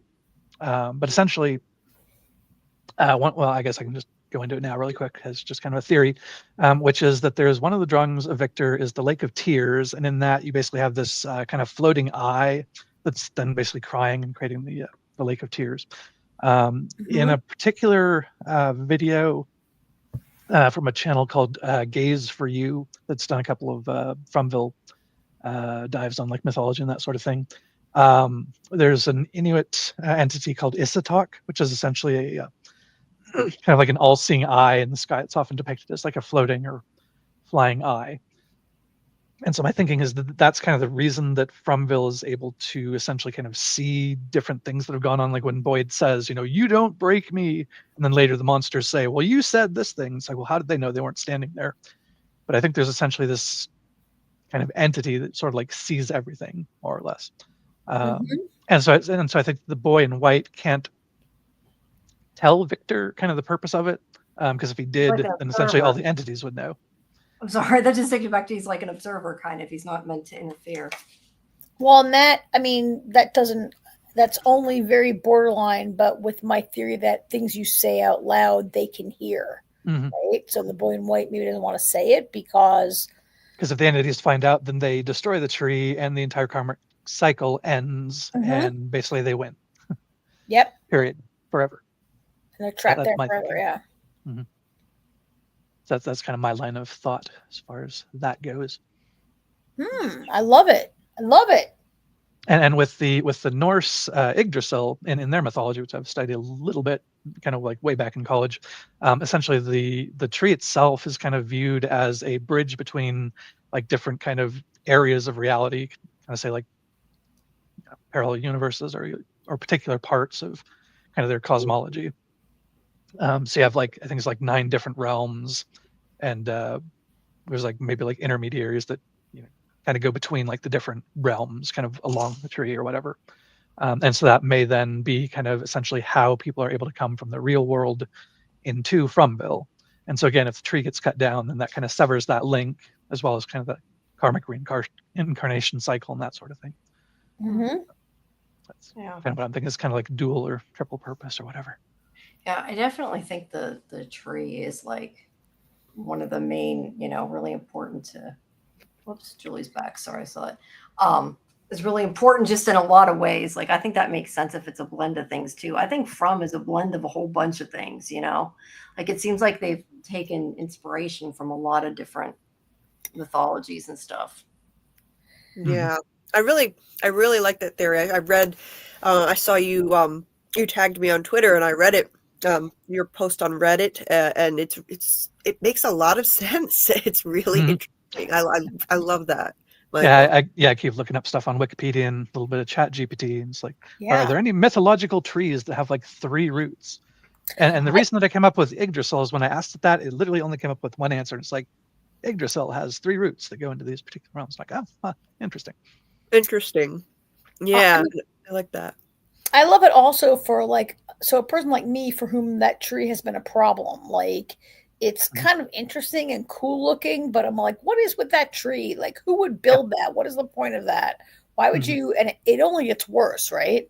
Like with the whole, to me, a weak spot in the story is when Jim's like, oh, that's a song, blah, whatever, right? But you are placing that tree in a way that has a much more... It's central to the narrative. Yeah.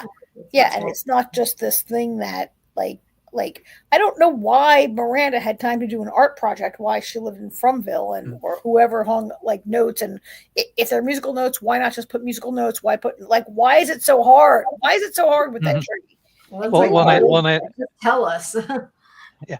Well, I think that in part it's what I was saying before is that in Fromville you kind of can't really say things out loud because Fromville will hear you.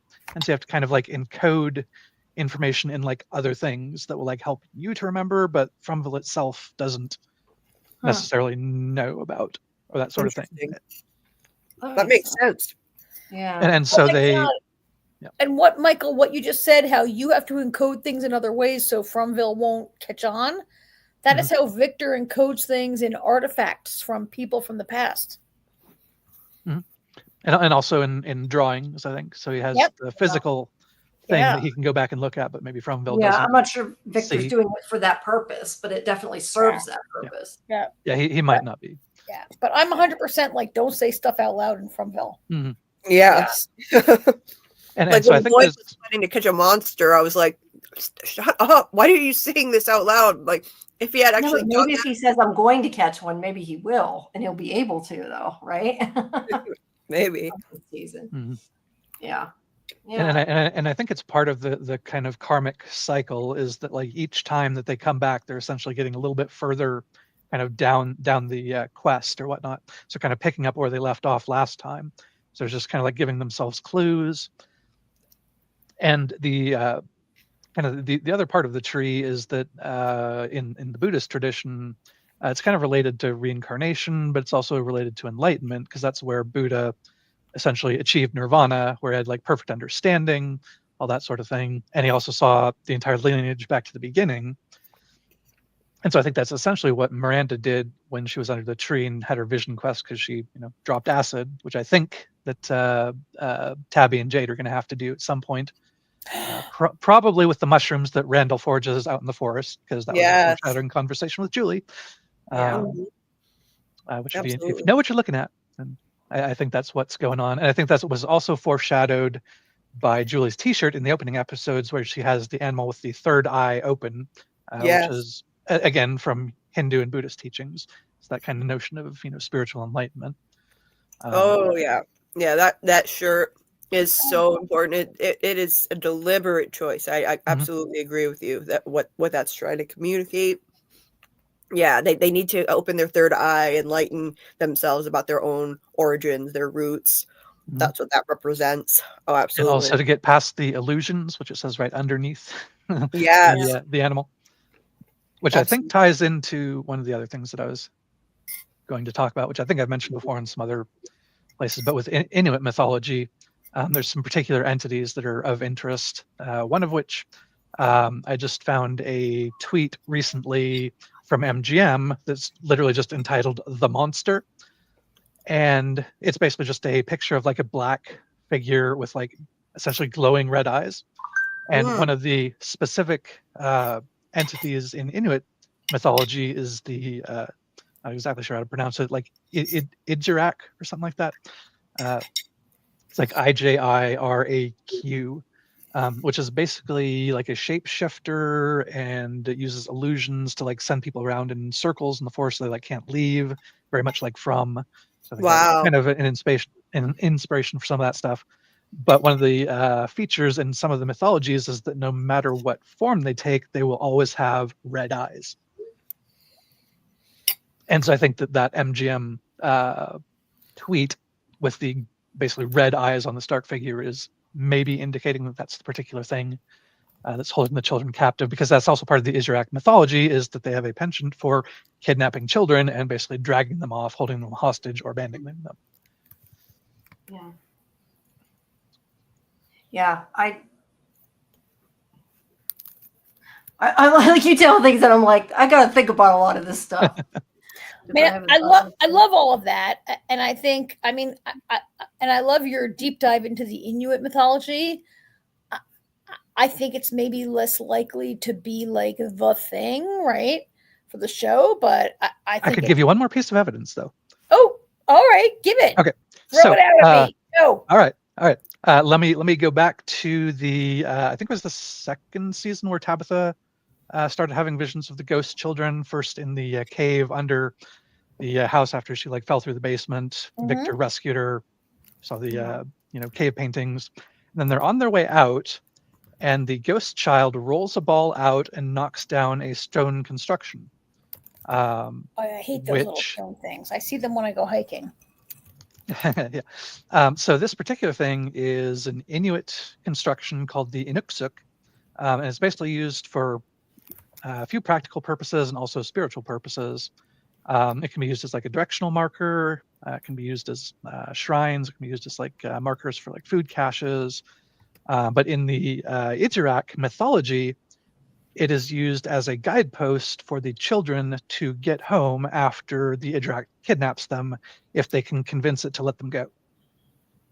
And it's used narratively in this story as a test, I think, that's my interpretation anyway, for Tabitha. Because when she's in the caves, the ghost child rolls out a ball, knocks down the Inuksuk, and then in like a episode or two later, Ethan is constructing his block puzzle on the Yep, porch, Yep, which and is she freaks out. Yeah. which is basically recreating the Inuksuk. And when he does that, the first vision of the ghost children, the two on the road basically watching her, comes to Tabitha.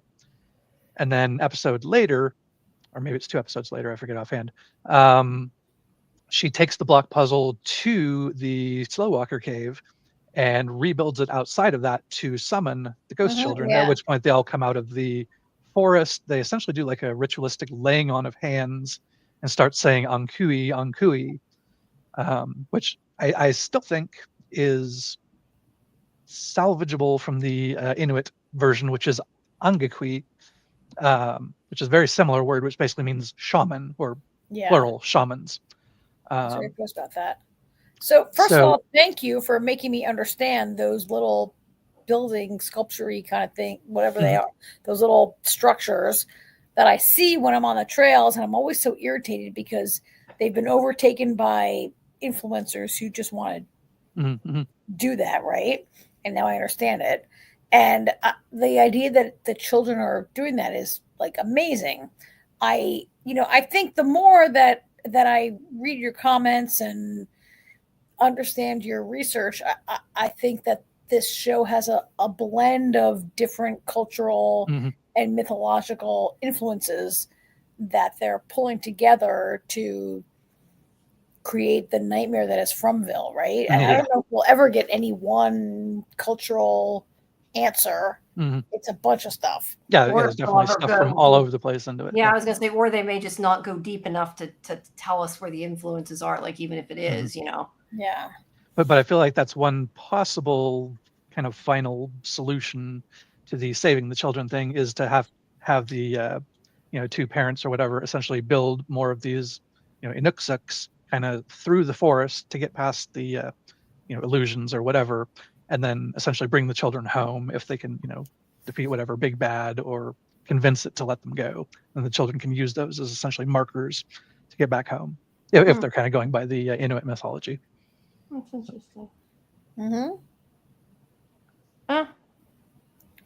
I don't know. See, I haven't. That's why I keep saying I need to read into a lot of all these different things everybody says. I want to get deeper into it to know more about it, because I don't really know much about a lot of these mythologies, but I do think they're pulling from a lot of different places. Yeah, there's no way that was just an accident. That doesn't mean anything. That they have these Inuksuks, and it seems to summon the children. It's definitely intentional, and I can see in the show they're borrowing from various mythologies, but that in particular seems to be central. So I'm completely on board with that. It makes total sense. Yeah, I guess I'm saying I wonder if some of the things even if they are they'll never actually go into that, because it's so in depth, it's there for the people that want to dig into it, kind of like how they did the the ARGs and that, it's extra stuff. But I don't know if will we ever hear all that. I don't know the show will have time to go that far in depth, if that makes sense. But that doesn't necessarily mean it's not there and it's not true. And it may never amount to anything, but we'll see. Yeah, they'll probably never spell out. What? Sorry. I'm sorry. It made me think of 20 years ago when I went down a similar rabbit hole for Lost, and we were all Googling everything. And this is one of the things that a lot of us love, get really inspired. Michael, you're inspired. I was also. We went all kinds of crazy storytelling, and you learn so much, and you have it. You get clues, and and it's fun, and you learn stuff. Yeah, it's just amazing that this show is doing this for you and for us, and yeah, it's got that. And then I also love that we can have this conversation that we're having about Inuit and Norse mythology and whatever, And then also we're going to be in the chat talking about like, could they be vampires? Are you sure they're not vampires? Are they zombies? Right? Like, Yeah, like there's a lot of Mhm. different. I think is it time travel?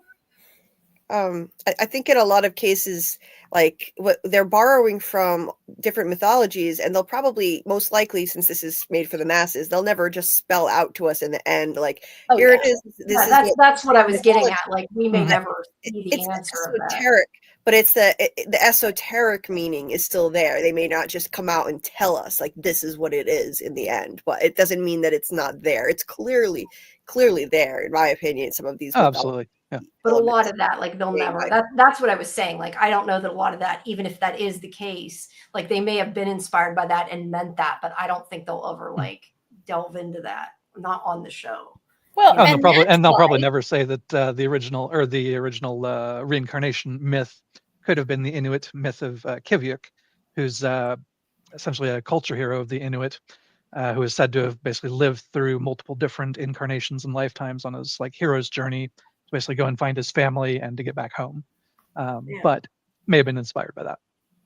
Whether Well, they actually used that specifically, who knows? But those are great questions for like, so we're going to get the writers on next week, we think, or in our interview next week, or any other show that you can ask the writers, like what their What influences your are. Like inspiration, yeah. these are Mhm. pointed influences. It's a great question because somebody might say, "What's your influence?" They'd be like, "Oh, various cultural things." But to be like, "Oh, Is are it you this? is it this inspired one by specific thing? Inuit this or Well, I Norse know that?" a lot of people or want to whatever. know about the like where Awesome. Ankui actually came from too, which is sort of in that Mhm. vein. So I yeah, mean, the Ankui, that's a huge question also. But to ask them like what they're influenced by, or do they have assistants who are researching this, or Mhm. those are great questions that I hope that I can just ask all the I time. was gonna say I don't know if we can summarize it well, but we'll try. But yeah, that's cool. I was gonna say let's get. I know we're getting really behind Yeah, in the chat. we so gotta let's catch up with try- the chat. Some people are in the chat asking questions, and Yeah, because I don't want to be Oh, here till 6 o'clock trying to answer the people, or till 6 hours. I mean, again. oh wow. Oh, Scarlett is still there too. Yeah, she did message me that she was having problems with her iPad, but she said she wanted to thank the chat and everybody on her behalf since she is having issues. Well, thank you, Scarlett, for sticking around. But yeah, I know at one point she said she was going to bed, and then she kept reading. She's still here. Yeah. So let's see. Papa Sucks says, I keep trying to figure out how a group of people decided to sacrifice their own for immortality. Under what conditions would someone even consider that? And that's why I said I think it made them monsters. And I've said that before. Like they were monsters already because they did that. so you think Jamie that there had to be monsters already existing who talked them into sacrificing their children? Yeah, I mean, Fatima says something like it told them that I forget exactly what she says, but she says something like it told them that they could have immortality if they did that. So I think that's potentially the man in yellow, but I definitely think there's some big bad that is what gave them the immortality. Yeah, but I kind of think like, is there a level where they talked themselves into it? Like,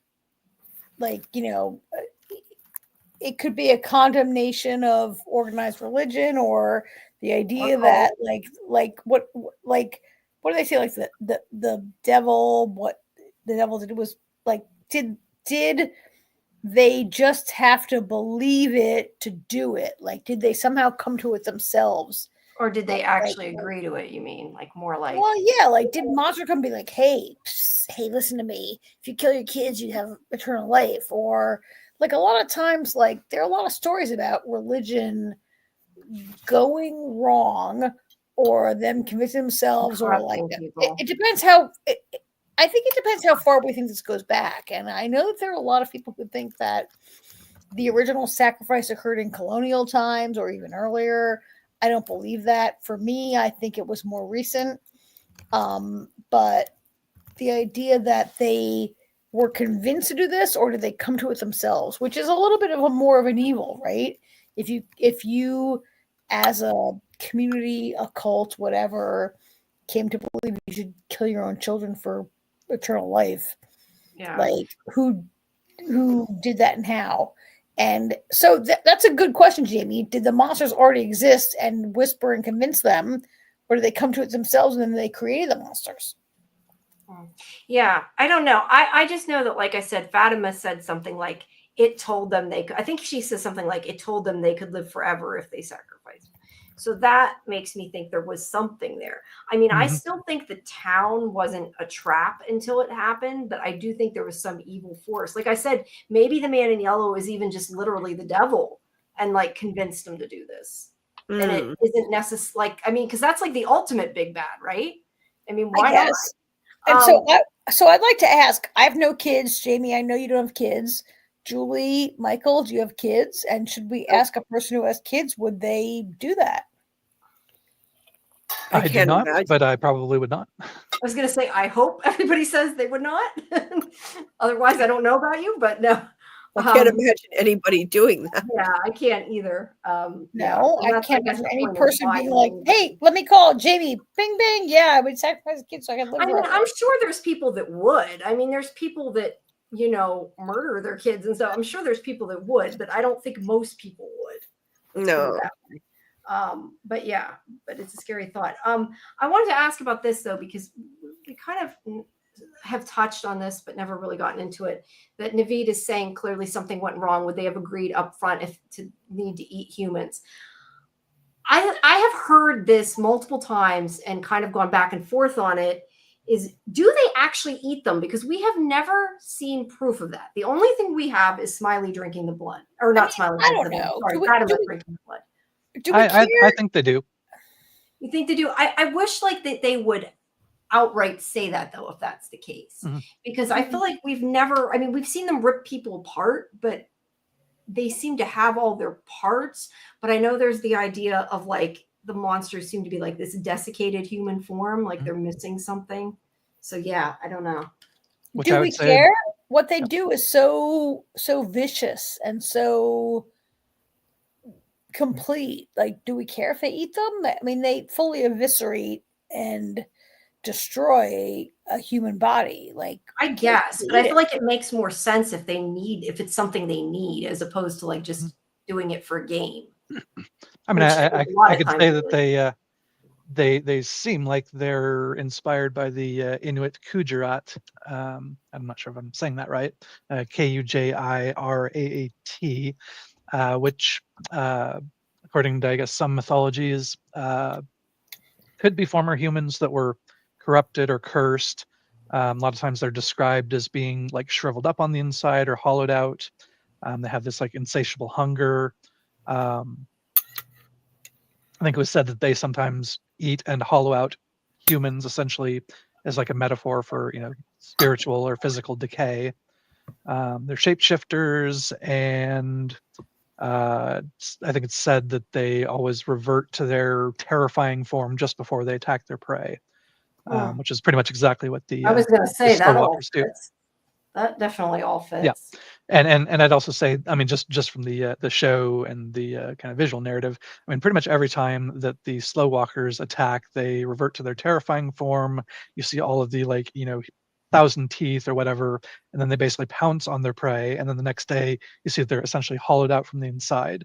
So I mean, the assumption is that they're eating it, presumably. It's just done off camera. No, and I guess that's the question. It's been an assumption. Like, I would like, if that's the case, for them to say that. And I think that's a good question for the writers too, because that's another one of those things where I think it's like, if it's something that we're supposed to assume, they might tell us that, because like they want people to, you know, if that makes sense. Like if it's something that they expected people to know, but people aren't sure about, I'm hoping those kind of questions they might actually answer. But I guess maybe someday they'll just show like one of them like gnawing on some insides, you know, Walking Dead style or something. Yeah. But the implication seems to be there pretty clearly, unless they're like taking out the organs carefully and like putting them somewhere. But I don't think that's the case. No, yeah, I think it definitely is implied a lot of times, but it's. I mean, they're definitely predatory. It seems like. Yeah, yeah, definitely. This is about something else, but Chris Smalls makes a point and says, Did anyone notice when Victor's talking to Ethan in season 1, he said he's a little older than you, that they came in 2 cars as if he wasn't in one of the cars. We keep saying that we think one of the, well, I think Julie, agreed with me, but I'm the one that said it, that I still thought the 2 cars were always going to be Miranda and Christopher's version, whatever. But he does say they, like it isn't him. And that's a good wait, point. why would Victor say that Miranda's car was coming? That's what they're saying. Like, if it was his, wouldn't he say like there was a second car, like we came or something? Like they came in 2 cars. Seems to be after Victor arrived. Yes, which implies that he isn't in one of the cars, which I always and he is not in one of the cars. Yeah, and I always assumed it was like Miranda and Christopher that were in the 2 cars, but maybe not. Or it could just be the way Victor, Victor, though, says things so different. It's possible that he did mean himself, but he's an imperfect narrator, so he may have. Yeah, but the way he words it, it doesn't make it sound like. Although, to be fair, a lot of things Victor doesn't remember that he knows because, like, he's blocked it. So he could also see it like, oh, these 2 people came, and not really realize he's even talking about himself. I don't know. Possibility. Yeah. Okay, yeah, see, Grant says, have we actually seen them eating people? No, we have not seen them eating people. No, they don't eat people. We just say, no, they don't. They eviscerate people, but we've never seen them eat anything. No. No, but I think there's still... But they do have like 1,000 teeth, so you kind of assume. Yeah. No, but they mostly just tear you apart and leave you there, as far as we can tell, right? Okay. A debate for the ages. That's what I was going to say. We just don't know. I do want to ask that. So, would the original bottle tree be right where the caves are then? Like the roots are in the cave. The roots are definitely in above the cave, right? Because those stone slabs are supposed to be, as far as I know, right down below it. I'm not really sure if it needs to be over the caves or it could just be around town. That's a interesting question. The bottle tree seems to have a really different function maybe than the caves. I don't really know. Well, they said the roots made the tree. The tree is supposed to be over that because that's what they see when they look up, like above the towers that Jade sees. The poem says about the roots in the tree, and Jade does see it when he's in the cave and he looks up and sees the symbol and the roots and whatever. Yeah, so I assume it's right above it. Yeah, maybe. Hard to say. There's a bunch of different faraway trees, so it's not entirely clear. It seems like there was one tree that was originally created, but then there's a question of with all the different faraway trees, were there then additional trees that came up as spreading roots or something like that? But I don't know. But it seems like that one bottle tree is kind of the original, the main original faraway tree. Yeah. But then the question is, are the kids underneath that, or are they somewhere else? Is that a tree that came up as a root from someplace else?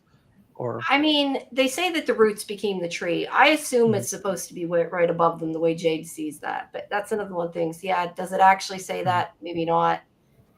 That's because some plants send out runners that go to other places and then pop up. So maybe it started someplace else and then popped up there. But did I click on something? Who knows? Sorry, what did I click on? I didn't think I clicked on that. I didn't know what I clicked on. Oh, I might have clicked by mistake. I was trying to start. Yeah, I was going to say, because I think that was a message for Julie or something. That's why I'm like, what did I click on? And now I lost it. I don't even know where it was. Sorry, Dieter. You put up something Dieter said. Now I can't even find it. Let's see. I don't know. Sometimes it's hard to click on things.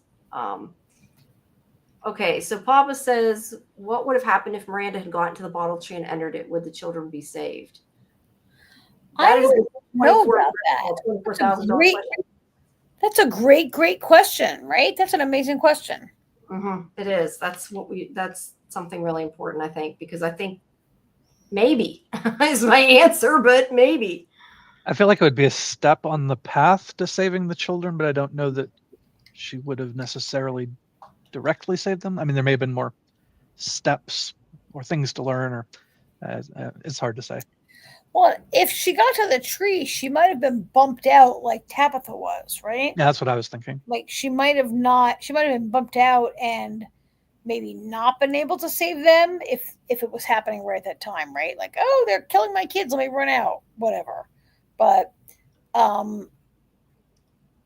yeah, she could have gotten out and been at the wrong time, and it would have been worse, or it could have been better, right? I don't know. I still And wonder. and wait, let me one more time. If she was killed, like we saw her go near the tree and get killed by Smiley, right? Or maybe not, but we think she was killed by Smiley. How many times? How many times has that cycle happened? And will she always be killed before she leaves? And does that mean our Tabitha might not get out and be killed before she goes? I mean, she left and got sent back, right? Is she destined to always be killed? Well, I think that she got further this time. And that's why I've said before, it's like, do they still have hope? Because they've done this so many times and they got to find something different to do. Yep. But I think maybe they're getting further each time. That's kind of my narrative reading of it, is that kind of each life is progressing slightly further. So like Miranda got to the bottle tree, Tabitha got through the bottle tree to the lighthouse, and then hopefully maybe, does whatever other things or learns whatever she needs to learn. I mean, I still think that saving the children I don't think is literal. I don't think they mean go back in time and save them. I think it's about saving their souls. I still wonder if maybe it's something as simple as they're supposed to go to the real world and tell the story so people know what these horrible monsters did. But who believes them? Why would anybody believe that? I don't know that they would, but I'm just saying that's what I kind of think could maybe be like what it is they're supposed to do, because like they're like lost, like nobody knows what happened to them, I don't know. But I mean, I feel like they do need to save them somehow, but with the current narrative, I mean, it sounds like they were killed, so it would be like more of a, so I said like spiritual saving or something like that. Like if they're being held like spiritually captive or something. Yeah. I just want to put up Greg because it made me laugh. Karen, he said he did a 5-hour video on the secret meaning behind Jack's tattoos. Yeah, we've all gone down. Oh yeah. That's hilarious. Let's see. Oh, her cord's not. See, I'm so far behind. We're like still like 50 minutes behind. Her cord was working. I don't know if Scarlett's still there or not. Let's see. Sorry, I'm like scanning, and I won't sacrifice my kids. Thank you, Dieter. It's good to know you won't sacrifice your kids. Someone else, yes. Yeah, I might sacrifice someone else, just not my kids. That's hilarious. Scarlett said, I think that story of the sacrifice will be fleshed out. I think it will be too. Yeah, hopefully once they do their vision quest, if that's what they end up doing, then they'll be able to see all of the previous incarnations, hopefully all the way back to the beginning, and then they can give us basically flashback exposition on what happened and kind of what's been done in the interim by the different incarnations and kind of where we're at in the story now. And hopefully they can pick up from there and figure out what they need to do next. I still definitely think we're moving towards an ending now because we know like so much. Like I feel like the whole reincarnation thing is such a huge part of the story. Yeah. And I found that what that was, I clicked accidentally, that he was saying about adding the goat in his name. That's what that was about. I knew that I hit something. Oh, I think I caught up with it. Can my students be kids? Scarlett wants to sacrifice her students at school. Yeah. Well, it is. Let's see. I was going to say we're almost at 3:30. We're almost at 5 hours. There you go. I think maybe when we hit the 5-hour mark, we should start to wrap it up. We said 2 to 3. This is not 2 to 3. We're at 5. I was about ready to disconnect, and Karen called in. I'm like, well, Karen's here now, so I want to talk to Karen. It's your fault. I keep them here. Yeah. It's your fault. I'll just blame you. So one thing that you guys haven't really talked about. So I love the focus on mysteries and clues and what's happening, but one thing that we haven't really talked about is the acting, the writing, the direction, the craft that makes this episode that we watch tonight. which when I watched it, I was like really kind of surprised. Like I haven't watched this episode for like 2.5 years. I watched it when it aired. I've gone up with the show. I haven't come back and rewatched, and I thought like so much of this really surprised me in the way you remember. well, it surprised me in the way like Sarah, like I guess I haven't gone back and really watched Sarah and how she was in this episode, and she was already like super creepy from the beginning, and clearly hearing voices that you couldn't really see it, but yeah, definitely happening. And also to me, I posted earlier the way like Boyd is already such a very hyper reactive person, and look, I get that the way he reacted to Frank, but he was a little over the top, right? So anyway, all that kind of stuck with me, and I feel like we've talked about maybe not so much of that stuff. So do you want to comment on it, or am I being crazy? No, it's okay. We just tend to go into the mystery. I mean, I think that the show is made really well. I think it's acted really good. I know some people think it isn't. I mean, they're not all perfect, but I think overall it's pretty good. And I think that the production quality is very good. I mean, I think that just like the body of the little girl ripped open in the first episode is like, Oh yeah. That's my main comments, but whoops, sorry, hold on, I gotta take pills. I don't want to choke. Give me a second. Yeah, I mean, I'm not asking you to like critique the arts and crafts, but I guess I mean like the way that Boyd was already so like the way Boyd reacted, and he was so angry. Yeah, I forgot that he got that angry, but I think, geez, I'm sorry, I swallowed a Mucinex and it doesn't want to go down. Get some water, Jamie. I'm chugging water, but I still feel like it's stuck in my throat. I hate that feeling. And I have another one to take. I feel like I guess I forgot that he was that angry that early, I think is what you're saying. I did, yes, I did. But I feel like he got so mad, and I said this earlier, I think he got mad because he blames himself, because he takes on everything, and he feels like he's the leader, or, de facto leader, and that anything that happens is on his watch. And I think he's too hard on himself. I think that's why he freaks out like that. Yeah, that's fair. I mean, I think that's probably right. Sorry, I'm still trying to swallow. And okay, I was going to say, Scarlett was asking what we thought about the pilot, but now she's going to bed. Okay. Good night, Scarlett. I mean, I think if I was trying to watch as a first timer, I'd be like, wow, that guy Boyd is very intense, right? Yeah. Yeah, I didn't remember him being like that either. Right. And so we saw the sign said maybe because 96 days since an incident. Basically since Tabitha showed up, there's been pretty much almost only more than 1 day since an incident, right? Like 90. Yeah. I mean, they started the shit happening. That's what I said. Like, yeah. Can you really think about living in Fromville with 96 days? That's 3+ months, 3.5 months with no incident. Not actually that long, though. Awesome. I mean, it's awesome compared to now, but it's still not great. Yeah. But yeah, Scarlett's asking, do we have any opinions on the pilot as a code? Any clues it would solve from?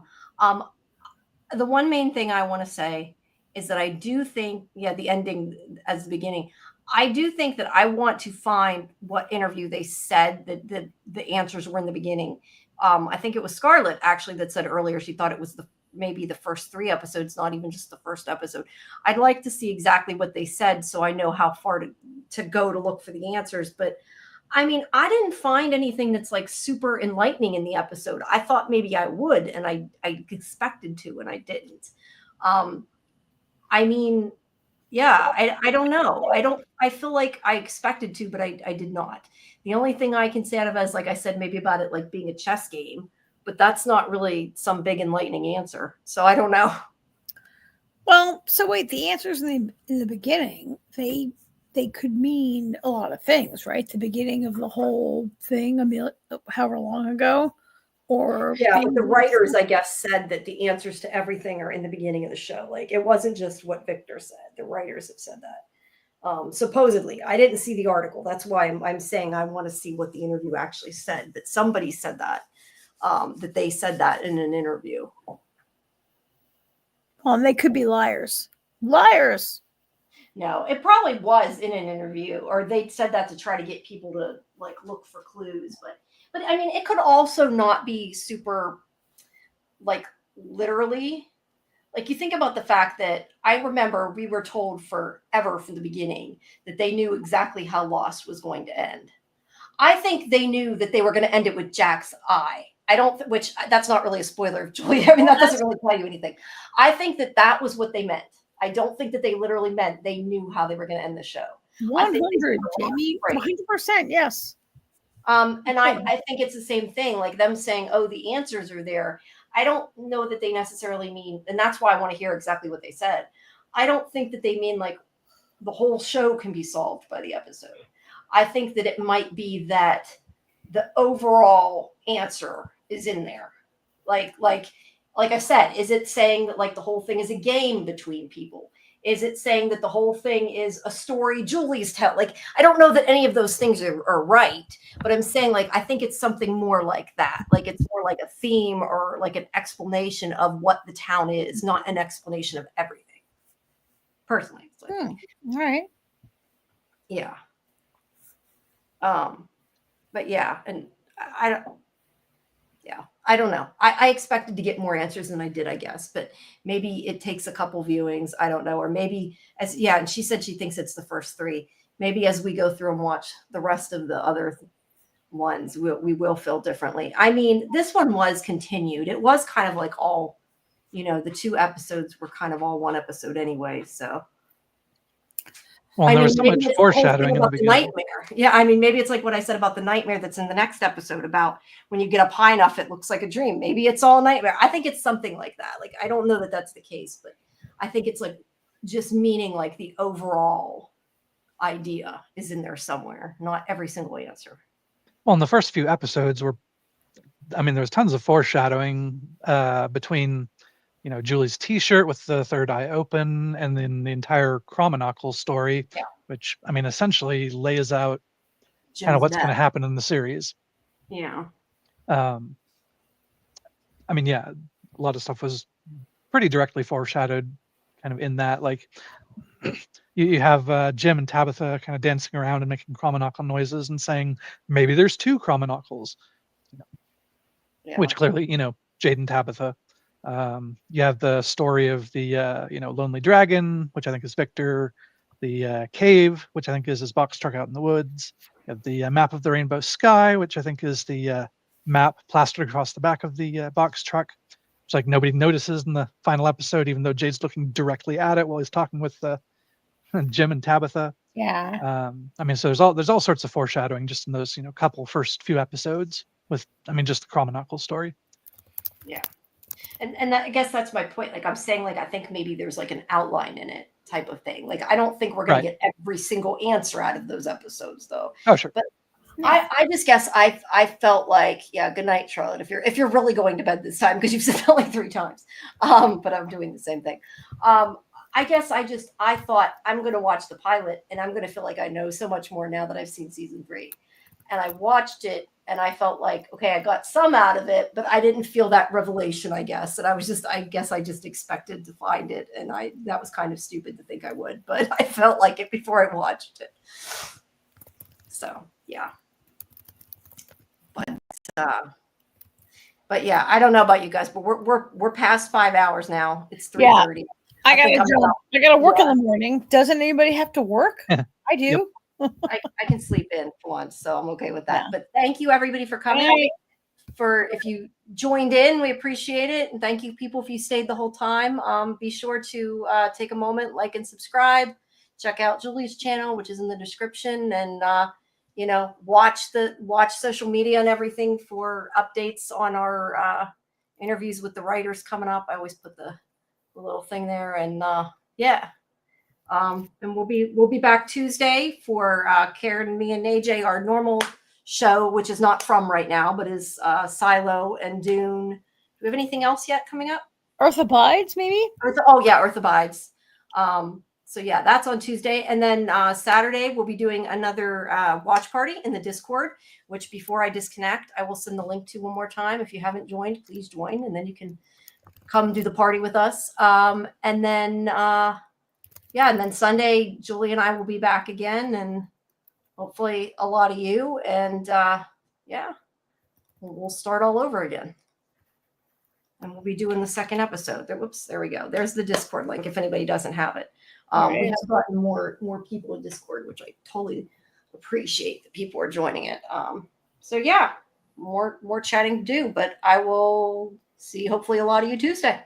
And Thanks before for that, hosting. hopefully in Discord. No, thanks for calling in. All right, bye. All right. Thanks. Good night. Have a good night. Bye, Julie. Sorry, you've been quiet lately, but I think you need to get some sleep too. Yeah, I'm in a lot of pain. I need to. I'm sorry. We've got to do better next week. We really do. I started getting up and walking around because I feel so stiff. So yeah, we got to do better. We got 5 hours though. We did a little better. So next week let's stop at 3. Okay. Yeah. All right. Have a good night.